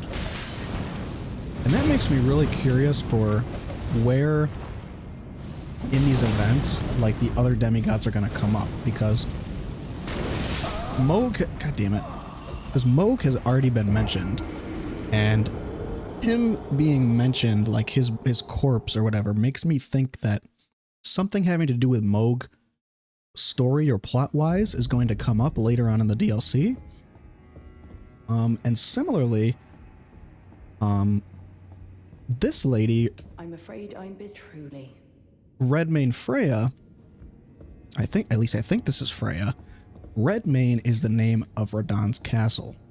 So any Redmane followers are typically followers of Radahn. So I don't know if that's just like a coincidence because Miquella's followers are from all different backgrounds and they're basically all just people who have lost their original lord that they were or their original creed that they were following and chose to follow Miquella instead, sort of as like a redemption, similar to the sage downstairs. I don't know. I'm very interested to like see where this is gonna go in terms of like how the other demigods tie into the DLC story, because I don't know. I just can't help but feel like there's a reason that they specifically name like Freya. And I remember earlier too, there was another NPC where their background was Redmane. So something having to do with Radahn or the other demigods is probably going to come up here at some point, which would be super interesting because that pretty much expands on the existing Elden Ring lore and the existing Elden Ring narrative that we already have, and adds on to the existing canon of the events that happen both after we kill the demigods, but before we become Elden Lord and complete the game. So I'm definitely curious to see if like Moog or Radahn or any of the other demigods will be like brought up again as like figures of the story, and maybe like Miquella's story will kind of tie together these like loose threads. And now that we know that Mesmer is Marika's son, that expands on the lore even more, because now we know that like this isn't really taking place in the past. It's like Mesmer was kind of cast off just the same as the other demigods were, and he was cast off to this realm specifically with the task of like doing this big purge like while the shattering was going on. I'm super interested to see where that discussion goes, if it goes anywhere. I mean, I could just be grasping, but it's very interesting to me that they keep calling back to like these previous lords and these previous plot points.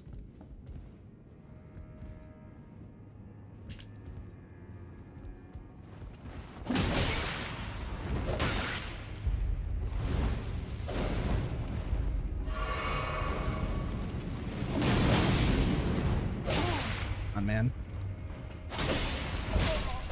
Oh my god.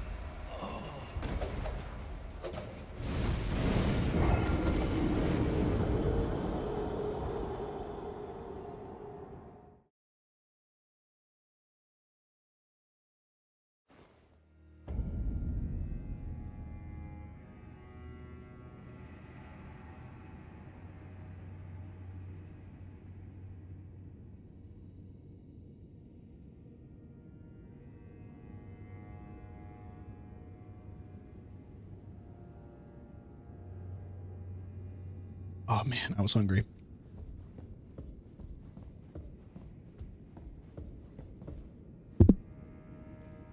So fucking annoying that these guys are resistant to bleed as well. Well, I mean, I presume they are. Maybe they just have a super high resistance to the buildup, but I can still technically inflict it.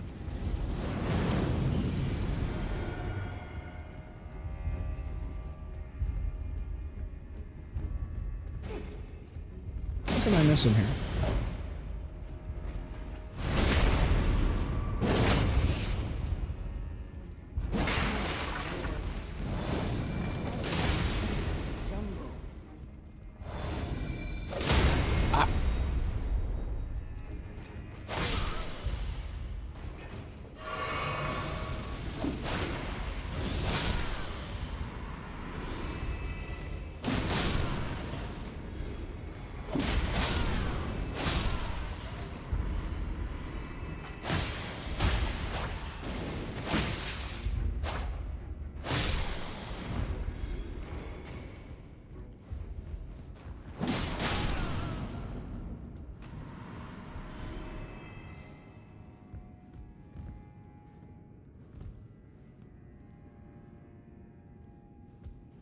Just scared me. That other player scared the shit out of me.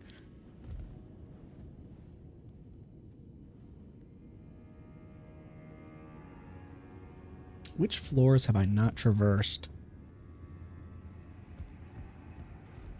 Gotta be a way to get up here somehow.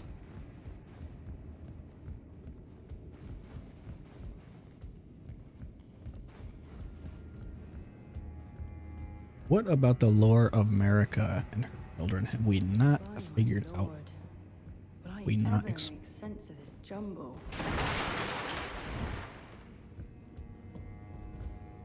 Like, aside from Mikola himself, what more is there to tell? Let's see. I'm afraid I'm truly. I should have asked Ansbach. Ansbach. Maybe Ansbach is the guy down below. Actually, that's... You know what? That's not a bad idea. Let's go talk to this guy. Maybe this guy's Ansbach, because I don't fucking remember his name.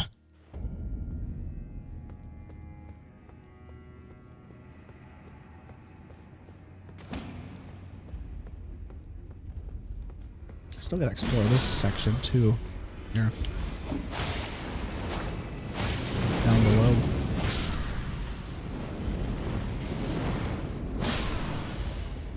It really feels like this area is the first, like, real area of the DLC. Like, this is the first area that, like, really connects to the story they want to tell with Mikola, and, like, it's a really fleshed out dungeon. The first area I went to kind of felt like a side area a little bit.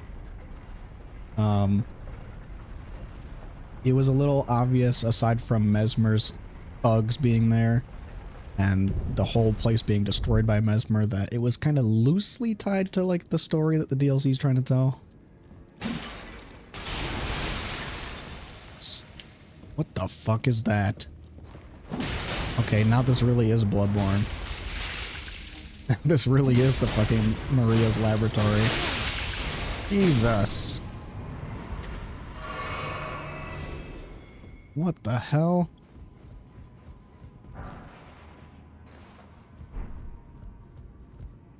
That was something straight out of Bloodborne right there. Giant lump of flesh, man. What's that Ash of War? Sparks?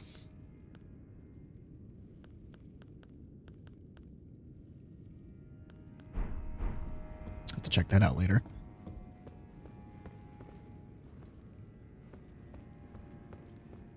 Oh, God. This is just like Maria's laboratory. Fucking disgusting monstrosities they've been experimenting on in here. Is this the fucking rotten underbelly of this place? Hidden wall? Yeah. It looked like one. But wait, another hidden wall? No.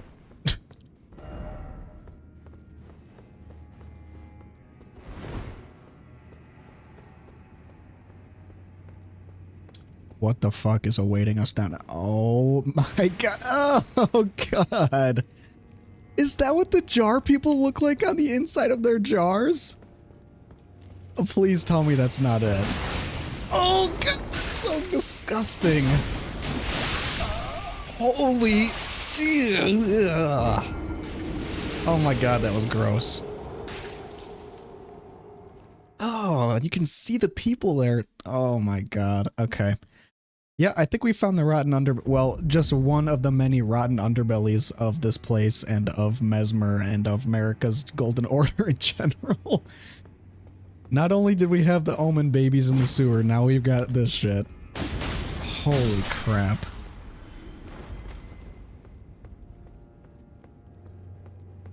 Just like the, just like Maria's living failures and all the people she experimented on. Jesus Christ.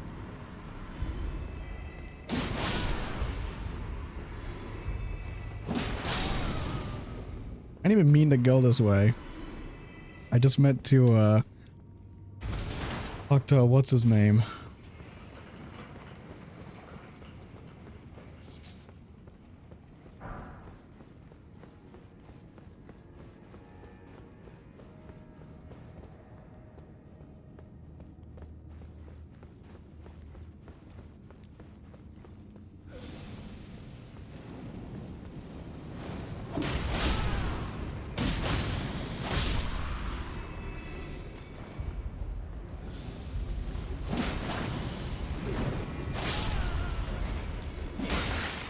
Okay, hello.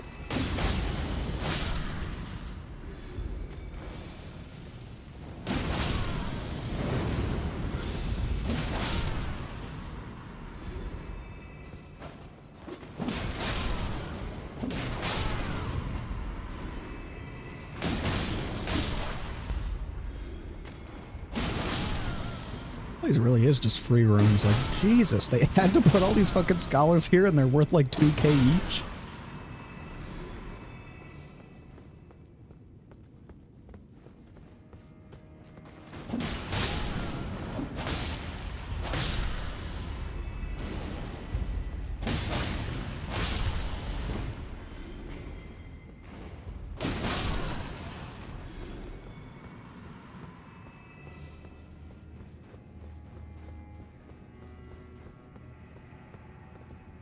Okay, where the fuck is what's his name? Okay, he's back here. Jesus. Fucking maze. What could they possibly have in mind for the implications?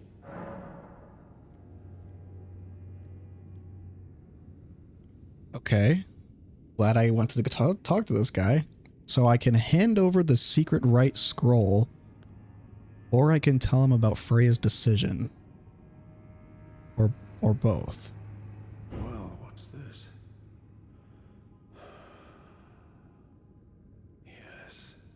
Yes, I should have known. Even the truth was itself mere folly. As if using Lord Moog to gain entrance to the Land of Shadow were not enough, he plans to use his corpse as the vessel of his king consort. He has forsaken Lord Moog's soul. He desires only his empty shell. It beggars belief, but I'm afraid Tender Mikola fails to grasp the humiliation implied by this act. One thing is certain. My dear lord deserved better. Wait, okay, so we found a secret right scroll. And Mikola wants to perform that secret rite in order to put his own spirit into Moog's dead body? Or someone else wants to do that? Righteous Tarnished, you have my gratitude. You have given me the answers I needed, but I can hardly fathom it. Such folly. Unto the end. I am a warrior, but I've aged. I cannot afford to act hastily. Curse it all. I know my limits. I could spend the rest of my life honing my craft, and still that creature would be out of my blade's reach. Okay, I don't know, bro. The absolute folly of it all. Okay, now we can tell him about Freya's decision. Freya, by the gods. She must be feeling the need to reaffirm her allegiance before she heads to war. A true Redmane she is, hardly troubled by the rot. Righteous tarnished. Could you please give this to Freya? Thanks to you, she too will have the answer she requires. Yes. I can see her barreling into the fray right now. Interesting. So this progresses the quest, I'm assuming? Perhaps I shouldn't meddle in her affairs, but this is the only way I can help. Perhaps I should, but this is the only... Okay, thanks, man. So now we will go back and talk to... Dude, I'm so glad I listened to my soul's intuition. Ansbach down here, Freya upstairs, like 2 NPCs in one place, but you gotta teleport to like exchange information between the two of them. It's classic like Soul's quest design.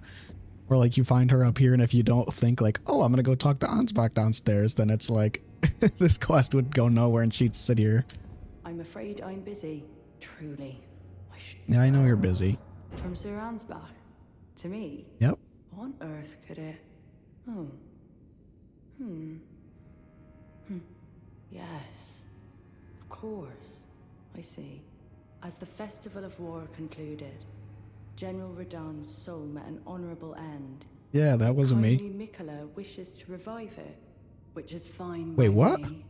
I know it would pain old Jaren, but war has always suited General Radahn best, and certainly far more than any honorable death. Endless war to invigorate the soul, as befits General Radahn, the great. I disagree. Wait, so was I right? Is this why? Is this why like the Redmanes and the Moog followers and like all these followers are here because they're trying to like is Mikola trying to revive all the demigods that I killed? Thank you. Now I finally cast off my misgivings. Give my regards to Honorable Ansbach. Tell him, if we should meet in battle, to face your bow would be fine enough, but to face your blade would be an honor. Okay. All that remains is the fight, for our kind Mikola. All that remains. Okay, what the fuck? So they're trying to like... They're taking all the dead bodies of the demigods that I killed to try and like revive all of them and like use them in some kind of secret ritual? What the fuck? This is whack. This is insane. I can't even process that.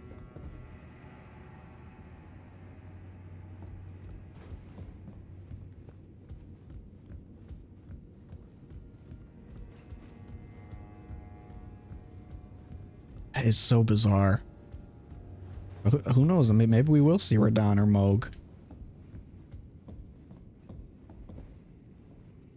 Fight in endless war. That sounds fucking awful if I'm being honest. And she mentioned Jaren, and Jaren was the one who initially put like the festival together to like give him this honorable end. Like Jaren was the one watching over him. And asked us to participate in the festival. Man, so this is like expanding on the existing lore. Like, if they're trying to revive Radahn, they're trying to revive Moog. Like, they're trying to bring back all these demigods that I killed. Because, like, Mikola wants to use their bodies or something to, like, cast off their souls or some shit. That's fucking whack, man.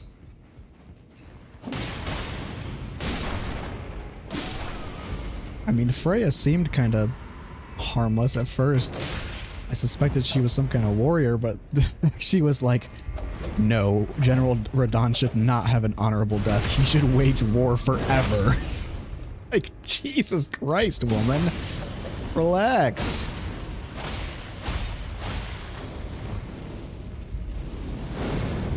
I mean, I know that he liked to do war, but I don't want to fight him again. I don't want him to come back and like wage another shattering. That goes against what I'm trying to do. I'm trying to restore order to the lands between, and Miquella's over here like, what if I just revive all of my dead brothers and sisters and put myself in their body or some shit? Fucking, oh, she's gone. Fucking Elden Ring lore. Fucking Souls lore, man. Jesus Christ.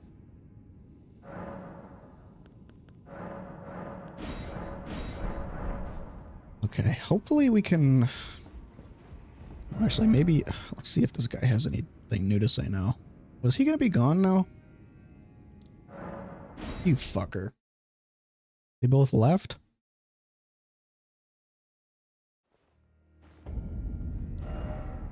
He must have left too.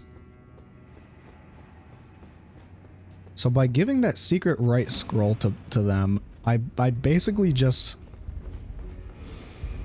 informed both of them and myself of like this secret rite that Miquella wants to do or something, where they want to revive the demigods and use their corpses for something. I don't know, maybe so Miquella can like wage war against the Erd Tree using the demigods as like vessels or puppets. Maybe? I don't know, but I mean, Miquella, he's called Kindly Miquella. I thought his whole stick was gonna be like, oh, I'm not a fucking warmonger, but you know those demigods, you know them. They're all warmongers at the end of it. Oh, gross. Ooh, maybe this is what was hiding in Miquella's closet. Besides Moog.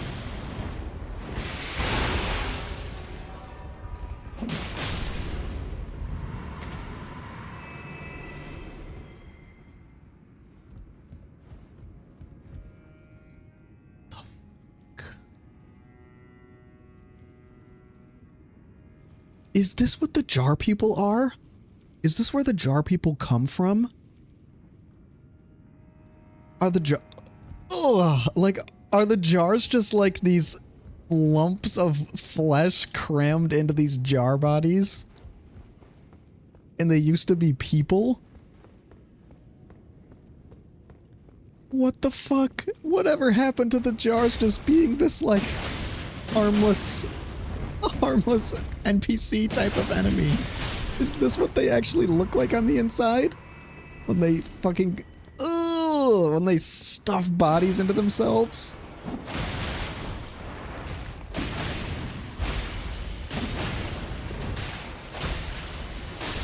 Is this what my dear Alexander was all along? Jesus Christ, how many fucking gross underbellies can one regime have? You've already... Jesus Christ. This lore just gets darker and darker the more you explore the world. This is nasty. Entered me. Ugh. This is awful. This is just awful. Oh my god.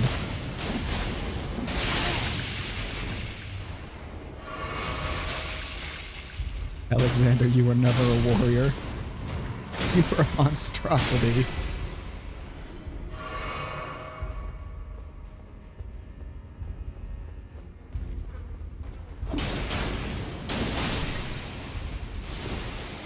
The fuck? What is going on?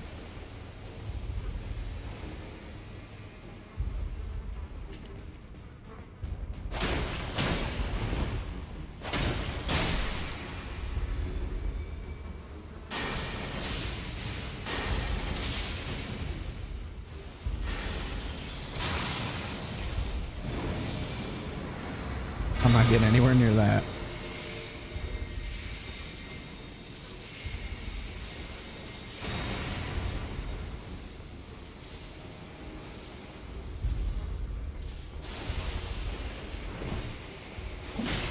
Fuck off. Don't push me into that muck.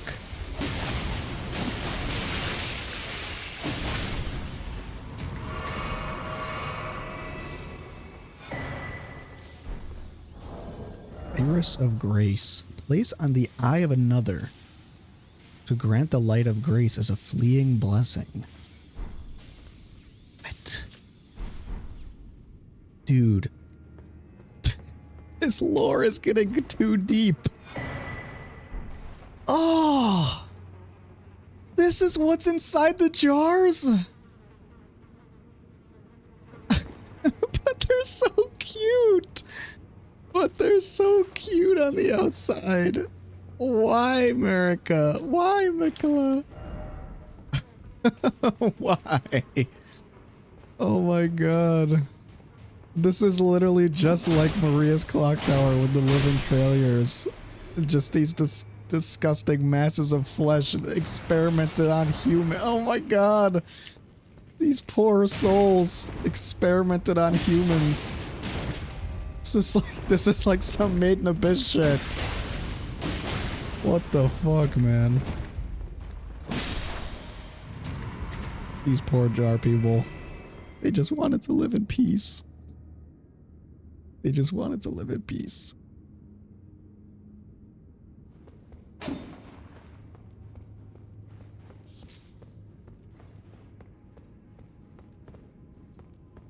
This is the kind of lore I need.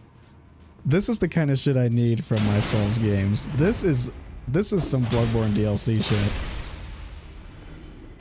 I honestly haven't been this engaged by the lore of a Souls story since like Bloodborne and DS1, where like you just wander into an area like this and you're like, what the fuck? Oh god. Like you wander into this one hidden zone like near the end of the game and it just explains like everything. It just unravels this whole new layer of depth of like how fucked up the world is, like underneath all of this bright golden order shit.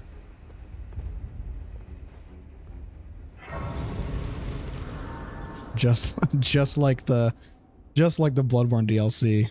It's like, what's behind these doors? Like, what was Maria, what was Mikola protecting?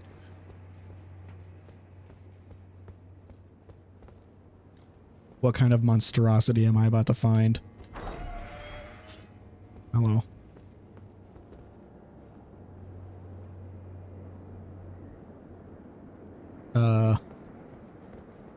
Open? Yes, no.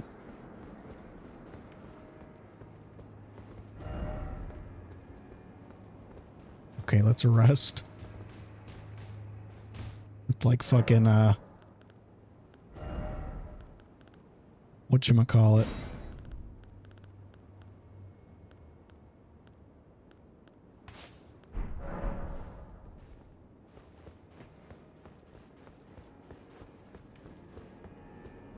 Hello? Cleric Beast? Be wary of fire rain. Time for horse. Okay. Either the Cleric Beast is gonna jump out, or it's gonna be some DS1 bridge shit. Fire.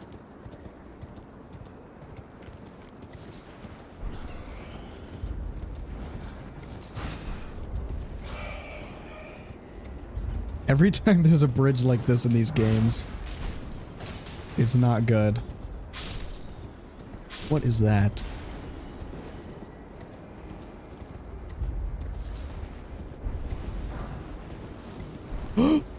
Jesus.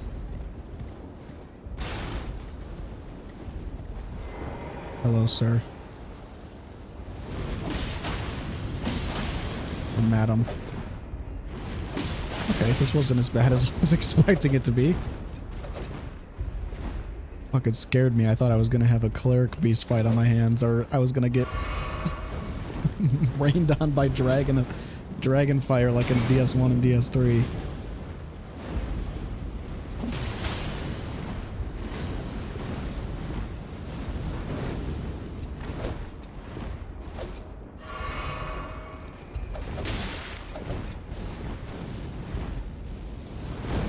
Alright, listen here, you.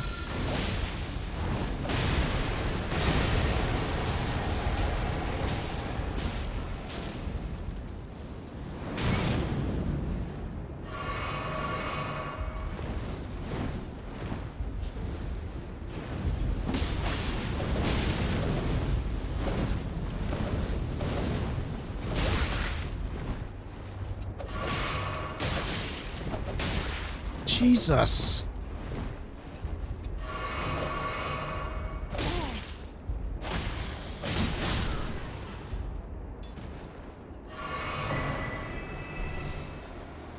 Ain't a fire nice. Salsa.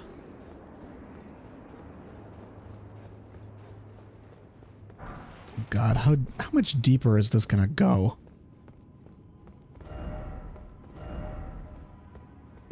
How much more rotten underbelly can there be? Let there be snake. What, like the snakes from... Wait. Raise the ladder.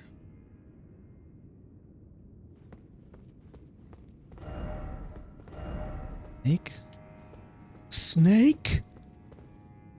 Snake!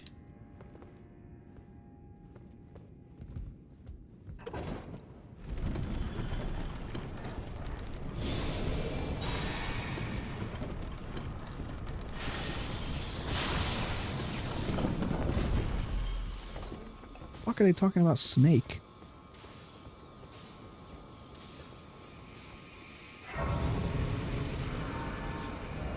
So is this... What the fuck? This is really far out.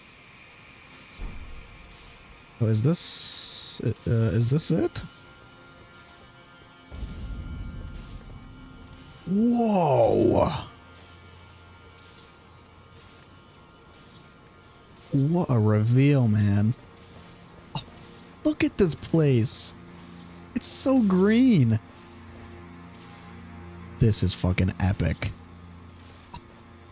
Look at this fucking place, man. This is so fucking cool. This is like the DS1 DLC area, but on steroids. Look at this, man.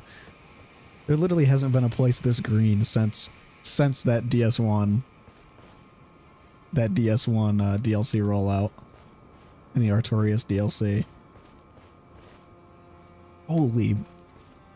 Holy crap, man. The visuals in this do not fucking disappoint. This is impressive.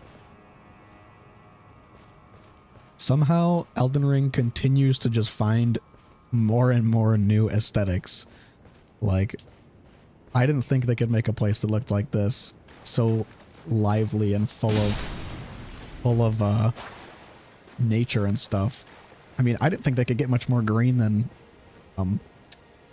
Limgrave, but here we are. And this whole area too, like the structure of it. This is the kind of shit I miss, man. This is very similar to like the DS3 DLC areas as well, with like the structure and like the floating islands and the different elevations. It's so intricate and so nicely designed. Reminds me just like the older Dark Souls DLCs with the area design, where you have all these intricate little interweaving areas instead of just one big open plane like in the base game for Elden Ring. It's sick, man.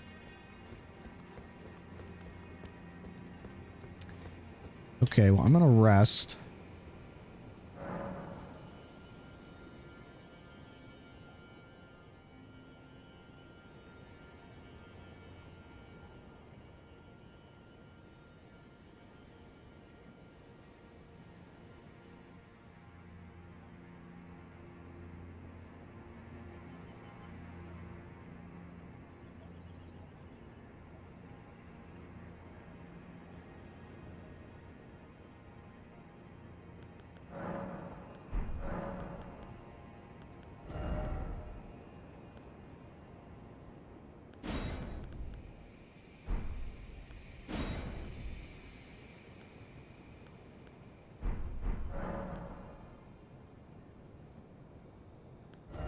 Okay.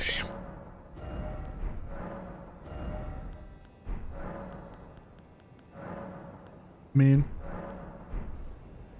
there has to be a boss in this area, right? It can't just be... Oh, and this is the whole... This is the area I was talking about earlier. Where, like, we've got this whole fucking chunk of the map to reveal still. If this if this gets any larger and it keeps going on, I'm gonna be impressed.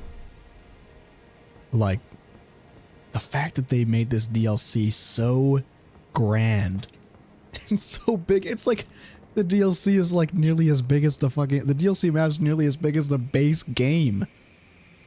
Like, how much more can you get for your money? They are really making it you get your money's worth here with like how incredible the DLC map is so far. And I haven't even explored like half of this yet. Like, holy crap, I'm gonna be here for another 10 streams.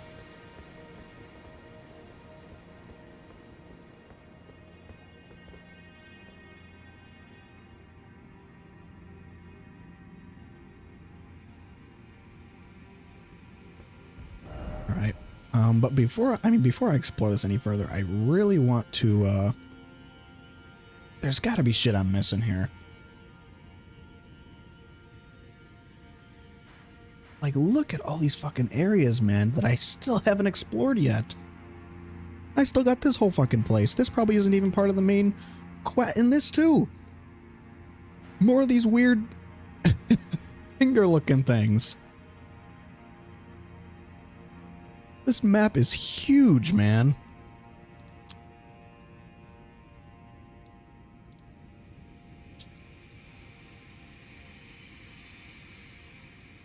I'm willing to bet that this dungeon isn't even part of the main game. This is probably an extra dungeon. Not even part of the main DLC quest. The fact that they didn't just make so many incredible, expansive DLC areas that tie in with the main story, but they even added in like dozens of these completely fucking optional areas into this DLC map. Like, it's good enough we're already getting like another like 80% worth of content from the base game now, and you're just adding on extra dungeons just because. So it's like we're getting fucking, this is like Tears of the Kingdom Part 2. We're getting like 2 games in one with this DLC. It's freaking huge.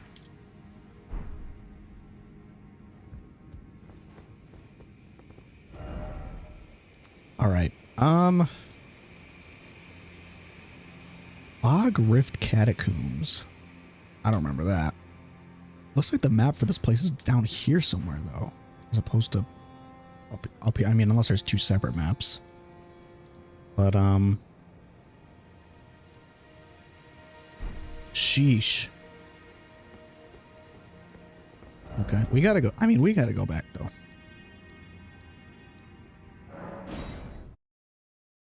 We gotta go back to, just make sure that we're actually exploring this whole area.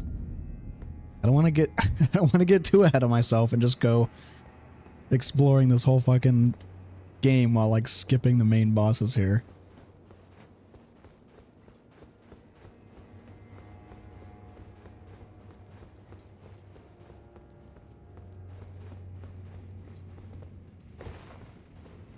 And now if you look to your left, you'll see that this is where Miquella committed his latest atrocity. This is where Mesmer or whoever, this is where one of the demigods, one of the honestly, worst fucking family to ever exist.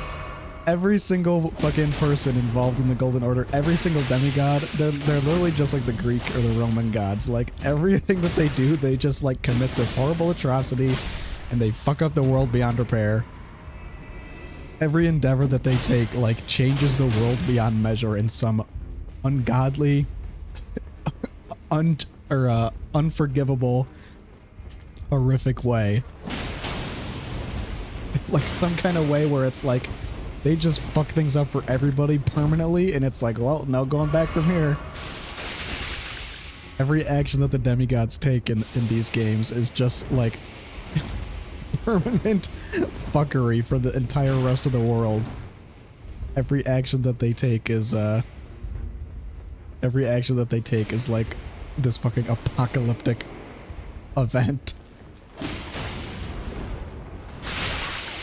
Jesus.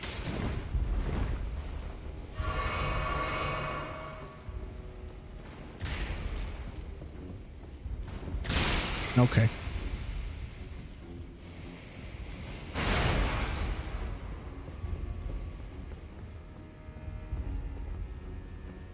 Please, no more screeching flesh bulbous guys. No wonder this is the tower. This is the Shadow Keep. It's because they try to keep everything under wraps.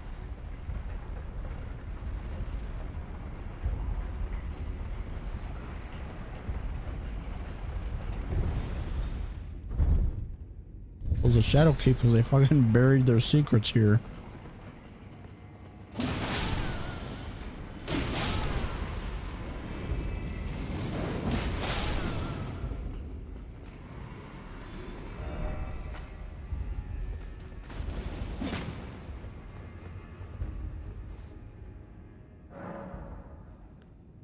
All right.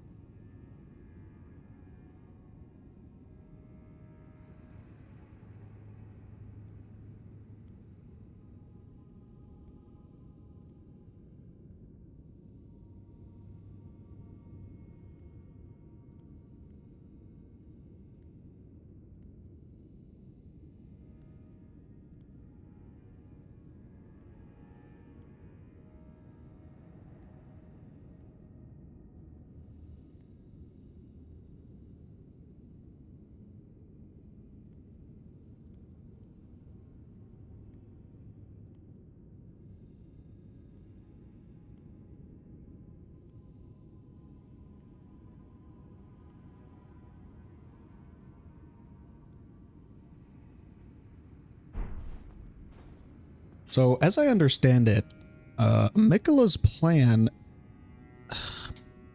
So Moog's plan was always to elevate Miquella to godhood and then become Miquella's consort.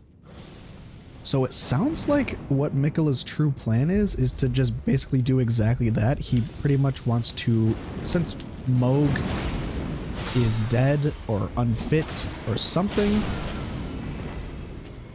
he basically wants to revive the body of one of the other dead demigods, one of his siblings, and then use that body to be consort to him. Sort of in the same way that the Elden Lord or us like becomes consort to Marika while Marika is God. She's the vessel for the Elden Ring. My guess is that Miquella will become some kind of god for the Shadow Realm in opposition to Marika. And then either Radahn or Moog or whoever, whatever the fuck demigod he revives will become consort to him after he's like stuffed some new soul in there. So it sounds like Miquella's plan was aligned with Mohg's plan the whole time, unless Miquella just wanted the same thing but didn't want Mohg to be his consort. I mean, that's what it sounds like to me. Or maybe, I mean, my guess is that what'll happen is he'll try to like revive the demigods. It won't work, or we'll defeat them, and then he'll probably ask us to become his consort or something of that nature. Just similar to how we're supposed to become Elden Lord to become Marika's consort. We'll be given some kind of role in this broader narrative to become the king consort. Or maybe Letta or one of the other NPCs will be chosen or something. I don't know. But sounds like Miquella's pretty much just on a path to godhood, and he's doing some kind of shady illegal rites in order to try and like manipulate his way there.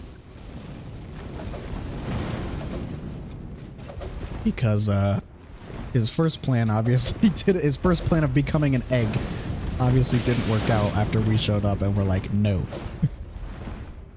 So did we cause the DLC? Like, did we cause Miquella to come here because we killed Mohg? And then Miquella was like, fuck.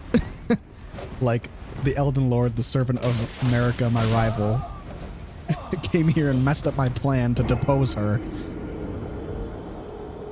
And now I have to go now I have to go to the Shadow Realm to find some other way to become God.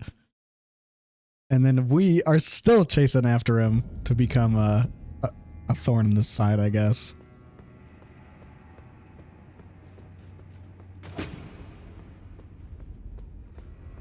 There's got to be so much. So it looks like I can see that the tower. It looks like I can see that the tower still has floors at the top that I haven't gotten to yet. But I cannot find a stairway or an elevator or anything leading to them. A ladder. So maybe this place is like,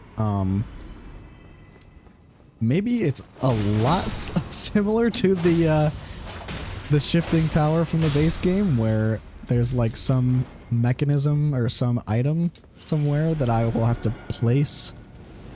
Maybe the secret right scroll, which will then move like the main pillar and allow me to go up further, or maybe like reverse it upside down or something. I mean, you don't have some magic fucking wizard collection tower like this without putting in a bunch of traps and secrets and shifting stuff. I've been to the Duke's archives. I know. I've been to the Duke archives where they have the rotating staircases. Every single level that's like this, same thing with the laboratory, they always have some kind of like moving or rotating parts and like hidden chambers and secret doors and rotating staircases and rotating ladders and platforms. It's just how these wizard tower levels go. So I would not be surprised if that's the case here.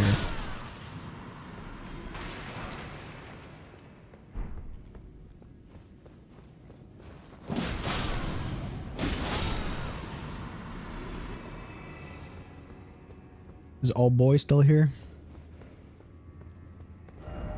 A rip buddy. Ansbach. So my inkling is that we should be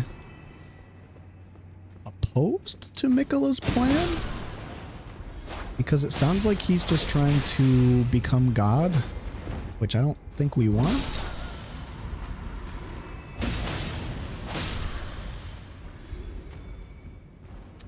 Because I'm trying to do the Flame of Frenzy ending, so I'm gonna become God and unleash fucking hellfire on Earth. So who am I kidding? I'm the real monster here.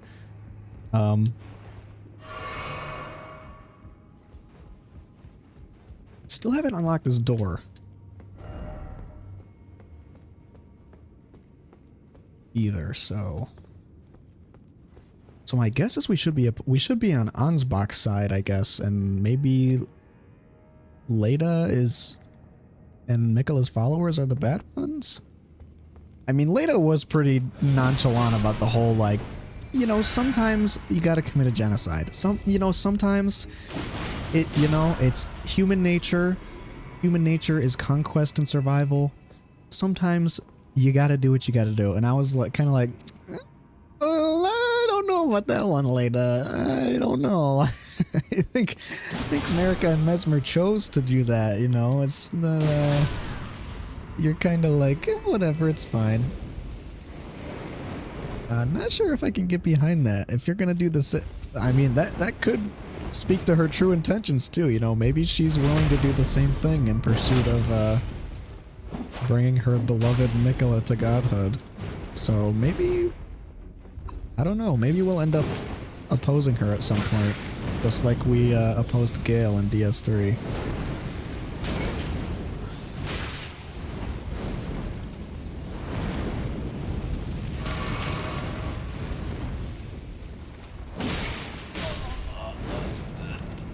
Oh, brother. I mean, that would kind of make sense because Leda, I mean, just like Gale from DS3, like, Leda is the first NPC you encounter and she's like, oh, yes, come with me, you know, come join the DLC.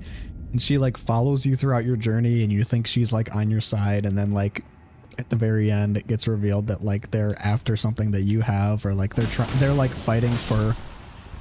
They're like fighting on the opposite side of you, just like how Gale was only after your dark soul the whole time.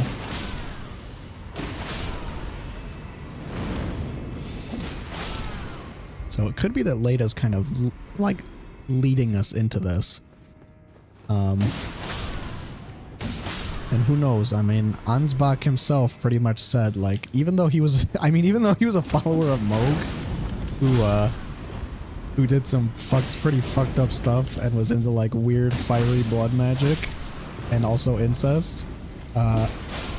Even Ansbach said, like, oh, Miquella's doing some secret rite shit. That's kind of blasphemy, and I don't know if I can support that.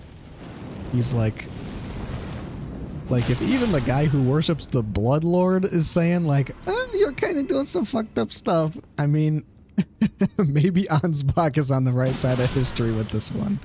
He seems kind of like the wise old man. I mean, he's seen failure before, so he knows what this all looks like.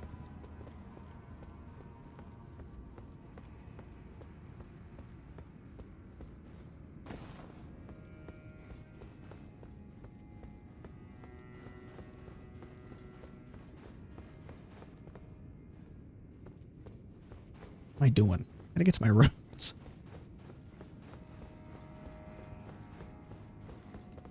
Nope. No, I'm not going in the goon corner. No edging corner. You can't make me.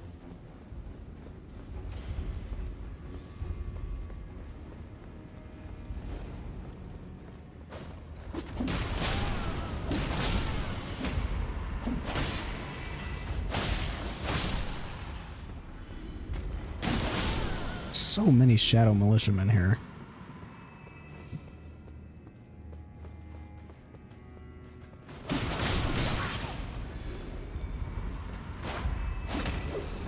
Been talking about the lore so much. I mean, this is super interesting. Like, there's so many NPCs at play in this DLC as opposed to other DLCs where there's like barely any, if just one NPCs to like interact and do stuff with. So far, this feels very similar to the DS3 DLC, where there's like multiple different NPCs doing multiple different things all at once. I mean, the DS3 one was a little disconnected because it didn't really feel like the world of Sister Frieda was connected to like the world of Gale that much. But I mean, the whole point is like all these worlds are colliding together and shit in that game. But I don't know, it's super interesting to like see how many NPCs they've included in this DLC storyline. I wasn't really expecting the DLC to be this like story heavy. We've run into multiple NPCs so far, and like they all kind of have been interacting with each other which isn't super common for not just Elden Ring, but FromSoft games in general. Typically, if NPCs interact, it's only like one or two having like a quest that's tied to each other. But in this so far, we've seen like pretty much all of the NPCs like mention and talk about each other. Like Freya, Ansbach have both mentioned each other, even though their quests seem separate. They're like intertwined in this interesting way where they kind of cross paths. And then same thing with Leda. Like Leda has kind of mentioned and crossed paths with all these other NPCs that we're also going on this like journey with. So it's really interesting to like see, again, kind of similar to like DS3, like all these different NPCs kind of traveling along with us and how their allegiances will like rise and fall and like change, and they'll probably like betray one another at some point.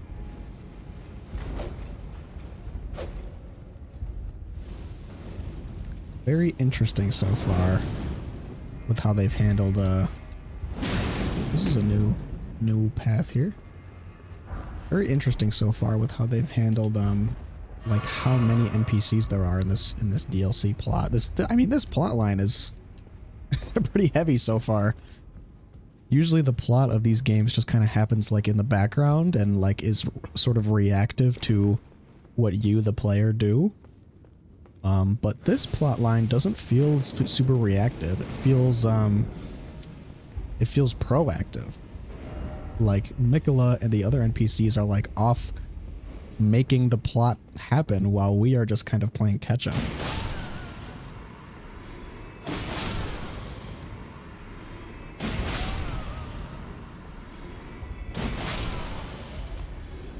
So that's an interesting change of pace.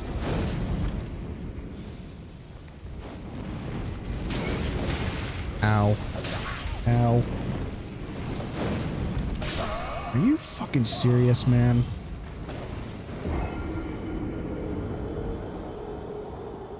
Interesting to see how Mesmer is going to tie into all this, because it sort of seems like Mesmer is in allegiance with America. I don't support that. But I don't really feel I support Mikola either, so my guess is Mikola's allegiances will be against Mesmer.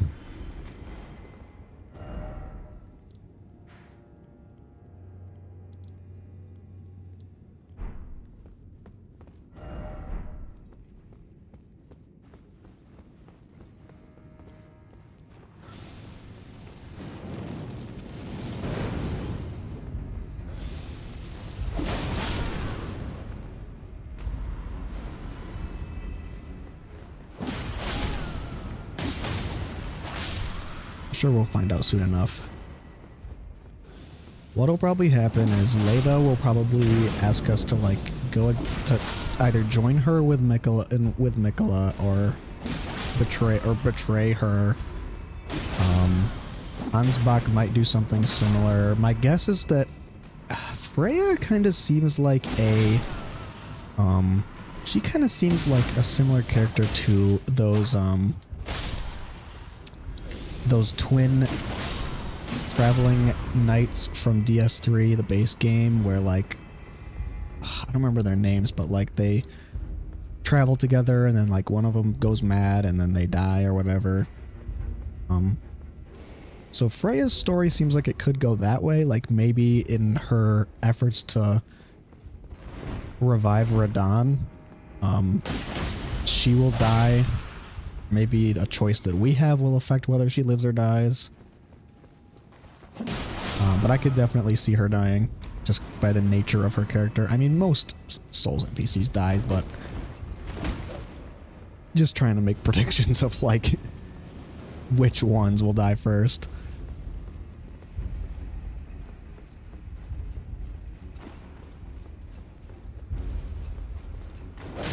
Oh, Jesus.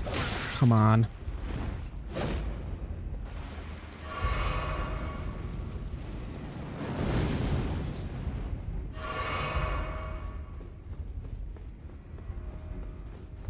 This has been a really interesting area so far. It's really cool to see the story kind of kick into high gear a little bit.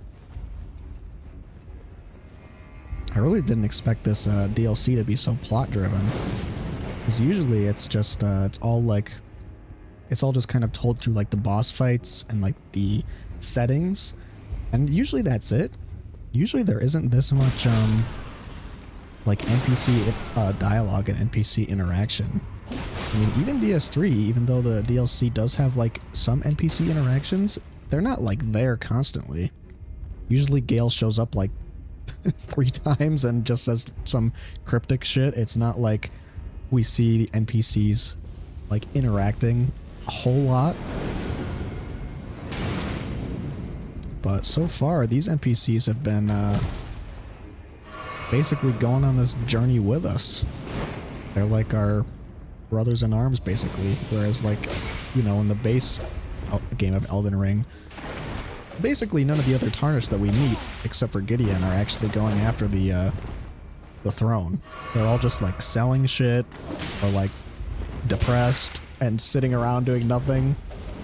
We're really the only Tarnished that is like actively trying to like fight the demigods and like get shit done. Whereas in the DLC, it's a lot different. All of Miquella's followers, like the people who are tracing his footsteps, they're all doing the same mission of like tracing Miquella's footsteps with us. Like, it's pretty cool that like we have these kind of NPC traveling, maybe not companions, but like this traveling band of compatriot party members, if you will, like all going towards the same end goal. We don't always get along and we might disagree ideologically, but we're there. We're always there traveling together.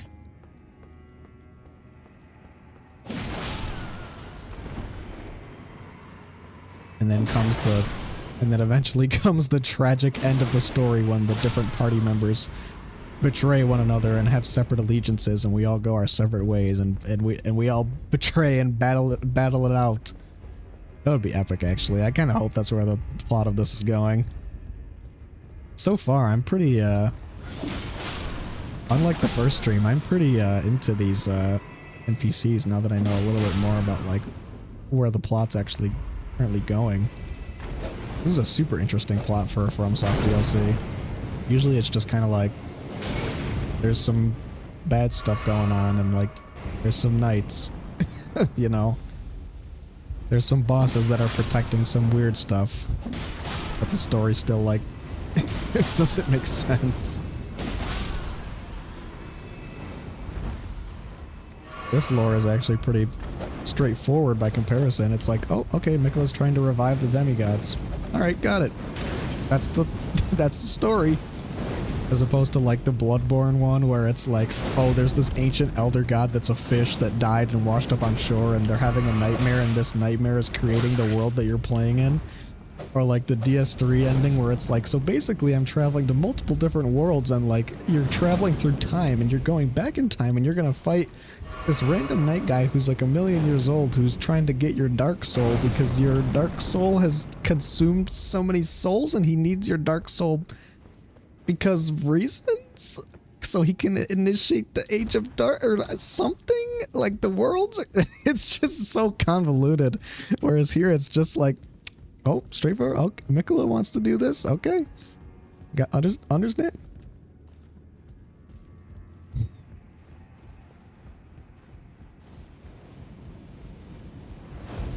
I mean, that was a huge hint that that like special right lore where I mean they pretty explicitly just tell you what Miquella's intentions are, and probably confirm that we might see some of the demigods like return or get revived.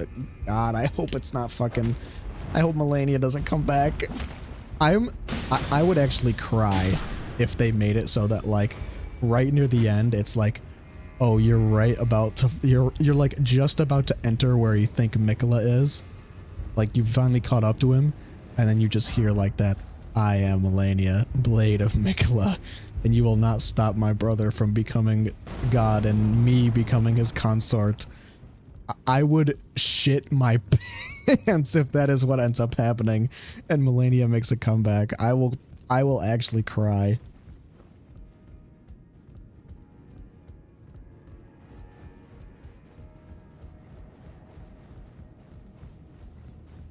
So there's got to be some levels up here that I'm like not seeing. And I still haven't got this fucking item.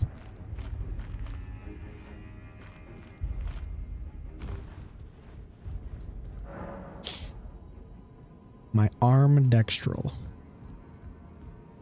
So Mikola put his feet there. Or his arm, or whatever. One level in faith. Can we get another? I don't know. I don't know if I have enough.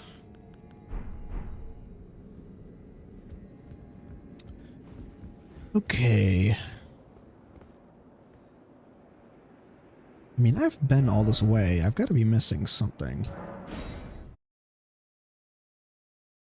My guess is like there's some kind of item we have to go get or some kind of mechanism up here which is going to like shift the tower to let us go up to the next few levels, because there's always some kind of like shifting or moving parts in these tower levels, especially when they're in the fucking DLC. Like I'm surprised that shifting tower level, like the Carrion one from the base Elden Ring game was even in the base game, because just like Mikola's Hailing Tree, and certain areas of like the mountaintops, all of those areas, despite being in the base game, feel like they should be part of like a DLC package, because they're just like the Hailing Tree is completely optional, and it just feels like a DLC area. But you know, Elden Ring just goes above and beyond. We end up with fucking five times the base content of all the other games. Not only do we get borderline DLC side content in the base game, we get double the DLC content when the actual DLC comes out. It's like, Jesus Christ, how many fucking levels and content are they gonna add to this game? I mean, it does make sense though, because I mean, everything about Elden Ring is like, it's basically like all of the previous Souls games combined into one huge like multiplayer fun fest. With the hype around the community around the game in general, it's no surprise that like they could just keep making levels and content for Elden Ring forever, and I'm sure people would be satisfied with that. Like they would just keep playing the new levels and keep using the new weapons and the new spells and just keep playing PvP, and making more and more lore videos. But as cool as it would be because of how complete of a package Elden Ring is, with like how fleshed out the combat and the world design and the enemy design is, where it's basically like the peak of all of the Dark Souls games put into one, including like every PvP, multiplayer, everything they've ever done. As interesting as it would be for it to just like go on forever and for them to just keep making levels and keep adding stuff, I can't see them doing that. I mean, maybe I could see them coming out with like a second DLC pack just based off of how successful this one was. Maybe, but I think it's super unlikely. I mean, just the way that FromSoft works and the way that Miyazaki especially makes these games, he doesn't like to stick to one thing too long. He likes to, you know, keep the creative juices flowing, and that's why Bloodborne 2 was never coming out. I'm not upset, but I'm sure that after the Elden Ring DLC, they'll probably be moving on to the next game. I mean, we'll see, because this game is probably going to stay successful in the multiplayer and the streaming and the speedrunning scene for a long time. So, I mean, we'll see. We'll see what they do, if they keep patching it or if they announce even more levels. I mean, who knows? I would welcome it, because this game is pretty much the most fully fleshed out Souls experience you could ask for. Case in point.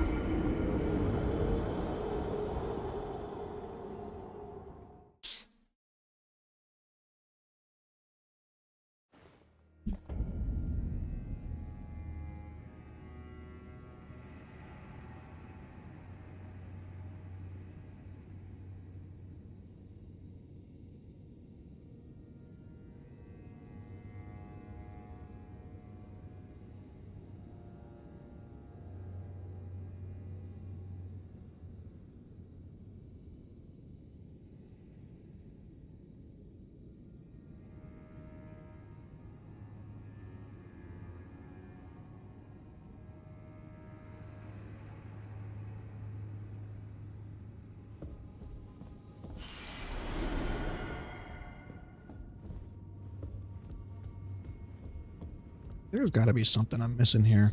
On how to, like, get up to these. See, like, look right there. Like, there's more levels. Yeah, there's got to be some kind of way to make this thing move. What the fuck? I've had about enough of you.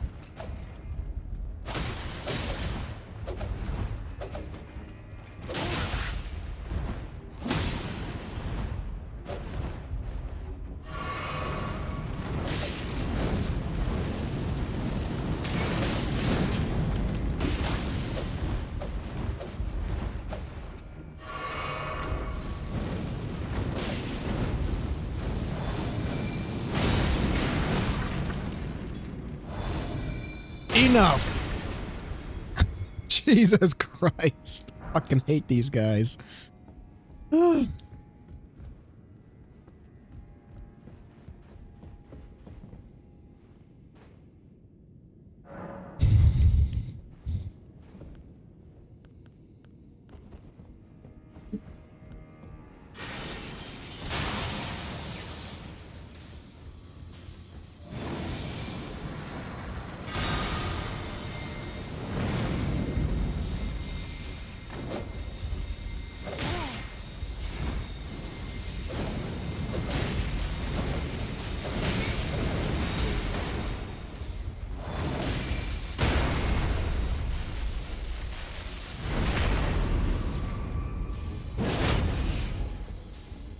Die. Very nice. Very nice.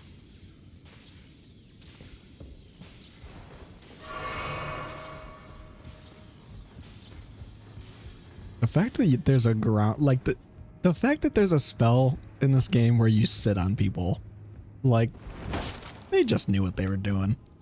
They wanted to have fun with it.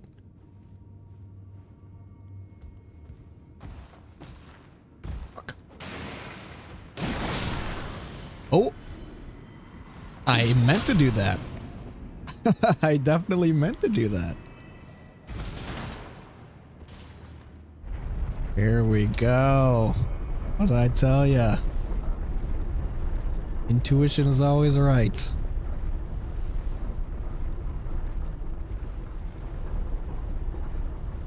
Very nice. Maybe rotate it a little more. I don't think they made it. Maybe a little more, please.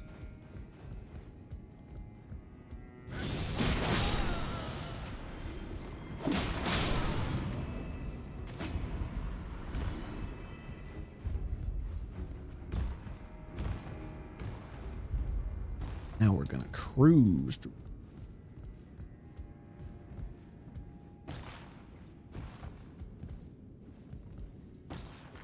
Hello, sir. Is this how we get the thing on Jesus's neck?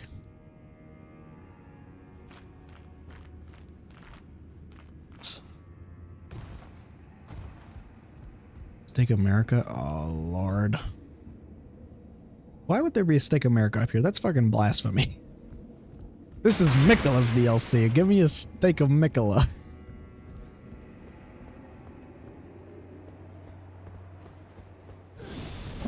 Okay, we're approaching the top of the tower now.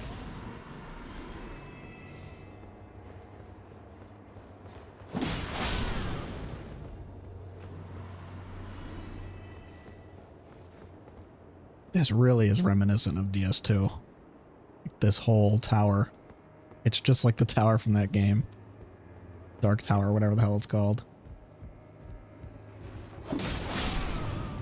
So many shadow guys. 3 runes, man.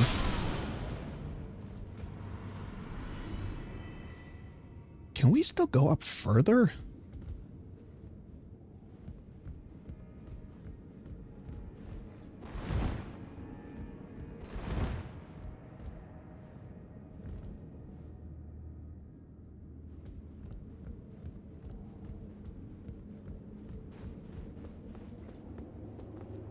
Okay.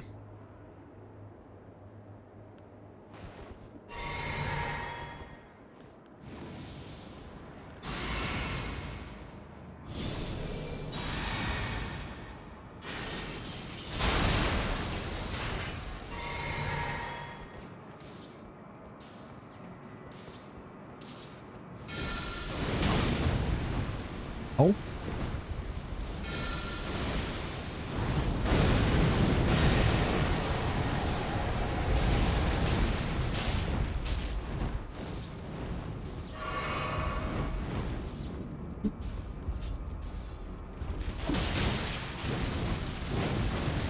Oh god.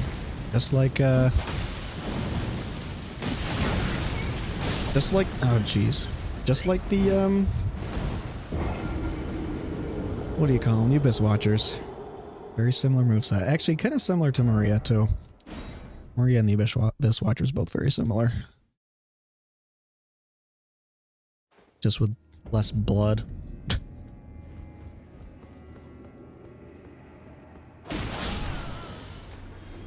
That's why there's America there.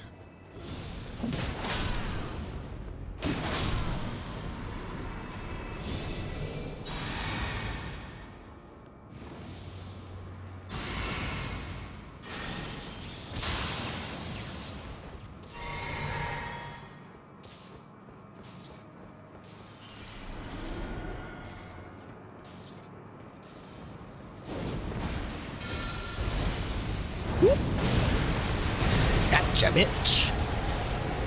Taste Melania's rocked. You know, it's too bad that when we use the Scarlet Aeonia, unlike Melania, we use it over and over and over again, and it doesn't turn the entire region for miles into a Scarlet Wasteland. Funny how that works.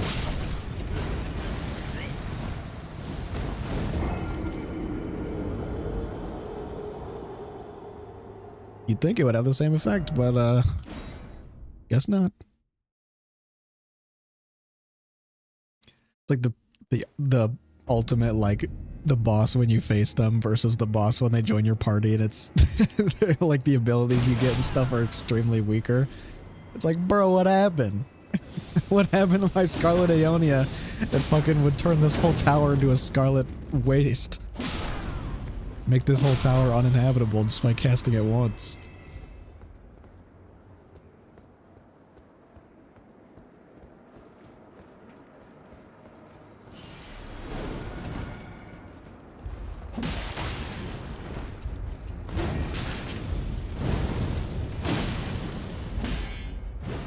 Oh, he parried me! He fucking Sekiro'd me!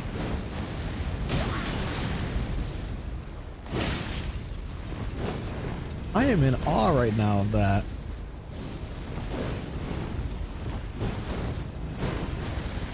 Okay, Maria of the Astral Clock Tower, calm down. I can't fucking believe he Sekiro parried me. Dude, this really is the combination of every Souls game ever.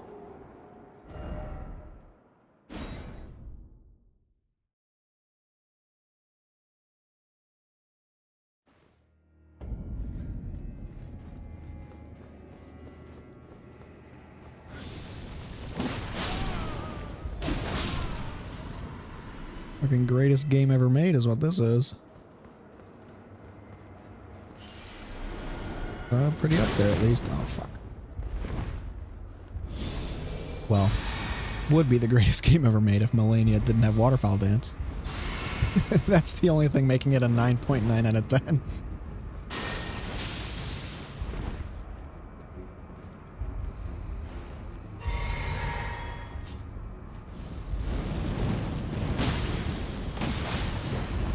Poise is a lot less than the other Mesmer Knights. Fuck, that ability's annoying. Just like the Abyss Watchers, it's so hard to fucking dodge that extra flame. You gotta dodge twice.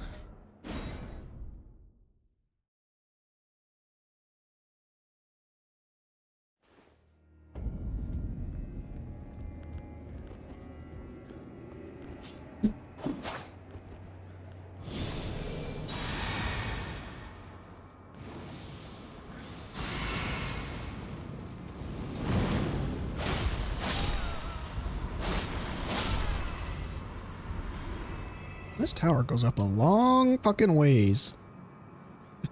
Like, jeez. It literally towers over the entire, like, realm.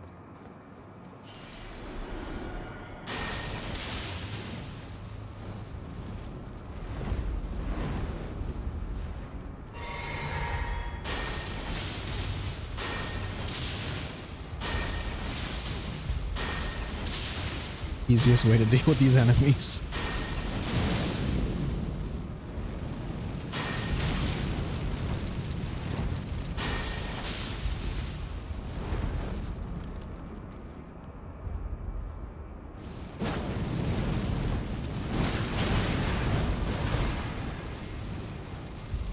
Shit. Not me to do that. That's a cool ability. Don't fucking Sekiro parry me.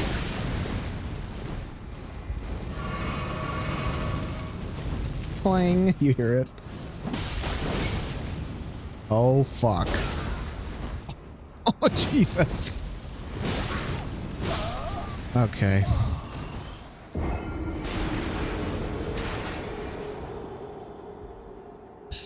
Just like Maria.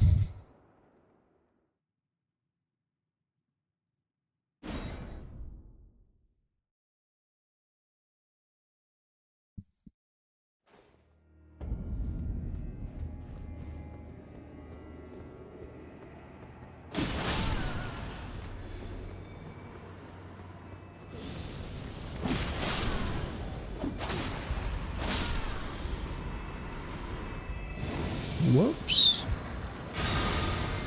Okay. That works.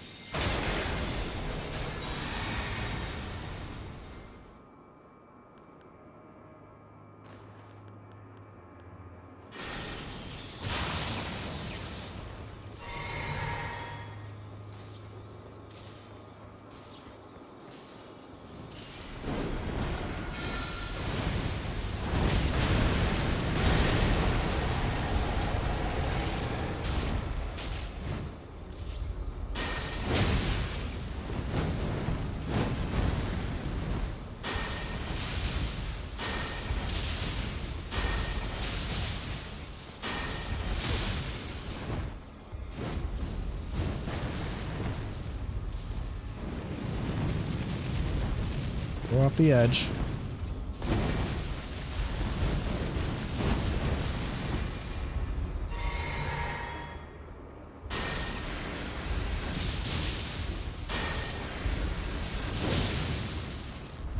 Bitch. Get the fuck out of here. You thought you had a chance. Name Spear, Ash of War. Very nice. Okay, what fucking horrific thing awaits me on the other side of this? No boss ahead, but boss ahead. Okay, awesome. What horrific monstrosity awaits me on the other side of this door? What kind of horrible reveal? What the fuck? Okay. Oh. That was a bit anticlimactic. Ooh, and a grace. Very nice.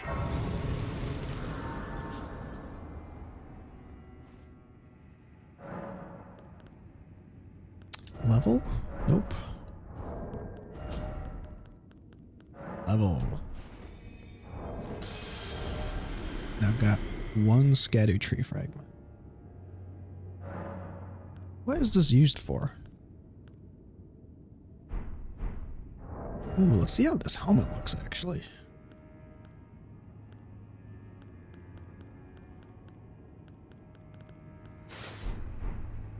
Oh, okay. Okay. Maybe. Kind of, I don't know. It's kind of stupid. It's got like the Mercedes logo on the top sticking out. And you never want to have something people can grab onto on your helmet, which is why I always wear this very wide-brimmed thing with multiple angles to grab onto from. That makes it very good for me. Very good in combat.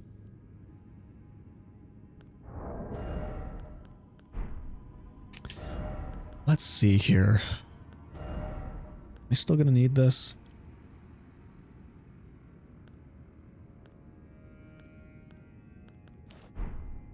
I just do these.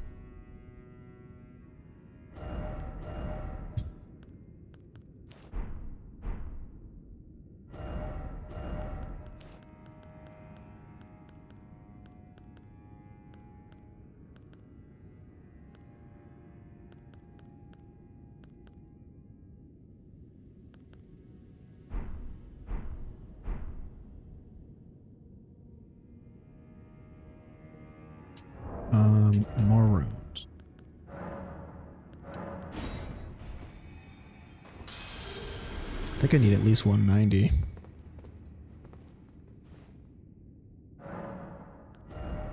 Sheesh, 200k fucking runes, man.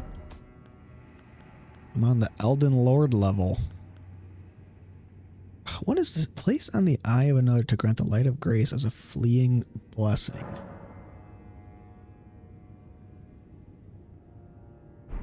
I don't know what that does, so.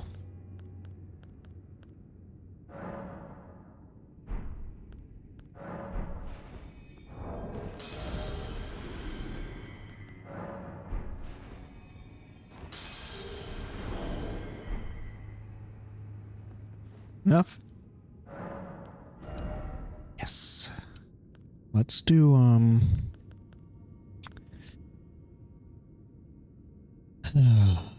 let's do int, I guess.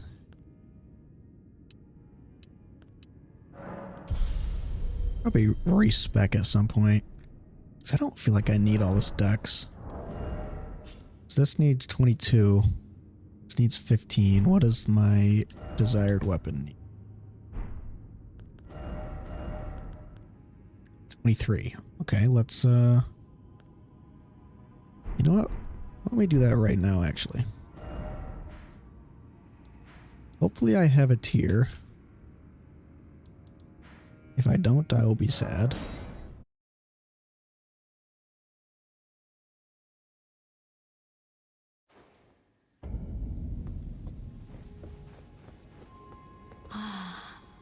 God, this place feels so far removed from like how far along I am in the game now. Me not, I would, but Oh well.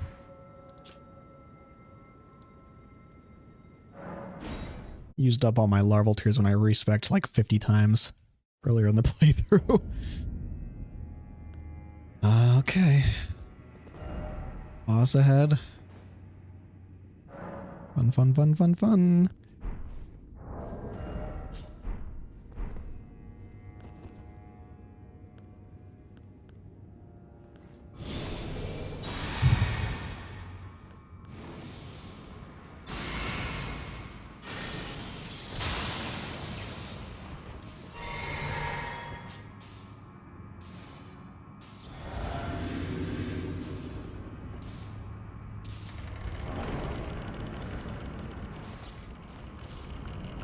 What awaits me behind this door?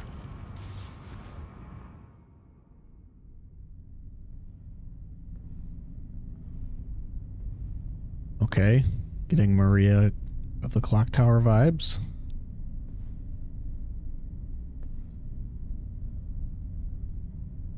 Mongrel intruder.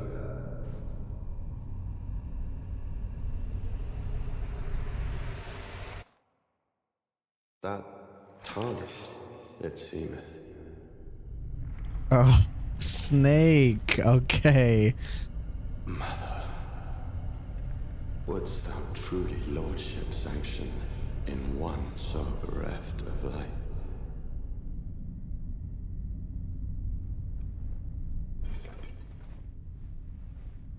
Ooh. Yet, my purpose standeth unchanged. Is this Mesmer? Those stripped of the grace of gold shall all meet death. What the fuck? In the embrace of Mesmer's flame.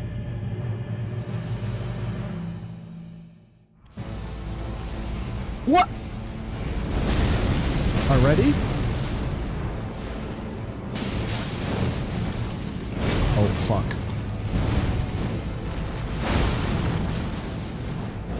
Okay, I can't believe he's the one that's up here. I thought he was going to show up way later.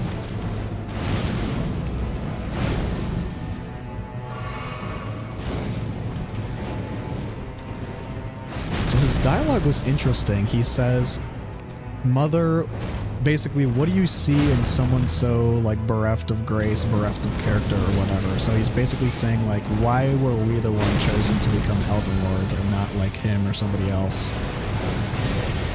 So strict is the grace of gold, shall all be death. In the embrace of Mesmer's flame. Holy shit. He's got some kind of snake shit going on, too. What the fuck? Him and Rykard.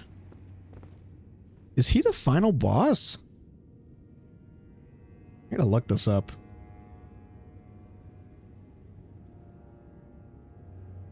I don't care about spoilers at this point. I've already seen him.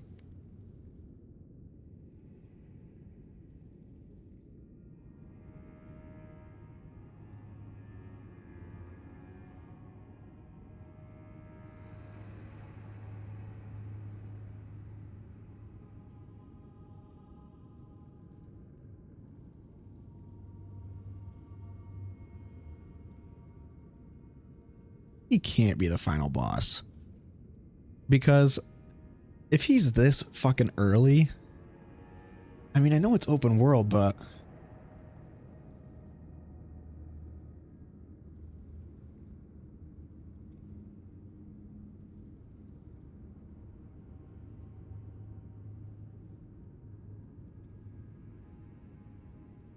okay, no, he's not final boss. It says players need to defeat him in order to advance. What the fuck? I didn't expect him to appear so fucking early because he is like the poster child of the whole DLC. What the fuck? Okay. So he has some kind of like snake aesthetic going on too. It's not just Rykard, I guess.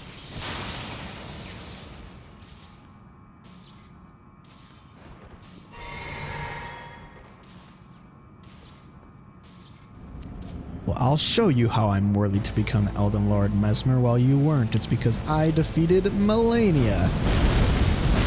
Okay, that's a fucking badass attack.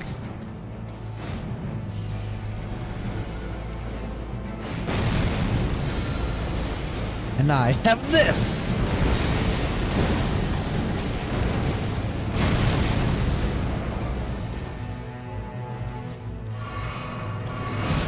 Ouch. He has a lot of, like... This is a cool fucking boss. He's like, holy shit. Strict is the grace of gold, shall all be death. In the embrace of Mesmer's flame. Of Mesmer's flame. He's kind of, he kind of got like, you know, his voice kind of reminds me of, it kind of reminds me of Nanami from JJK. I mean, even though it's in English, he kind of has like the same like monotone nasally as Nanami's voice actor. Sounds very similar. Interesting. So I really thought Mesmer was going to be the final boss. Who knows? I mean, maybe the final boss will be Mikola or somebody. Maybe it'll be Moog again.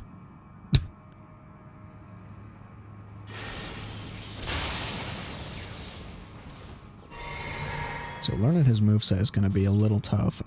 I mean, I knew that Mesmer was going to be a boss in the game because obviously he was all over the fucking advertising. And I heard he's supposed to be extremely hard. So I knew he was a boss, but I expected him to be the final boss.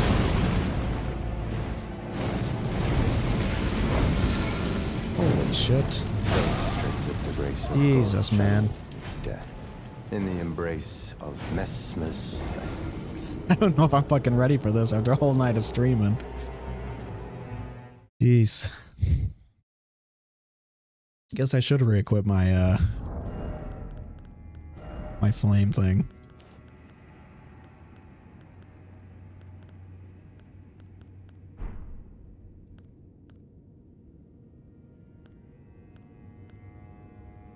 I really want to, I mean, it's not gonna matter though because my, sword can't, my cold can't affect him, I don't think. I mean, we could try it. I was gonna say I should try to respec so I can go get my new sword. But,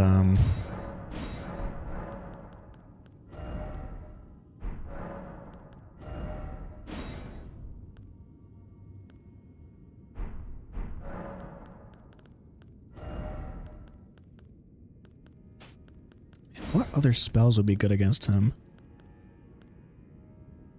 I don't know if I'm gonna have time to cast any of these.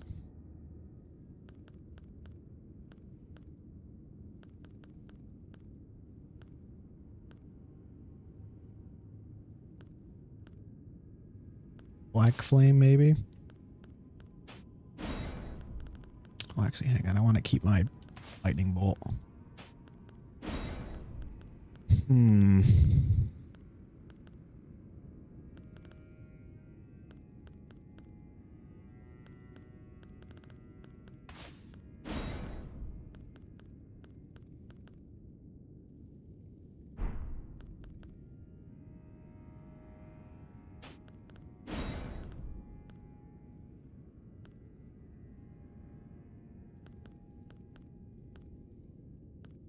Let's try these. My spells.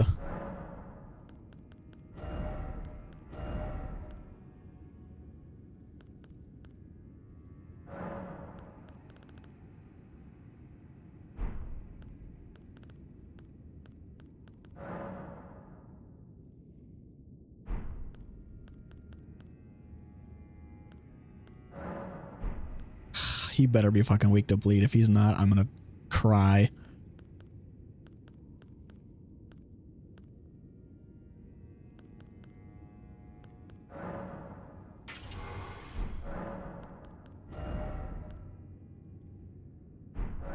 Okay.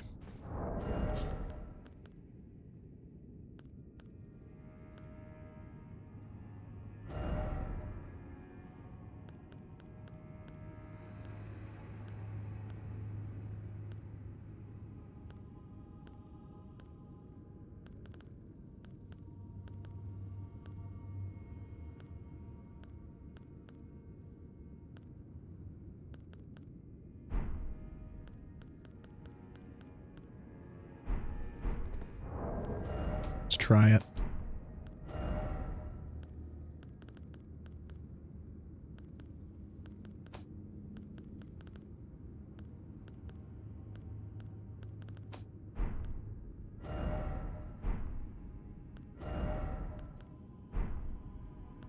He's sort of like a, I mean, at least from what I gather so far, if he has a second phase, I'm doomed, man. But from what I gathered so far, he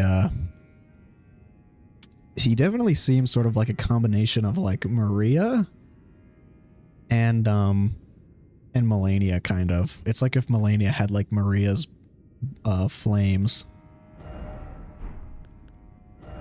Maybe Dancer. I mean, he's in the air a lot. He's basically Vlad. I mean, he's literally called the Impaler, so he's basically Vlad the Impaler, but as a boss. Mesmer the Impaler. This guy fucking burned all this area for what?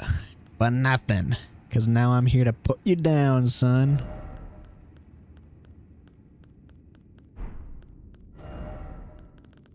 Okay. What am I doing? All right, let's go.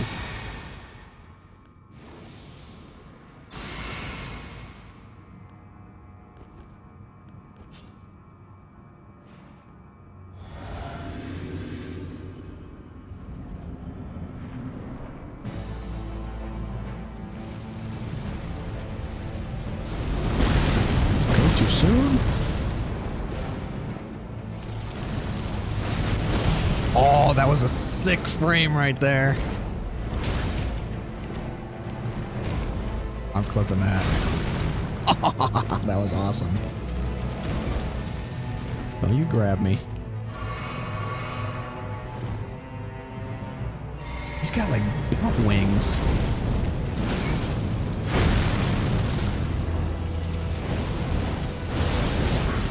Sick. Holy fuck.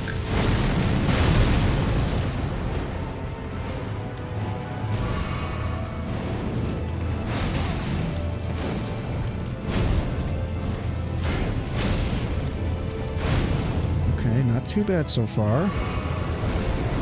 He really is like a Vlad the Impaler type. Like, he's got such a vampire aesthetic. It's very similar to Rykard, actually. The snakes and the flames. I wonder if he embraced a similar flame to what Rykard did. Or a similar, like serpent, I mean. See how many spells we can get off here. Okay, not a great one there. Holy shit. Fuck! Shadow of death. In the embrace of mess. Okay, so Black Blade seems really good against him, actually. He's way more like lanky and kind of geeky than I expected. He's way more lanky and like unhealthy looking than I was expecting. I kind of expected him to be a bit more intimidating.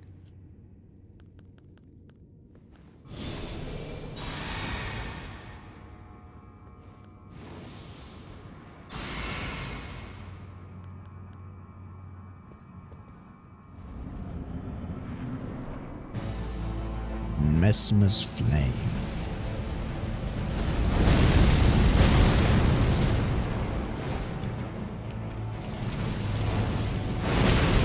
That's such a sick opening, man. Sick fight.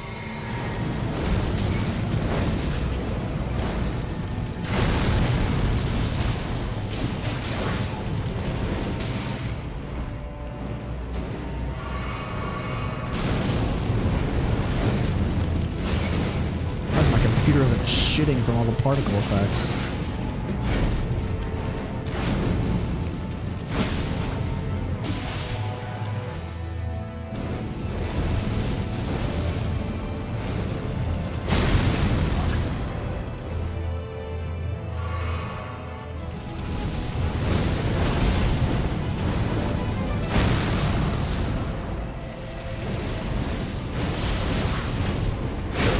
Oh, such an epic fight, man.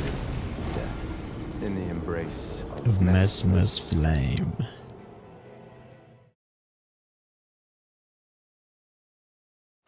Man, this is gonna be a good one. I can already tell. Oh, I keep forgetting to drink my physic.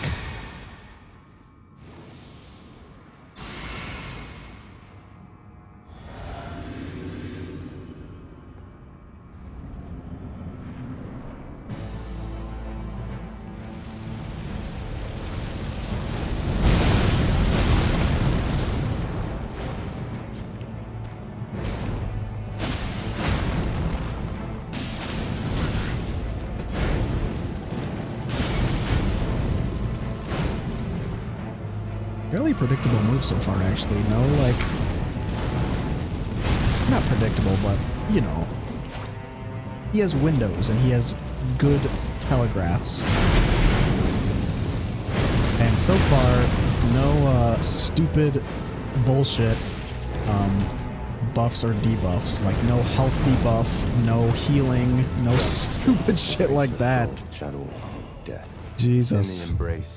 Thank God. Like, any boss, I don't care how overtuned his kid is, any boss is better than that shit where they just have the fucking debuffs and get stupid garbage. So fucking annoying, man. The health debuff in Malekith and then the healing on Melania, so AIDS.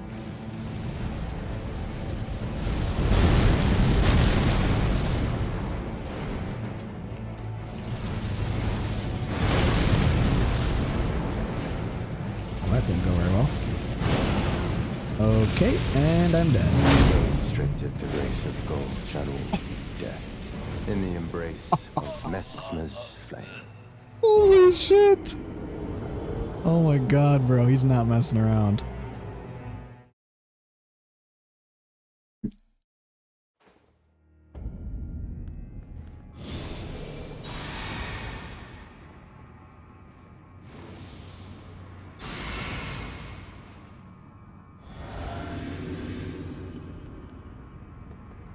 You know what? I should get my own flame buff.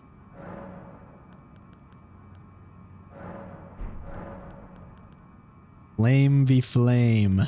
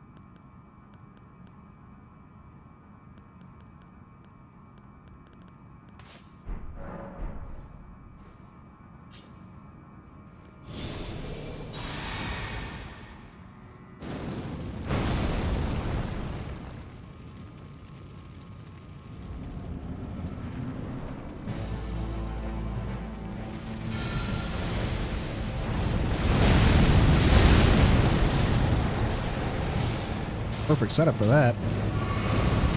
I can tank that hit.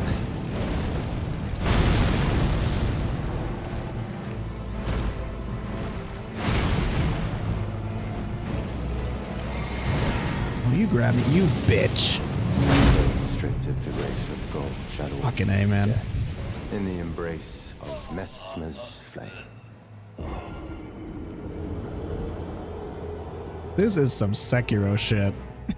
This is a fucking Sekiro boss.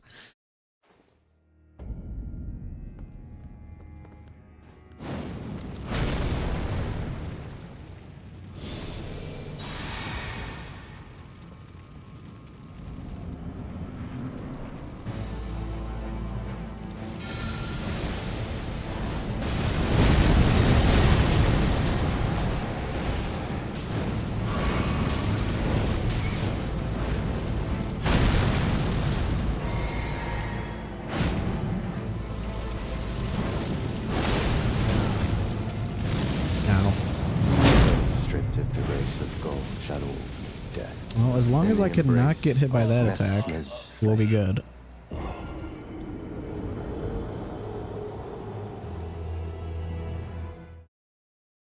Setting up that Scarlet Rot right away, though, that's kind of nice. Because he's guaranteed to land where I am.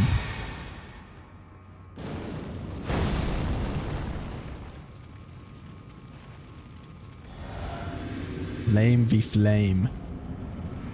Only one man can burn as bright as I. Boom!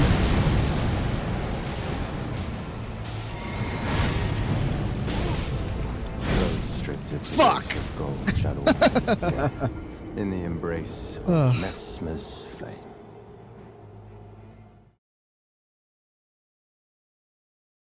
Oh my god, man. If he has a second phase, which he probably does, I'm gonna cry.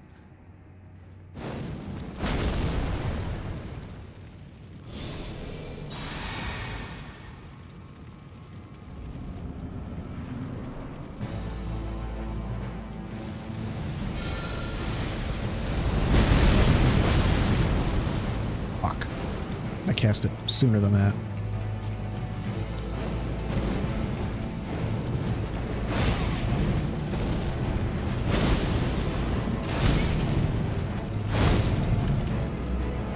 Learning his timing is going to be tough.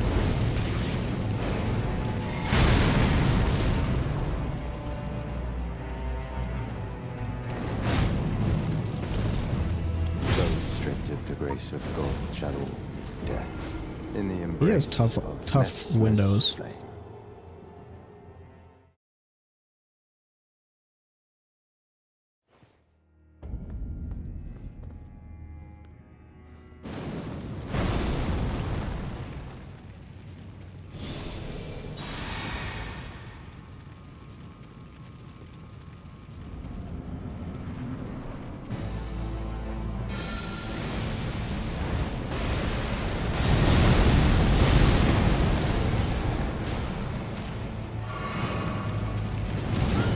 Fuck.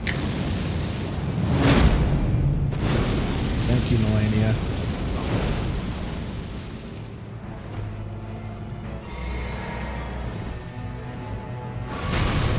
Okay.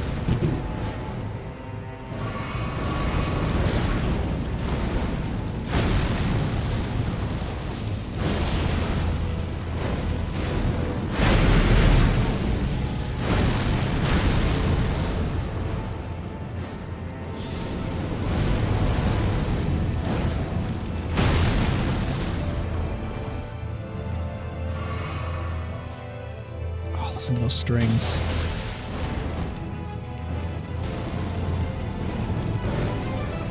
Then he stabs.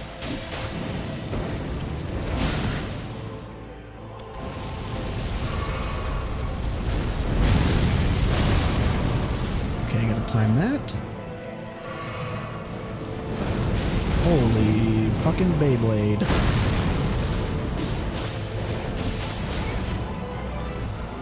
Oh, fuck.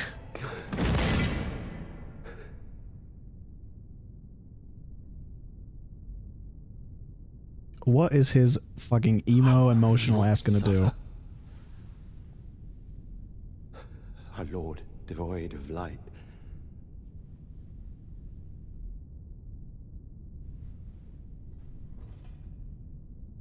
So he's trying to prevent us from becoming Elden Lord. No, Mother. Forgive me. Is he gonna give in to the serpent?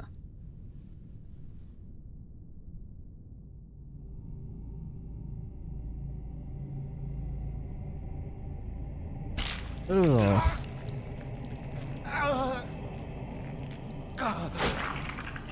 Ew, that sound. The fuck? Does he have a Eye of Frenzy? Is that a Shabriri grape?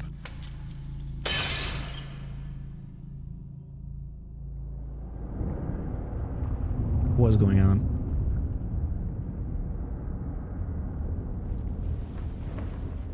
Radagon's red flames.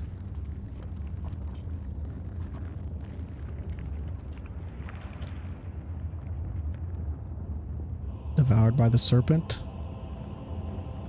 Soon tarnished.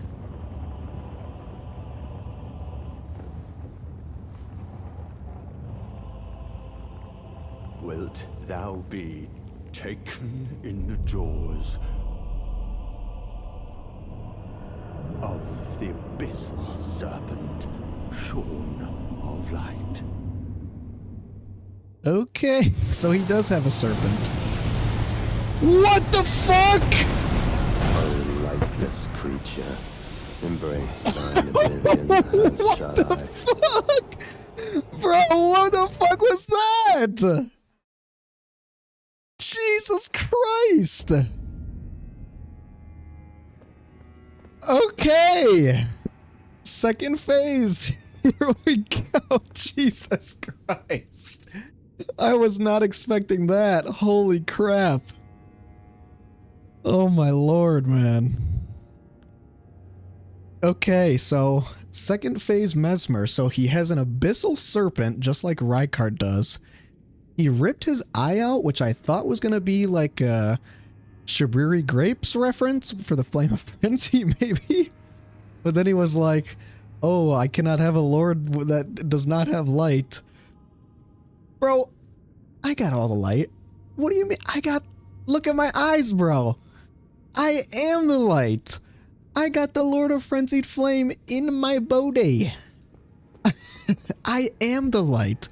What more light do you need than the light of my precious Frenzied Flame? My flame versus yours, Mesmer. Let's see who wins. Come on, man. You and I are more alike than you think. That was insane. I was not expecting that giant serpent attack. Jesus Christ. Just like, so he has such a similar, oh man, he's like this huge mishmash of aesthetics. He's got like Radagon's red hair. He's got like similar moveset to Melania. He's got flames just like Moog. He's got a snake just like Rykard. He's like this huge, like mishmash almost of different aesthetics from all the different demigods throughout the game, and it's almost like he's like this. I don't know. I want to say like prodigal son like combination where he was cast out for being too strong or something like that.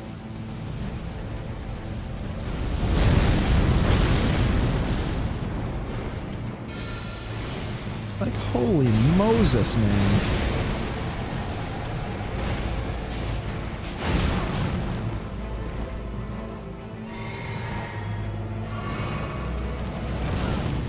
Fuck. Stripped of the grace of gold, shall all be death. In the embrace of Mesmer's flame.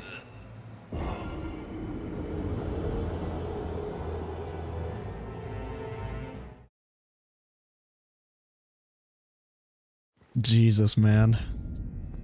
Jesus Christ. That was insane. I can't get over that whole cutscene. So the abyssal serpent, like in his eye, there's just so much, and the Shabriri stuff too, like there's just so much overlapping imagery there between all the different demigods and all the different like powers and outer gods and shit. Like that just makes me so curious about him. That was fucking sick, though. Just another fucking insane boss for me to overcome, FromSoft. Thanks. You've outdone yourselves. Melania's giant scarlet bloom explosion wasn't enough. Now you need a snake with the sun in his mouth.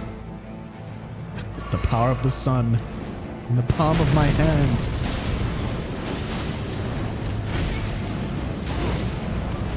My flame versus yours, Mesmer. Who will win? Mesmer's flame or the frenzied flame? Okay. Okay, maybe Mesmer's flame will win.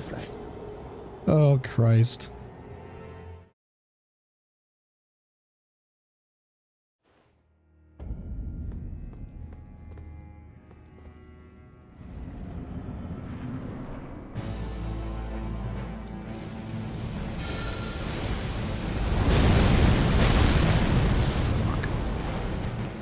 Well, restart.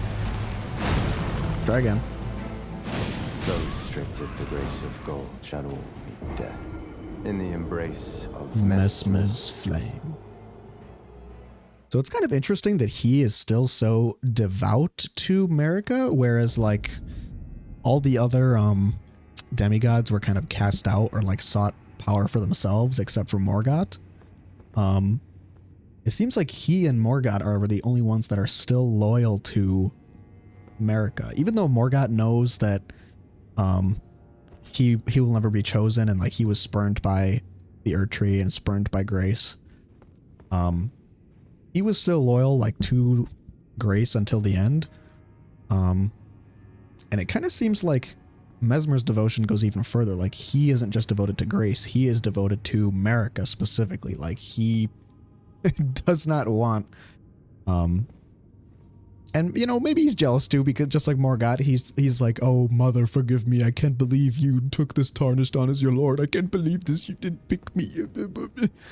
You know, same thing with that Morgott does, where it's like he feels like his, even though he supposedly is like, oh my mother Marika is like, I serve you, you're the supreme being, it's really just all ego. And he's just like, oh, even though I supposedly think that her word is final, I don't trust her judgment because I think she should have chose me instead, or she should have chose a lord that I like. And I don't like this tarnished. But yeah. So he's just even though he's more devoted to Marika specifically instead of Grace itself, he's still just butthurt that he wasn't picked, or that somebody he liked wasn't picked.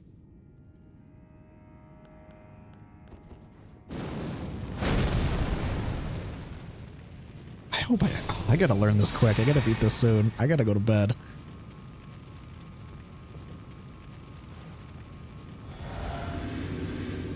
Here we go, Mesmer.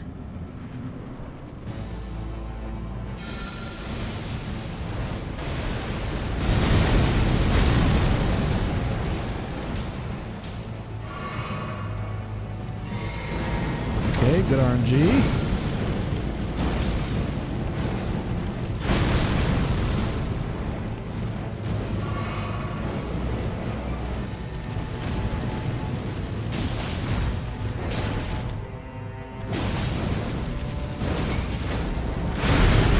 Holy fuck.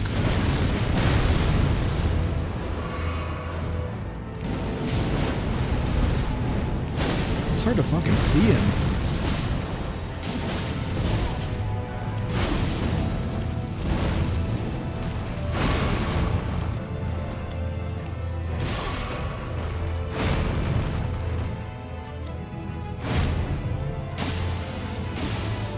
Oh, I can do cold on him.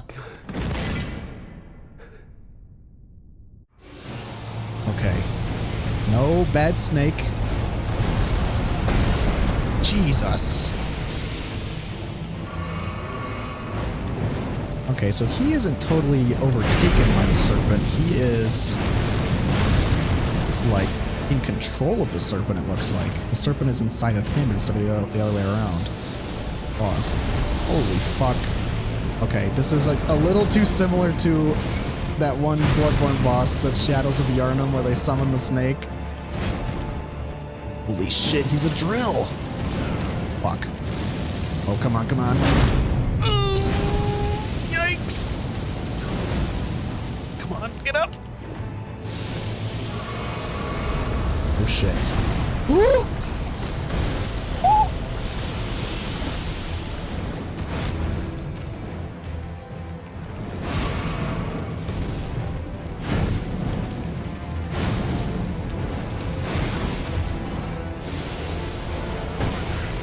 God.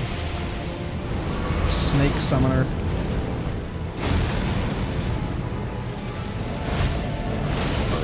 Fuck! Embrace thine oblivion, as shall I. Embrace thine oblivion as shall I. So he cares about this so much. He's basically sacrificing his own humanity for the sake of grace, which is stupid, but oh, that was close. That was close. I think I kind of got his moves mostly down, actually. I'm feeling good. Feeling pumped about this fight.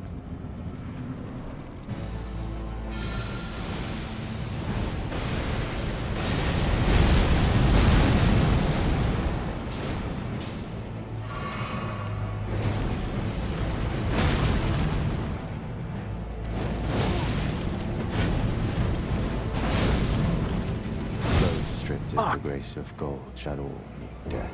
Shall In the all meet embrace death. of Messmer's flame. Messmer's flame. The way the voice actors are directed in this game, man, they say stuff so specifically. In the embrace of Messmer's flame. So if I can just get him to exactly where he was last time, it would be perfect.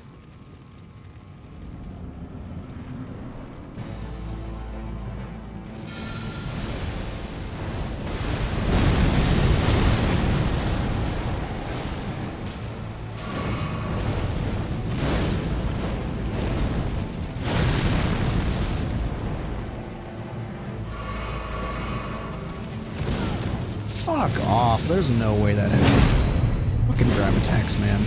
Grab attacks will always be the same in these games.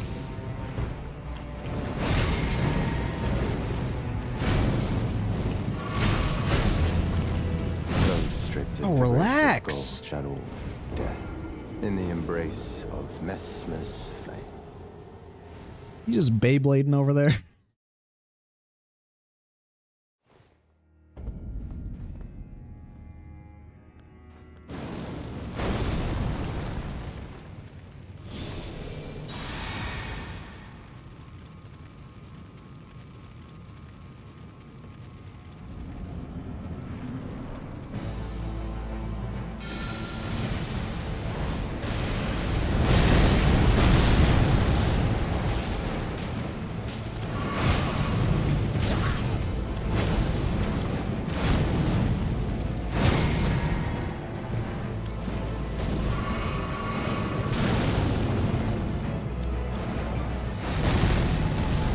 Face me. Face me and my frenzied flame.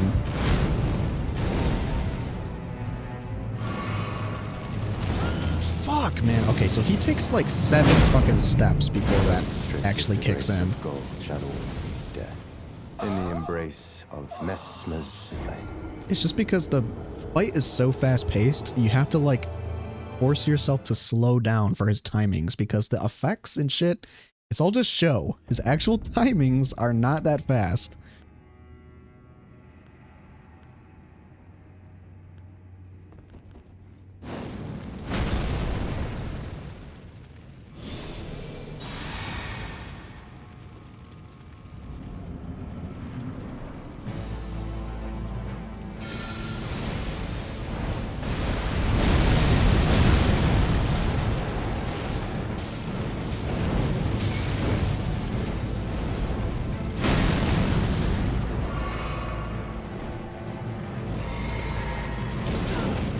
Fuck off with that, man. Restricted to race of gold. Fucking grab attack. In the embrace of Messmer's flame. That's gonna get old really fast. Just like Melania did.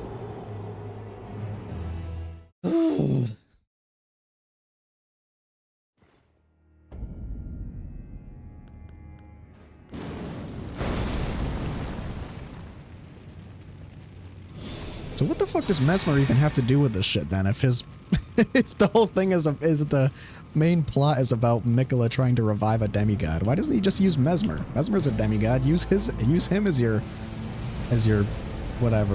He probably can't. I mean, because he probably doesn't like Mikola. He probably likes America a little more. He thinks that what Mikola's doing is blasphemy. But that would make it all the more funny if he took Mesmer on as his whatever.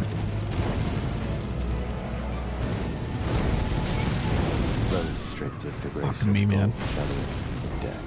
In the embrace of I mean, I don't know. Maybe it wouldn't work because he's already got the serpent shit going on. He already has a vessel. Or he already is a vessel for something.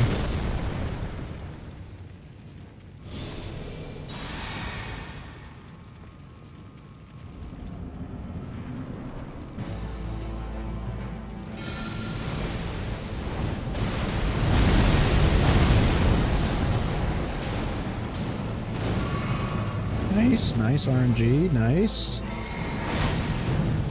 We love to see it.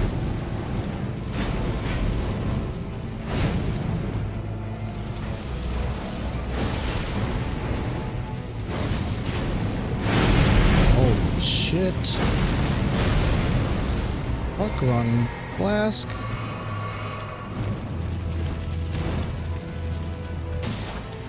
That was complete luck.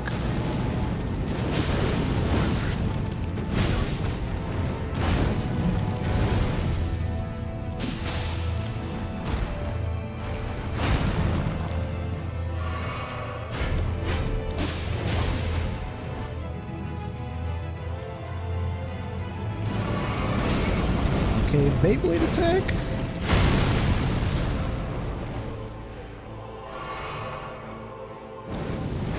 This music is sick. He has a lot of like attacks where he just stabs like down into the ground.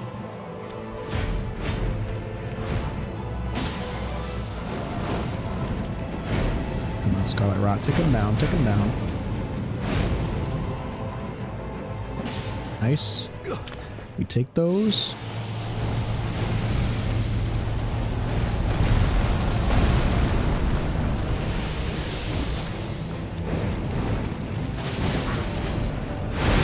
Holy Christ.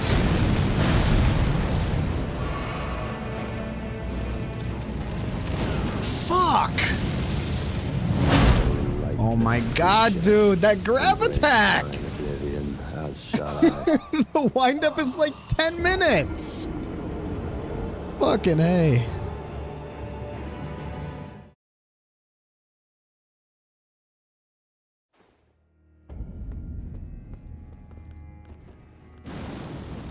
Just when I got him to his next phase, too.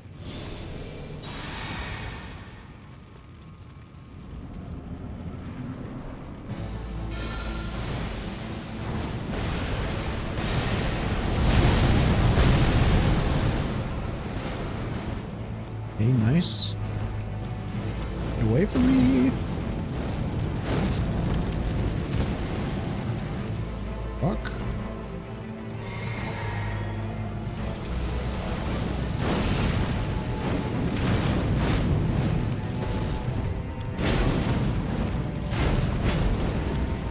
Those stripped of the Fuck. grace of gold shall all be dead in the embrace of Messmer's flame.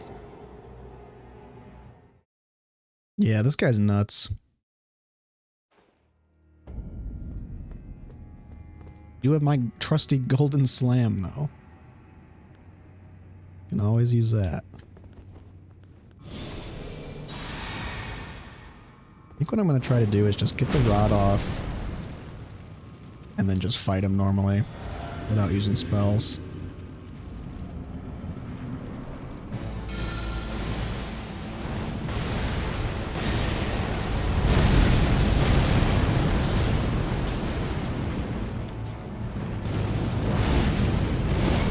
Holy shit.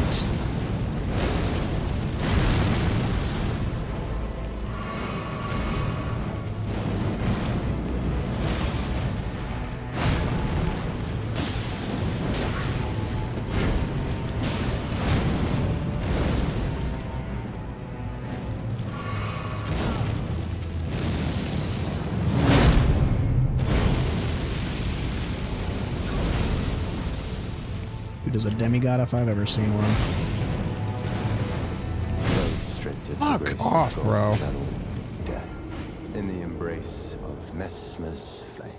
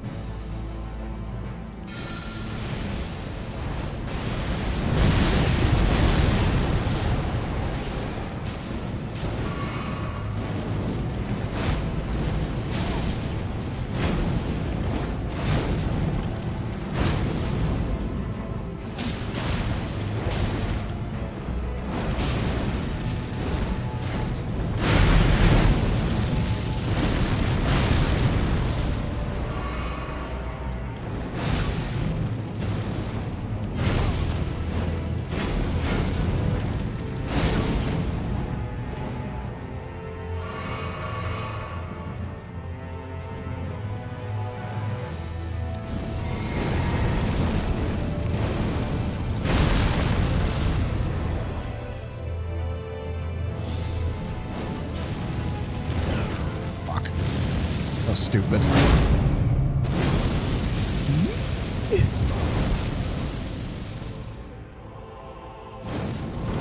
Those stripped of the grace of All gold right. shall all be dead in the embrace of Got an idea. I Messmer's think what I'm going to flame. do is I'm going to switch my charms up. Make it so my spells last longer.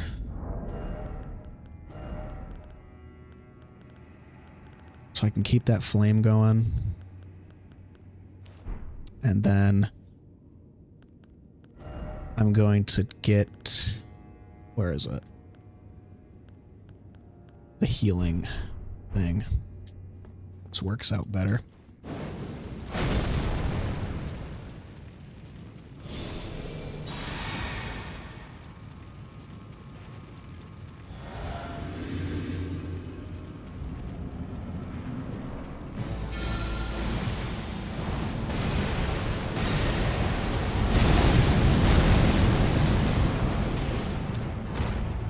Very nice.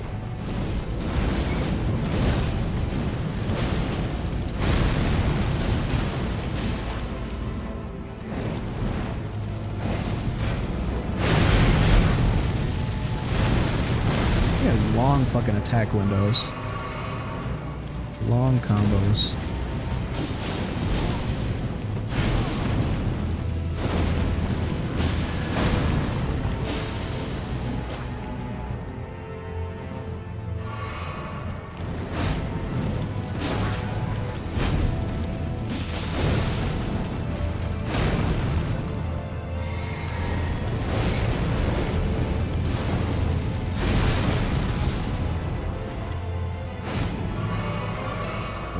okay, I didn't get hit by that.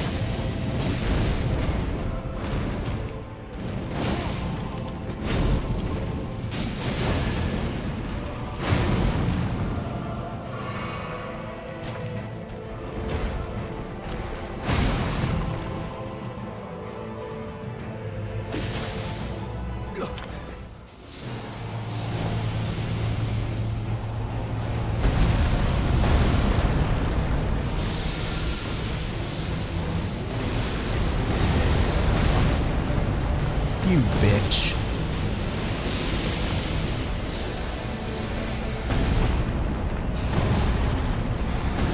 No more snake.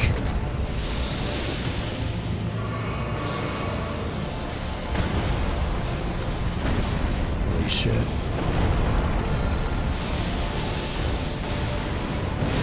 Gotcha. Fuck! Creature. Damn Embrace it! thine oblivion, as shall I. So fucking close, man. So close.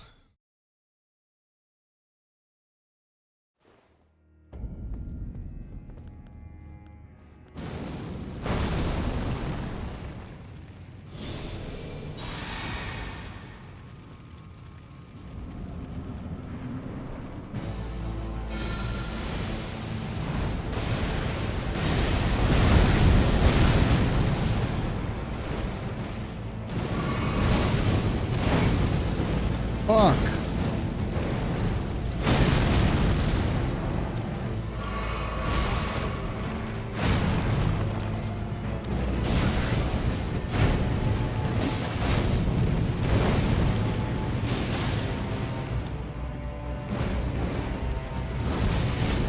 Restricted the grace of God, shadow, death. In the embrace Jeez. of Messmer's flame.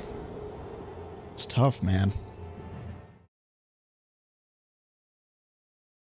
Give me sweat now.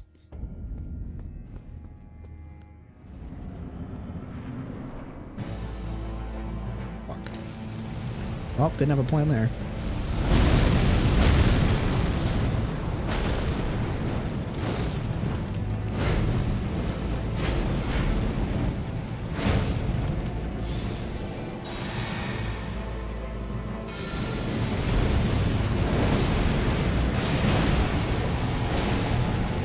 Restricted the grace of God. There's just so many particles, I just can't even like fucking see what's happening. Messmer's flame. Messmer's flame. I know. I know, buddy. I know. About to fucking turn sound off.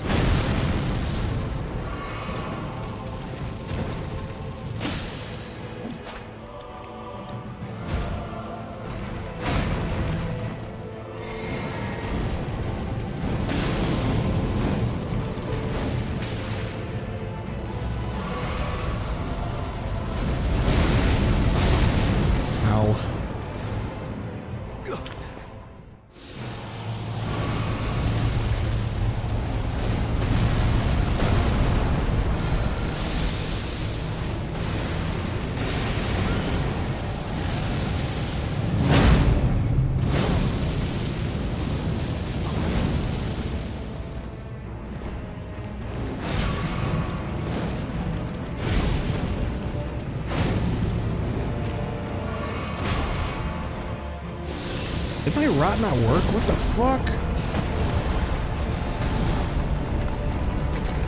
Alright, buddy. No more games.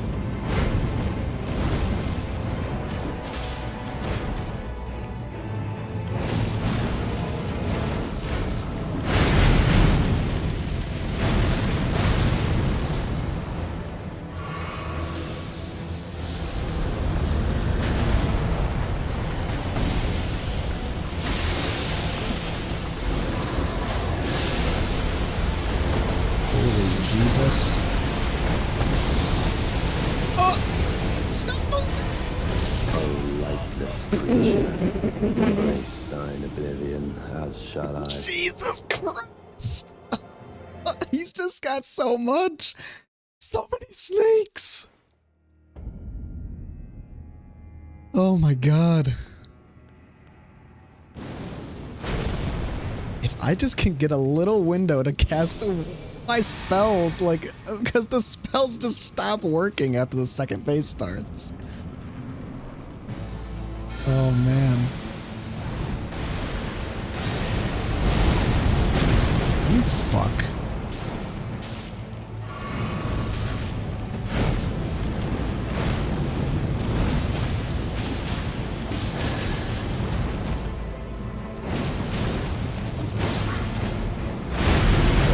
Jesus. In the embrace Of Mesmer's flame. In the embrace of Mesmer's flame. Okie dokie then, sir. How many more buffs can I give myself?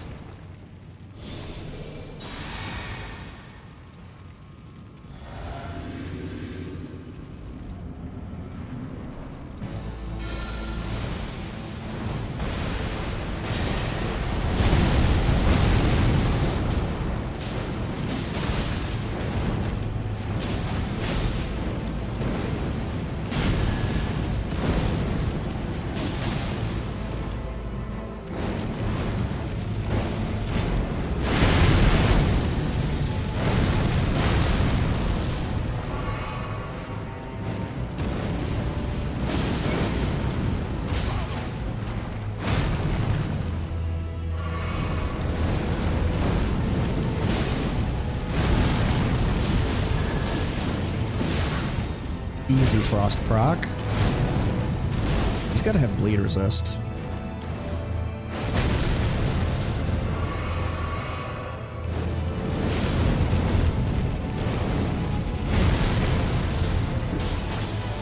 Very nice, very nice.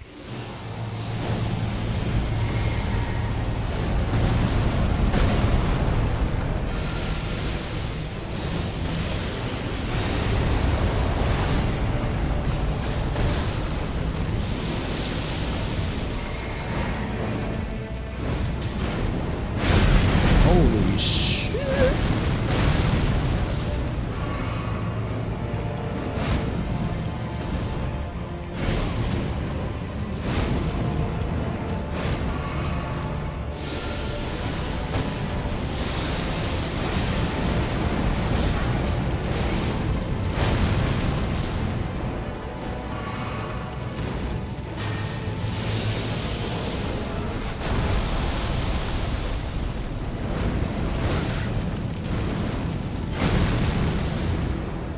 Okay, get my bearings. Holy fuck. Holy shit, what is that?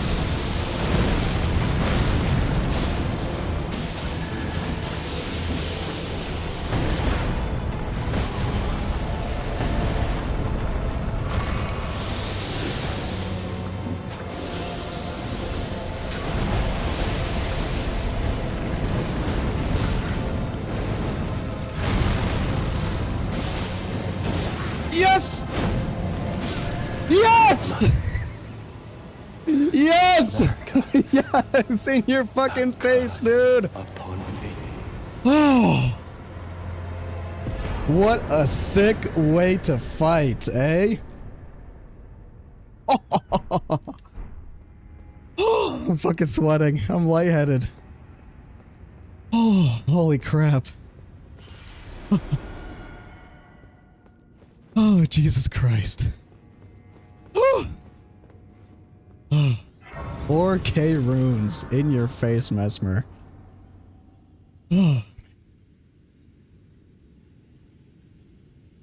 That last fucking like 15 seconds of that match was fucking insane. Look at my health. I have no health left, no pots left, no nothing left. It was a fucking, that was, okay, you know what? It wasn't a miracle. That was pure fucking skill is what that was. Pure fucking skill. I was able to dodge those hits and predict exactly what moves he was gonna fucking do. I knew on that very last stab down, the ground stab that he did, that he wasn't gonna do the spear explosion from the ground just based off the one that he did, but holy crap, literally like one fucking hit away. Me and him one fucking hit away. What a fucking feature finish, man. That is what I fucking play these games for. That is what I play these games for. That was a fucking excellent boss fight. Best boss fight of the DLC so far. Right up there with Rolana. Whew. Way better fucking fight than Melania too. Like that second fight was insane, but or that second half was insane, but whew, no stupid bullshit either, like waterfowl dance or any of that crap.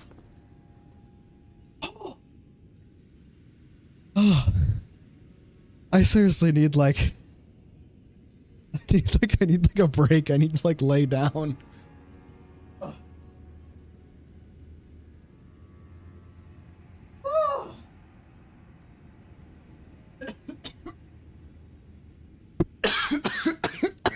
I'm fucking dying. Oh man.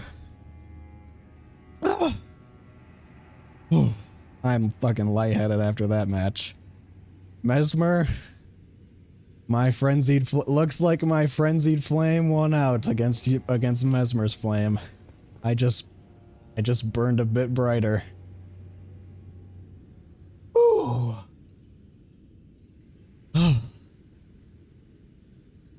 Okay. Okay, let's fucking spend these runes. Jesus Christ. Where's Melina when you need her? We'll fucking talk after that. Holy Christ. Fucking excellent fight, man. Excellent fight. Miyazaki and FromSoft devs, I applaud you. I applaud you because... Oh, who is this? Anzac? Hello? What cruelty is this? Who would rob me of my one vital purpose? Oh. Am I so feeble, witless, dull of blade, that vengeance was never to have been mine? Did I do that? Did I do that? Did I kill Mesmer when he wanted to? Alright, but it's okay, buddy. It's okay. Whoops. I never forgot about that, buddy. Well, I mean, you would have died anyway. You would have died anyway, so. Oh, most cherished wife and child. It seems vengeance was not mine to enact. Where now should I point my tired blade? This was not your fight, soldier. It was not your fight. You're destined for better things. Vengeance is not all there is to life. Vengeance will only lead you down a bad path. Your path lies elsewhere, comrade. Where now should I point my... I have taken you from the... I have made sure that you did not go astray, sir. Ooh, okay. Yeah, I kind of robbed him of his vengeance there, but you know, if Attack on Titan has taught me anything, cycle of revenge, never good. Never a good thing. You know, who knows? If this guy would have got his revenge, he might have been the next Mesmer. Gone on the next Mesmer's purge, next Mesmer's rampage, you know? He might have been the next one. And the cycle continues. Okay, let's spend these runes, then we will wrap it up here. I don't know how I'm gonna fucking go to bed after that. Whew. Because my blood is like pumping now. I don't think my heart has like pumped that fast since I fought like Maria and Orphan of Kos and Bloodborne. Like, whew, that was the kind of fight that I need from these games. That's the kind of fight where it's just tough enough and just like rhythmic enough where like it never feels unfair, but it's just hard enough that you get to like down to the wire. You get to the very hair's edge of like just about to beat that fucking boss, and you're sweating and your blood is pumping. That's what I miss. I mean, a lot of bosses like Melania and Malekith, great bosses, but they just didn't give me that feeling. I mean, one of the things I always criticize Melania for is I just feel like her kit is just designed to be frustrating. You know, I mean, Waterfowl Dance and her stupid healing, and Malekith with his healing debuffed in some respects, and his massive AoEs. I mean, the rhythms on those fights are great up until like those couple of attacks that just ruin it and make it so like a fight that could be like, oh, I'm like sweating and I'm super excited to beat this, just gets like ruined by like this one attack. Not Mesmer though. That was like a perfect like blood pumping fight. I legitimately haven't felt that way since like Orphan of Kos, Maria, Ishin from Sekiro. Like those Mesmer, like honestly, top fucking tier boss. Whew. Like in the upper echelon of the FromSoft bosses with like how badass it is, how showy it is, how fun and cool it feels to dodge and to finally beat when there's so much chaos going on. You finally just eke out that one try where you finally get what you wanted. Finally beat him at the very end when you've got no health left and no health pots. One hit away. Fucking epic fight, man. That's pretty up there. That's gonna be hard to rank on like my FromSoft bosses. That might be like just below Ishin and Orphan of Kos for me. Oh, that was fucking sick fight, man. Okay, so let's spend our runes. We can do 2 levels. Let's put them both in int, because honestly, I think we're doing enough damage with our faith. Let's get one, ooh, I'm gonna want to see what his remembrance gives me. Definitely.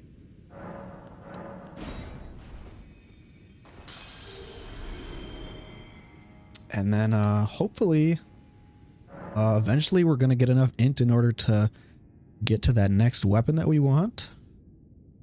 For our sidearm. God damn it, need 2,000 more.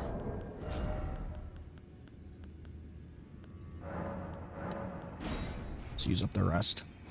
I really want to chug these levels, or I waste these runes dying in my next playthrough. Oh, my blood's fucking pumping, man. It just makes me want to keep playing after that. Like, how am I supposed to go to bed now? I'm so fucking, like, ecstatic after that fight. That was so sick. Okay, level up int, 1 more? I'm gonna have to respec some of these. Because it's gonna take forever for me to get to 23. 22 or whatever it was. Ooh, okay. With that being said, we will go ahead and save. Return to our desktop here.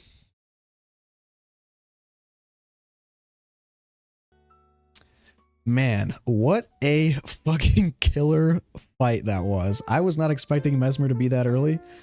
But I can't say I'm disappointed. I mean, even as a mid-game boss, like that was... To think that that is a mid-game boss, a mid-DLC boss, if this was any other DLC, that would have been final boss. That was like final boss level material boss design right there.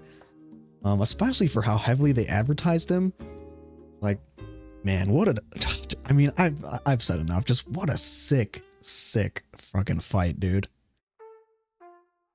But all right, I really got to go to bed. So we're going to wrap up stream there for tonight. Thanks for tuning in and watching if you did. The VOD should be up soon. And hopefully I came up with some good shorts from this one. I tried out like a new thing to get some better shorts to upload to the channel. So get some good highlights there. And